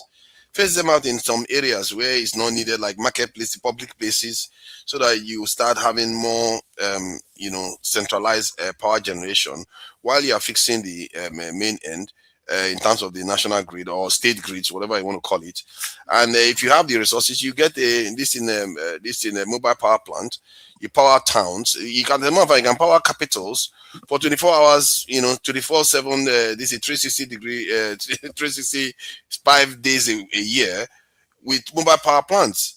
But nobody seems to care about that. Maybe because they fear that the people cannot afford it. But that is the whole point. If you cannot afford it, you don't get it. If you can afford it, you get it. Then later on, the price will collapse and you start kind of distributing to other people. If I was the government, I'll make the resources available. What in other words, loan guarantees, and let people know that, okay, if you want to use it or states want to use it, you give them the incentive to get it so that they can be able to power the states. But that said, clearly we know that Nigeria doesn't generate a lot of power. Look at Iran that is under sanction for over 40 years, generating 70 gigawatts of electricity, while Nigeria can barely make do of 5. That is that intelligence, that is that intelligence showing up there again. Because it's not about individual brilliance, it's about how you people use your collective will to achieve positive outcomes. And when I look at Nigeria, if you look at the way we operate, in a way, collective intelligence is a mark of our culture, isn't it? Culture is not inconsequential, because culture has implications in real life. If you have a culture that leads to decay of your system over and over again, that doesn't prioritize security of anything, that doesn't prioritize innovation, that doesn't prioritize achieving efficiency, what do you get? A decay. You get the kind of decay that you are seeing in Nigeria. We have to start appreciating things that offers efficiency, appreciate intelligence, because this is another thing we do here. I remember when some people we keep insulting me for using ChatGPT. It's like, what is that? That is anti-intelligence culture, and as some of it, I see that in the West sometimes, whereby please people stop are it, stop it. scientists. You overuse it. Don't even reference that, please. I agree with you, Adama. Forefathers, you should stop using ChatGPT. It's not basis of intelligence. See, so we have this anti-intellectual culture whereby if somebody knows something, he starts using that to insult them. And I see that sometimes in the West, where if somebody is intelligent and technically sound, they'll call them geeks. They'll say they are not cool. While in China, they are promoting those people. Guess what is going on now? China has overtaken them in innovation. So if you have a culture that it kind of undermines the brains in your society, don't be surprised you get rubbish for a country. And this is something we have to truly start appreciating, because when somebody has brains, it's not just nothing. That person, it means that person is more in touch with the reality of the world. That's what intelligence is. If you are able to interpret the realities of this world and use it for your own good, that is what it is, basically. Okay. And if you have that in your society, why would you want to destroy them? You want to grope in the dark and keep destroying things all over the place and become the laughing stock of the world like we are today. So electricity is important for our country, and there's a lot of common sense ways that can list 1,000 ways we can solve the problem. But until we start using common sense to solve things, first you have to stop people from stealing this thing. You saw the video that was played, because that video, it reminded me of where I just went to. And I can tell you, say whatever you like. I saw some progress in Port Harcourt and Bayelsa, which is one of those areas we'd like to talk that there's something going on there. I saw there are actually being built. I don't know about the power station, but you can see the towers, and they are saying people should not come and steal it. How can you use words to say people should not come and steal it? You have to protect it, because they will come they will obviously come and steal it. That's what they're going to do. You protect it, and you're able to chase them down and hunt them down to make sure that they don't do such a thing again. They will steal it again, and then we're back to square one again. So these are the kind of things we have to start doing to ensure any progress we make is sustainable. Not you go forward tomorrow, somebody steals it, and some other person is given a contract again. It just goes round and round and round. Nobody needs that. I agree with you. I agree with you, forefathers. Oti, I'm going to come to you. You've been here for quite a while. Can you hear us, Oti? Can you hear? Oti, can you hear? Oti, can you hear? Okay. Oti, can you hear? Oti. UK, this can you hear Oti need to get on his mandate. Can you hear Oti? You need to be on the mandate network. Can you hear me? Oti, hello? Oti, you're a city boy. You need to join the mandate. So Oti, I want to bring you into the conversation. Nigeria's government is trying to pay. Can you hear me? We can hear you, Oti. Can you hear? Can you hear? Say yes. All right. support diaspora. I'm going to have to come to you. So the federal government says they want to clear out the debt they owe Gencos, 3.3 trillion. We know that without electricity, no nation can develop. So my question to you is this. You heard what forefathers said, and people say it here all the time. Iran is fighting a war, but there is still electricity. How is Iran able to, with sanctions, generate the amount of megawatts they generate? And how are they able to be in a state of war and they still have electricity? How is Ukraine able to be in a state of war and they have electricity? Why is Nigeria, that is not in that kind of war situation, at least Boko Haram is not going around knocking down electric poles? Why are we not able to generate electricity for our productive needs? And how can we solve it?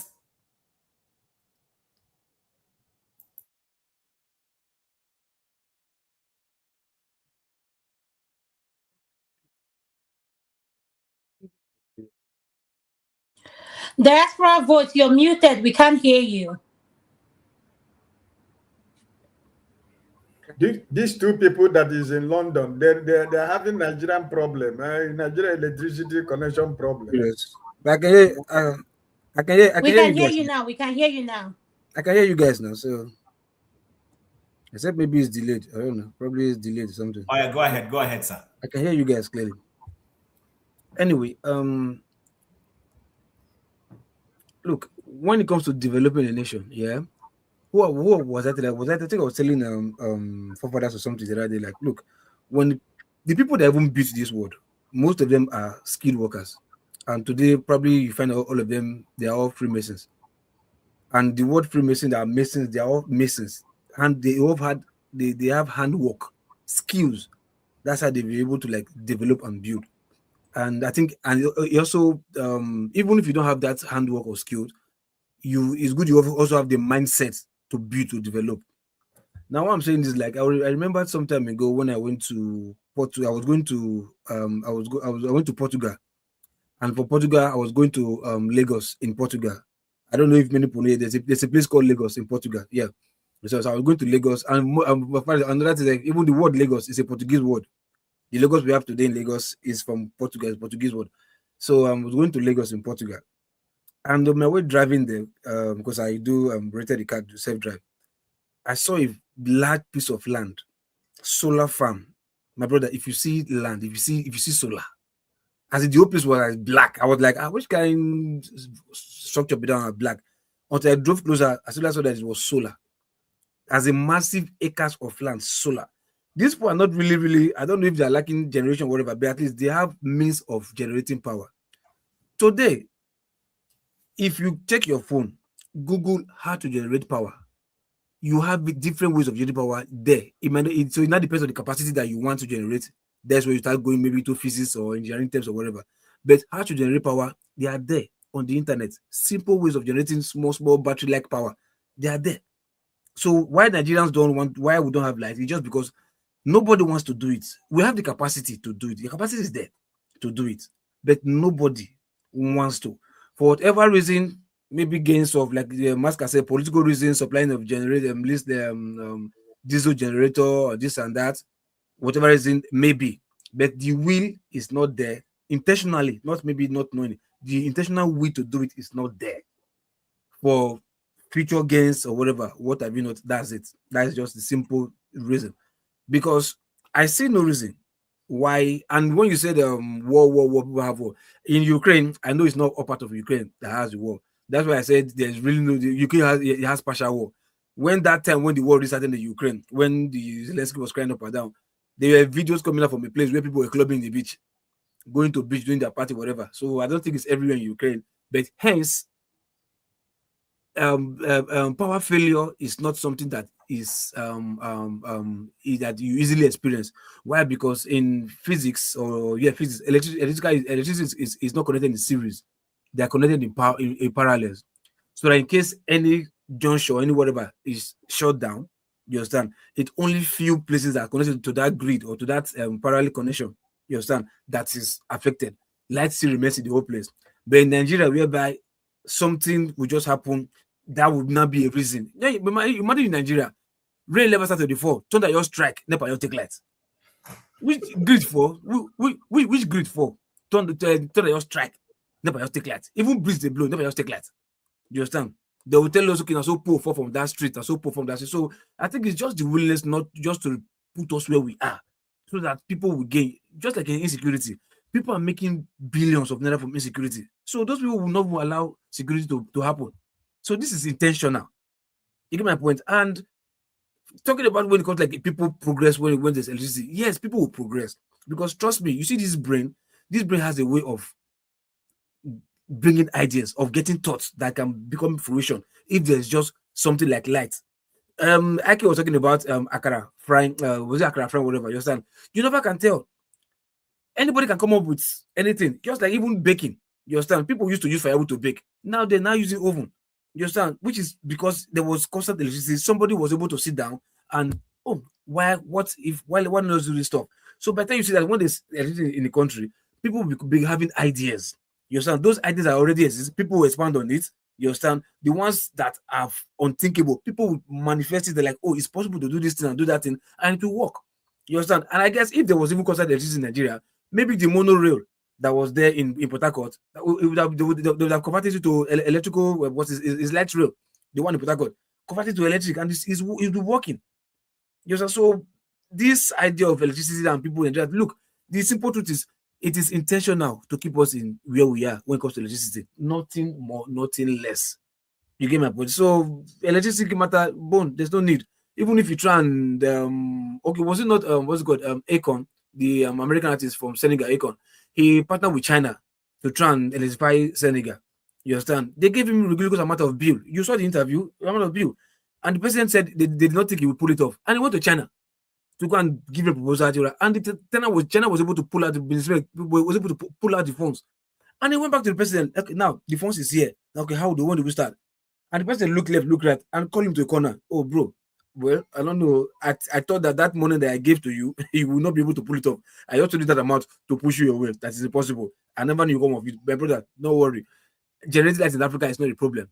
It is intentional for us to keep us in darkness or come where we are. So he now used one whatever and dismiss Akon, and that's why Akon left. That's why tomorrow they don't have whatever light they want to have in Senegal. So when it comes to African lighting up Africa, look, my brother, it's intentional. It's not a mistake. It's not a mistake. Sorry, diaspora local. That story was a true life story. He said it. Yeah, the interview. Check it. Akon talking about having light in Senegal. Check it. It's there on the internet. Akon. Okay. He said interview is there. Like he went to China to pull out the funds, and the president called him to like, no, like I told you that ridiculous amount. That must have been the former President Maki. I'll check when he did that interview. Cannot be this current young guy. No, but what Loco P is saying is true. No, This young guy, not his country, is recent, and he's doing it with or without the government. What Loco P is saying is so true. Truth. He said in the interview, but he said Google it, you see it, it's there. You know, so it's like I said, it's intentional because like it's not rocket science. Check your phone. Even if you're not a physician, for at least everybody that has gone that this physics will definitely know what I'm talking is true. Honorary bicycle, those days, those white our forefathers used to go to farm. There's a bulb there. What power is it? No battery. It's called dynamo. Once you put a motor and you rotate that motor, it will generate electricity. That small device is attached to the back tire of a bicycle those days. Once you are powering the bicycle, it will be bringing light, headlight. That's what our forefathers, the kind of headlights that are using our bicycle, to go to the farm. That is come from dynamo. Physics easy. You can do and another thing too. And by peradventure, the experience I had with working in Port Harcourt, Indorama, there's 2 power plants there. 2. They don't use it. 2 power plants that can power Bayelsa and Rivers without blinking lights. It's inside Indorama. I think they'll say there's one in the Port Harcourt refinery, but I don't know how. But the one I went for to study. Okay, so Loco P, my question for you is that with everything you are saying, why do you think we are not doing it? What will you say is holding us, people, from doing what the person you name, and I agree with everything you said about him, is doing? Why are our people not doing it? Why would you say? first thing first, one, look, is they say, is it Mussolini or Mussolini? Yeah, or Hitler. Like when you tell a lie over and over and over and over, it gets to a point, it becomes the truth. So that's how psychology works. In psychology, when you have a behavioral pattern of doing things, at the point in time, it becomes a norm, like it's normal. Like it becomes, yes, that is how our father used to do it. But because you surround yourself with this lie for long, build your walls around this lie, and you are living in it, that's psychological. You're a doctor now, psychological, you become part of it. You begin to manifest it. Now, in that same drama, I remember when they first came, they said they are going to it was 3 communities: Akpajo, LMM, and Obigbo in Port Harcourt. Those 3 places, they said, I think they are in the drama, as it is taking part of that 3 of their lands. You understand, Akpajo community, whatever. So they said they're going to Elele1, something like that. So when they came, they said they will power that community, those 3 places, where the 247 electricity, the whole roads, build them nursery, primary, and secondary, and they're going to make it free of charge for those people. That was the proposal when they were coming, and everybody was jubilating. Now, brother, guess what happened after the meeting left there? Chiefs, so-called the manager boys of those bastards you left, chiefs went to negotiate with them. We know our problem. Give us the money. We know our problem. This and that. And they started threatening, this violence element, threatening, this is our land, our land, our land, this and that. And trust India man. When India man will know one problem. Okay, no problem. You take your money, and okay, will you give us money? Okay, and you keep part of the money, and that money you'll be paying all our community people, as in there will be entitlement to work, and a certain amount you'll be paid to us, as in like to assist the people or the community youth or whatever. And they agreed. You understand? And they give them the money, and they give them stipends. Each people give them stipends, and they give them the money. Many of them took the money, went straight to Abuja to build house. Till tomorrow, darkness, bad road, no school, no nothing in that 3 communities in Port Harcourt till today. You understand? So when the people decide to like, okay, give us money, what to do, it's a people thing. It's a people thing. Let me give you an example. This little thing that happened with VDM and that girl in what's it called, Aoda. It's almost the same thing. That girl that called that local government chairman, you saw the king came up with the place, was blaming the girl. Blaming the girl, not even thinking like, Oga, not be loud. You said you were the one who brought the school to that place, and you are still the king. The school be like that. A girl complained. You are even chastising the girl in public, like you are. So that mentality, imagine that is a small community. They talk about a larger community. Okay. It's just about they believe like that for years. It's not part of them, and they don't even know. They don't know. All right, Lokopi, let's move on. Also, I want to bring you in before I bring Dexter. So you've heard what everybody has been saying on electricity and all that. Why are we not able to generate electricity? The place where you day, power not a break unless there is a major challenge. Maybe there is a tornado. I'm sorry, Tim. I'm sorry, Tim. So please, just use file. And I told you that in the Rama, yeah, we have 2 power plants there that can generate light for both Bayelsa and Rivers State, no blinking. You see those 2 when we are building the fertilizer plants for ammonia. You understand? So that they can be a chemical because they have raw ammonia from that Indorama. Yeah, we had to build artificial dam inside Indorama to generate light to power that new plant, fertilizer plant inside Indorama. Build artificial dam there. Just a small artificial dam, just to roll something, just to roll one of those rotator and generate to power that plant inside Indorama. There's no river in that place, no river close to that place. Okay. But artificial dam had to happen to generate something. So, like I said, it is there to generate. Nobody wants to do it. All right, and thank you for saying that. So, also, I lived inside Shell camp in Port Harcourt between 1996 or thereabout. And even when there's darkness all over the city of Port Harcourt, inside Shell camp, there is always light. I don't know if Shell camp still exists. No, give me by your calculation. See them. So, also. No, Tim, what you just said, 1990, this thing, and 2026, that's how many years ago? It doesn't matter. Even that time, there was darkness. So the point I'm making is Shell camp, this is Shell, has a camp where its employees live. They have constant electricity 247 inside shell camp. So but you the guys have been larger- practicing this thing Aso Rock is doing in Abuja. So No, it's not that's not. today. No. Hold on. No, now. it's okay. You have said it now. It's okay. So we've had No, the point. No, It's hold not on. solar. Hold on. I don't want us to derail. Just listen to what I'm saying. NNPC and any of those oil companies used to have what they call JVC, joint venture agreement. Now, part of that agreement is that when they generate money, they will give a percentage to NNPC. These shell people take part of their own money to run the little facility they own. They have over maybe about, if I don't know how, maybe I don't want to exaggerate, maybe slightly under 1,000 households that live inside shell camp. Probably about 500. Their chief executive and other people, they all live inside this place in Rumukrushi. Thank you for that person who posted this thing. In Rumukrushi. I've lived there. I've seen it. This is way back in the 1990s. This is when there's no electricity in the entire Port Harcourt. Inside shell camp, there is light. So why is it difficult living up from where Local P just finished? Why are we not able to generate electricity? Is it intentional? Yes, I think that's why I agree with Local P, because it's not longer rocket science to generate electricity.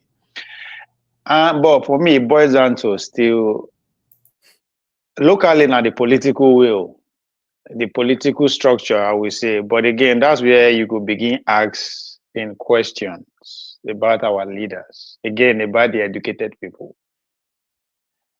And those way they thought they will move from consumption to production. Do they really mean it? Do they really know what industrialization is? Because it's just like Jimmy goes, man, I want to build my house. Now me go build them. I say, I no go buy a house. The money, I will start from the scratch, designer. But you left out the foundation. So how do you ask what they stand? Right? So even if we provide to find a way to do the foundation, is that temporary or you are spending more? So our leaders don't really want us to industrialize. It's also tied with the danger of the superpower. I'm not mind with that. If I be superpower, I know we allow you to develop for my own benefit. Right? So the local elite, there's no political will, and then that's why you call the ask. Do they? I'm not surprised because they don't have national agenda. So is it that they know what we don't know regarding the future, that the country is not going to continue like this? Because it doesn't make sense.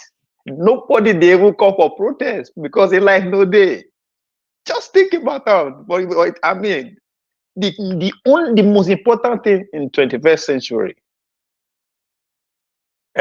we don't get that, but nobody take up as even a campaign slogan.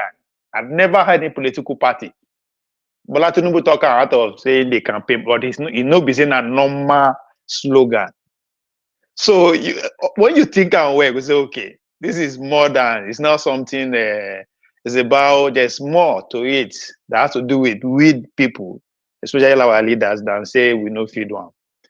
Because, and it's going to be difficult. I don't even know how it will happen unless we destroy the system. Because when this thing they government hand, now government now go electrify the country from the capital to the rural states for the local government. This is not government project anywhere in the world before you go hand over to private. But guess what? Buhari, that one now the parting gift be that. It took it out from the exclusive leave and give it to the private. Guess people will buy them. The $multi-dollar, the Lumelu and friends. Now then they in charge of electricity now. And as you start from the beginning, Bola Tinubu wants to give them 3.6 trillion. And when I say you no go win election, haba, come on now. No, but those people do the financing of his former election, not talk of now.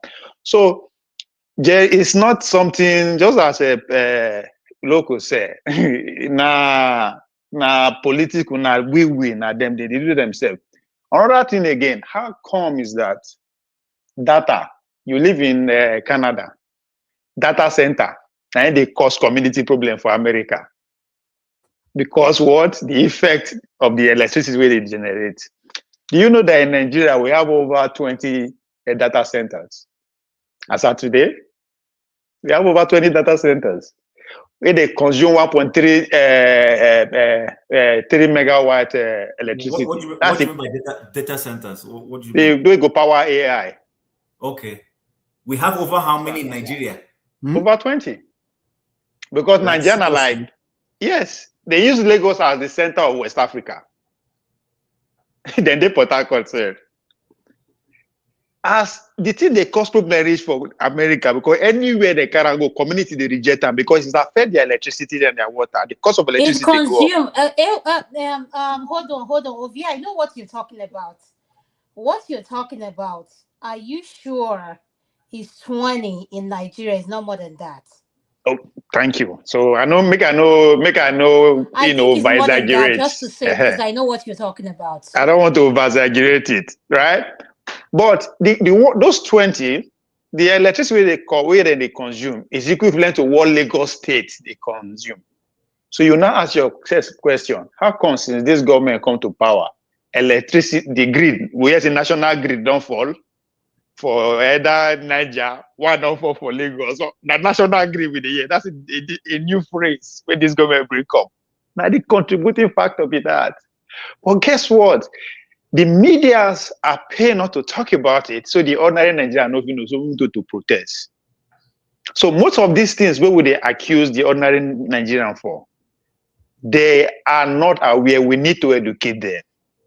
Now the job of those where they look for power, now them will need to educate people to actually know how to take action in this complex system that we are practicing. It's overwhelming to the average Nigerian, information everywhere and there. So if there's no deliberate action to educate the people, to organize the people, to destroy this system, it is too late because, as Loco said, people where they benefit from this darkness, they will sponsor government. Our government system is for sale. It doesn't matter how you do an a bag, they make them, they bring them to power. So people will sponsor them, they will always make policy that will favor them. So that's why you are seeing this 3-point-something trillion at the eve of an election. Nobody say they won't send and go abroad, though. They won't give out to Nigerians. See, now debt, they won't pay. Debt of what? So it is crazy. Then my last point, I changed my name to my village also for a reason. Because this idea of say tribal, whatever, and be a problem. Also now one village, only one. When I say only one, no other village they share anything with us. Not language. No, we only us they speak our language. We are when not you finish, to, please tell us who your governor is, please. we are not up to 20,000 people in the whole population, home and abroad. I go argue dead and alive, safe. Right? But guess what? Since when the Benin Empire was invaded, right? That's one village. We begin get problem. We know they see eye to eye. We marry ourselves. My mama is from one, because now 4 quarters, we just say ourselves. In a small village, you know, busy now, but we get 4 quarters. My mama is from one side, my father is from one side. We fight ourselves. We carry guns. Why? Because of leadership. Before the invasion, those 4 quarters, they get their own kingship, king differently. Then within the 4, they will come select the eldest to be the king of the whole town. That's how they rotate and peacefully they come. So as they invade the Benin Empire, where the British people come because of tax treason, they say this is not nonsense. They want to make it effective. Now they empower one person. So when that one die, in some say now go continue, and that is the beginning of our coexistence in peace. For the past 50 years, we know we live in the same place. So we see they go the same church, the same market. We know they fight ourselves. We see everything seems together. Ovia, I have a question for you. Who is your governor? Monday Paholo. Okay, thank you. That's all I need to know. Yeah, that's why I say government is for sale. People will get money and then buy and put on there. If you don't like it, donate money, buy and put your own there. That's the system. That's the structure that I talk about. That until we destroy the structure, it don't pass. Or we never reach level where we will practice this kind of system. We will open up for competition. Okay. Right? And the competition is for sale. Which is one easiest way Nine Local just described. One way to sell part of government, to buy government with that. Thank you. All right. Dexter, are you there? Yeah, so you've had the conversation on electricity. We started earlier on. We started talking about ethnicity and religion, and we're ending on electricity. We've spent 4 hours going to 5, and I don't want us to do that. So, what's your take on this whole thing? Why is it difficult for Nigeria to have steady power supply? Thank you, Chin, and everybody. I've been listening in the background throughout. First of all, I think we are simplifying it. We are simplifying it too quickly. Power generation is one thing. Power transmission is another thing. Power distribution is another thing. So I heard what Loco is saying. He's talking about power generation. That's the easiest part. That's the easiest part in a grid system. So if you want to, example, just take geometric power in Abia State. It took roughly he's covering only like 10 communities, and he has been there for close to, I think, almost 12 years now. It's not as easy as we put it. So you can buy a gas turbine. You can buy the gas turbines for generation. You can say, okay, you build dams, for generation. You can install a solar farm for generation. But then you have to distribute it. You have to transmit it. First of all, you have to transmit it. You have to distribute it.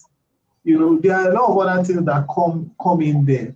Now, one of the problems we have also is the same way we are trying to approach it. You see, in Nigeria, in Africa, we have a lack of, we don't have the penchant for detailed work, for doing something very detailed to precision. We have not generated that culture yet. That's why we are even still looking at, it will just be straightforward. Our national grid assets is comatose, whether we like it or not. That's the truth. So you have a national grid that was probably most likely set up in the 70s. Your standard power cables today, standard power cables that are made by Nexans, NKT. Hold on, Dexter, hold on, sorry. I don't know what it is. Dexter, what did they talk? Wait, hold on now. Hold on. Dexter. Nigeria is not the only country where we have those things, and those things are always up for renewal and maintenance. So why can't we maintain it or change them so that we can produce better of electricity? Because you guys don't like paying your debt. I can answer that without him saying anything. You guys like contracting everything, but you guys have a history of owing. You don't like paying. If you have a history of payments, so they can do anything without you saying anything. You guys don't like paying. So let's say the way it is. Chin, let's not play as if we don't know what's happening. So the average lifespan for a power cable, in fact, let me tell you, I contacted there's the leading power cable manufacturer in Nigeria. I think they're based in Ogun State. I contacted them. Their cables have only a 1-year warranty, 1 year. But in Europe, Japan, China, America, their power cables give you a 40 years lifespan. So just imagine that's what was installed in Nigeria, a 40 years lifespan.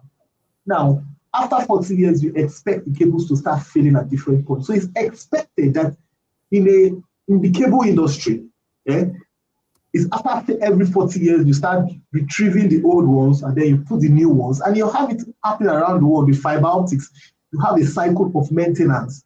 Now, like I started in the beginning, Nigeria, we don't have a penchant for detailed work.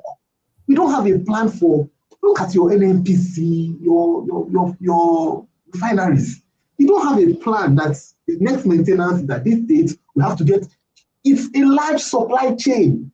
You have to do procurement, you do planning, procurement, installation. In Nigeria, somebody will eat that money. That's what will happen. So what happens in Nigeria, like, okay, you want to do installation. So what we like in Nigeria is, like the way Tinubu has come out and said, I'm giving you 3 trillion. We like that. Oh, I'm installing this, I'm buying a generating plant. Oh, we are now generating 255 or 2,000 megawatts. Fine. How are you going to transmit it? How are you going to distribute it? How you going to get it metered? The whole plan for that system is not one. And then when you do that once, you are now supposed to, it will become a cycle so that the whole system can run. We don't do that in Nigeria. That's the reason why you have people pay an estimated bill. Because, okay, how is it? Look, if in Nigeria today, if like Loco was saying, rain falls, transformer blows. Why? One of the reasons is this. So Nigeria had a population it's not true, huh? It's not true. What blows transformer is overloading? Loco, it's true. Let me tell you why. It's not true. What blows transformer is overloading? It's not true. Don't worry. See, let me tell you what happens in Nigeria. When I was even in university, I went to distribution stations. I walked to the community where I lived. I was one of the reasons why they used to give them lights, because I used to interrogate them. Let me tell you what happens, Loco. It's not like transformer. Let me tell you what happens many times. Now, before you install a transformer in the community, you have to know what is the average load that community is generating. Nigeria, do we have a proper metering system? People just, so let's assume that the load that community takes, maybe that community needs maybe 25 megawatts. Let's just say 25 megawatts. They install a transformer that can do 35 megawatts. Within 6 months, people would have moved in there. They will not take. They won't give any. Bring in more transformers. Wait, no, but Loco P, that's not how it works. Loco P, you're not listening to what Dexter is saying. How can you not maintain? Hold on, Dexter. You can't maintain what you bought, and you're requesting for more to be delivered to you, and you're still owing on those things you bought. So based on what should they deliver more goods to you? Adama, transformer belongs to the government, not the people. So when you say you cannot maintain, it's the government that supplies transformer, the government that do the maintenance, and the government that. I'm telling you, Loco P, they don't do the maintenance. If they don't do it, that is their fault. Not because they don't do so. Somebody they don't want to do it. You understand? Because there's no more transformer to be distributed. Let's move away. Well, hold on, Dexter, please wait. I have to take. I'm working, and that's why you see me coming in and out of my camera, because I'm dealing. Loco, please, let's be logical when we're having this conversation. If you buy something, there's something called Home Depot where I live in the diaspora America. Yes. When you go and buy a lawnmower, you buy a warranty for that lawnmower. And if that lawnmower you get home, something is not working, there's something called 30 days exchange based on what you bought on that receipt. The problem with Nigeria is when you go to buy that lawnmower, this is a hypothetical situation I'm saying. You're not paying the full price on that lawnmower. You guys are sometimes you guys don't even pay half of the price of the lawnmower. So how should I maintain? Understand what I'm going to say? I'm sorry. Who is the who that is paying? Is it? I'm talking about the government. Okay. I'm not talking about the people, because the people don't know when these things are happening. Okay. You're not paying the price. And when these people come back and you see things we are using in Nigeria, things that other countries have left behind, they always give us the leftovers. We are behind. And when you come back and you say, I want the maintenance on this transformer you bought 5 years ago, people are using 2026 transformers. And the part for the one you bought, which you've not paid off, cost more to maintain for the 2026. Make it make sense. Why should I maintain your transformer and you've not finished paying, but you want the latest transformer? It doesn't make sense. Adama, you see, I know Nigeria is having issues, but trust me, we have technicians, brilliant technicians that fix transformer. As in A1, not like you say you buy transformer, you are now asking people abroad to come on. The people that fix and repair transformer, refurbish transformer, they're in Nigerians. Black Loco, we need to move forward. I want Dexter to black finish. People. No, black can people. make a so comment. We can refurbish transformer. What Dexter is talking about here is easy. Look, my brother, he's like community planning. Loco, wait. I wanted to address you. You are not addressing my point. Please listen to what I'm saying. Loco, the point that Dexter, just 2 minutes, please, so that Chinonye can talk. The point that the load increases. Is there a proper metering system in Nigeria? What I was trying to tell you that they install a transformer that is 35 megawatts within a 6 months period. The requirement in that area becomes 60 megawatts. There is no metering system. There's no system in Nigeria where we are taking statistics. What is the load usage in this area where we have done this? How you start to get to know about that is that there's now become a trip system, whereby when they try to load the place, there's a trip back. And then that's when they'll say, oh, your transformer is underloaded. So my point is that it's not the way you're making it, you're just trying to solve one. It is a grid system. It's not just one. And Dexter, I'm supporting you. We are always behind. We always buy the leftover. Ask Dexter, if you build house in a new development, the electric pole that you are tapping from, who is the solid electric pole? Is it you or NEPA? 90% of the time it's you in Nigeria. No. Good. That one is done because hold on, my brother. Listen. Yeah. Ideally, when you build a house, and you understand, before they give you meter, you understand, you can't tell NEPA that I've built this house and this and that. They will come inspect your house. They can do just estimate like plus or minus what the kind of load you carry by the number of points, sockets, and lights that you have. Yeah, they will check number of points you have and just give you average, not overloading. Then as you tell them, they give you 30 days, they come and install meter in your house. But before you take that electric pole, that 2 naked wire, and come and put in your house and supply whatever, in fuse. You understand? They know. They are the ones who do the installation. Sorry. 1 minute because I have to run. No, but what you're doing is not right. Please let me say what. Dexter, hold on. I want to understand where Locopi is coming from. Locopi is trying to say that what the government. I'm not understanding what he's saying. I see where Dexter is coming from, and I agree with him. Locopi, what is your point? That's where I want to understand. Okay, hold on, Locopi. Sorry, hold on. Please, just hold on. I want this gentleman to talk. He's been here, and we haven't allowed him to talk. Please. Oh, who is the gentleman? Is this Nagoram? Please, let Nagoram wait. Let the Locopi. They are all in the same place. Please, I beg. Let Locopi answer the question. Well done. Let Locopi he will come back to your question. I want the gentleman to talk. Please, Chinayam, go ahead.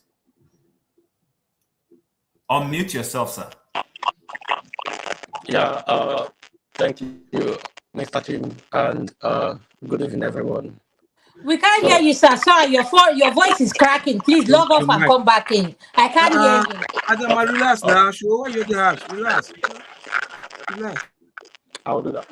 Your mic. I think your mic is like... Your mic is horrible. Your mic, yeah.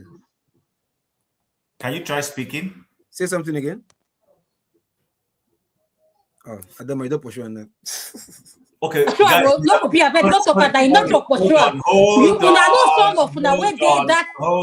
hold on. Listen, we have spent 5 hours on this, so I want us to quickly, in the next 15 minutes, do this. I'll shut this thing down, please. Dexter, finish your thoughts, and then anybody who can make a comment can make the comment, and then we go. Yeah, Chim. So what I'm saying is, I know Locopi is trying to foster solutions, but don't oversimplify it. He's talking about you are trying to place. It's more like in a standardized system. But the system in Nigeria is clearly on governed spaces. It's not standardized. The example, he said, "Oh, if you are putting up your house, you need poles." So let us hypothetically say that I'm moving into an area. I'm the first person moving into an area. Yes. And I'm putting poles. I put poles, maybe 10 poles. NEPA puts 10 poles, and they get the metering for my house. I'm the first person that moves in there. Maybe they put a transformer for me. They assume that, okay, what I'm going to be using there, 1 megawatt. Within a space of 6 months, other people moving. Those people will not report. They'll get the local electrician. They'll get the local electrician to tap into the line. They're not going to report to the NEPA. The authorities don't call. That's a crime being committed. Hold on. They will not, let me tell you the truth, that they don't call electrician sometimes, but they do call NEPA staff to come and help them to fix it, which is not supposed to be. I'm just telling you, at this situation, that's how it's supposed to be. But look, we both know. Let's not put an idealistic thing on a realistic thing we know. So that you are talking idealistically. This is how it's supposed to be. But it will solve the problem. That's why I said it's unintentional. They are deliberately unintentional. Yes, that's what I'm saying. Okay, guys. I need to go. Chinayam, is your volume good? You're going to be the last speaker. I can't hear you. I'm not sure. Am I coming across clear? There is this. Are you using the headset? Sorry, maybe Wait, I could use hold on. Are you using a headset? No. Your volume is horrible. You're very bad. Try headset. Try headset. Is your mic on the computer? There is even no need for that. Look, guys, I need to run. I have an appointment. It's been a wonderful conversation. We've been on this since 2 p.m. New York time. The whole idea was to link how electricity. Sir, please, what do you mean you need to run? I've not given my own opinion. Everybody just spoke. I didn't say anything. I don't understand. What are you saying? You need to run based on what? What do backstage, Mr. Tim? Adama, good for you. You see, So you didn't allow us to speak to you and then go away. So go away. No, I've not said anything now. I'm just pushing back on their question. What are you saying? You need to run. I've not said anything. Okay. All right. Go ahead and say Thank you. Hey. Thank you very much. I just want to say, everything Desta said, he spoke my mind. And Lokopi spoke my mind as well. Then why do you still need to speak? And yes, all of you spoke my mind. The truth is, in order for us to get where we're going, we need electricity. Nothing gets done in darkness. Darkness makes you become depressed. Anything you want to think about. And for the people in the comment section, I don't care what your comment is. You don't need to like it. If you don't like my comment, come in the stage and push back on what I'm saying. That's your business. So, yes, I agree with everything Dexter said and everything Maska said, including tonight. I can't believe I'm agreeing with tonight. I think I've been walking too much. I can't even think straight, but it's okay. But the truth is, in order for us now only my governor, I agree with. Of you, stop this thing where you do. You see, let's stop me. Let me just keep quiet. In order for us to get to where we are going, we need electricity. And Africa is not, Nigeria specifically is not where we are. And for those people that were saying, oh, Adama, what you're saying, Uncle, when Chris was talking, when you go to the hospital, when they ask you a question, ethnicity and your race is two different things. Your race is, are you a black or a Caucasian person? Mean, are you black or white? Race means ethnicity. Are you Calabar, Uyo, Hausa, or whatever? And I just want to tell you guys, maybe I'm wrong and I'm willing to learn. I don't think there's any medical facility in Nigeria where you come in for a medical emergency will ask you what your ethnicity is. They will ask for your race, which is the basic in every medical organization. Because guess what? When you get blood donated to you, the blood given to you is not based on your ethnicity. They are not giving you that blood based on that you are Calabar or you are Hausa or you are Iyo. So let's stop that. And in order for you to get that blood in a pump that we use, you need electricity. So yes, I agree with everything. This topic is something I would have loved to speak more out of, but since the moderator is in a rush and needs to go somewhere, no, if you see, even forget I was here. If you want it's to okay, moderate, please don't apologize. I understand. It's okay. Okay, but if you want to moderate, because there is Ify trying to join, I have a medical appointment. Each week can join and you people can continue. Since you have access to this thing. Otherwise, yes, please let's join because if you, my sister, I need to hear her voice. All right, so please end this segment. No, before you end, create a part 2 and let's start this part 2. I can create the part 2 if you don't want me to. Okay, let me go backstage. Go ahead and create the part. Go ahead and create the part 2 and I'll come in with the part 2. All right, go ahead and create a part 2 so that people can join in. But guys, thank you very much for joining us. It's been fantastic. The whole idea was to see how this, what I call the 3 twin evils, are affecting Nigeria's development. So a part 2 is going to be created. If I come back and you people are still on, I'll join you. All right. I appreciate conversation and yes, I am going to do that. I want to thank all the people who have supported us today. First and foremost, I want to thank T-League. I also want to thank Oriako Tokwe.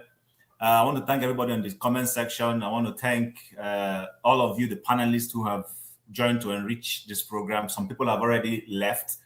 So, but I can't start mentioning all your names. So Ify, incidentally, you would have to wait for the next one to be created, and then you would join them in that show. All with that being said, to all those who have helped make the show a success, to the producers and everybody else, thank you very much, and enjoy the rest of what is today called Easter Monday. Bye. Thank you so much for watching. Thank you. Have you subscribed? Yes, you. Have you subscribed? You. Yeah, before you go, click. It's free. Click. Just that's it. Have you subscribed? You are laughing. Have you subscribed? Have you subscribed? Thank you. Thank you. Thank you. Hey, madam, thank you so much. I can see you. I can see you. We have to get to 100,000 subscribers. By the end of the year, how are we going to do that if you don't subscribe? Yes, you. Yes, you're about to click off. Why? Have you subscribed? It's free. If you don't, ask your son, ask your daughter how to. Just one click. Thank you. Thank you. I see you. Aha. Thank you.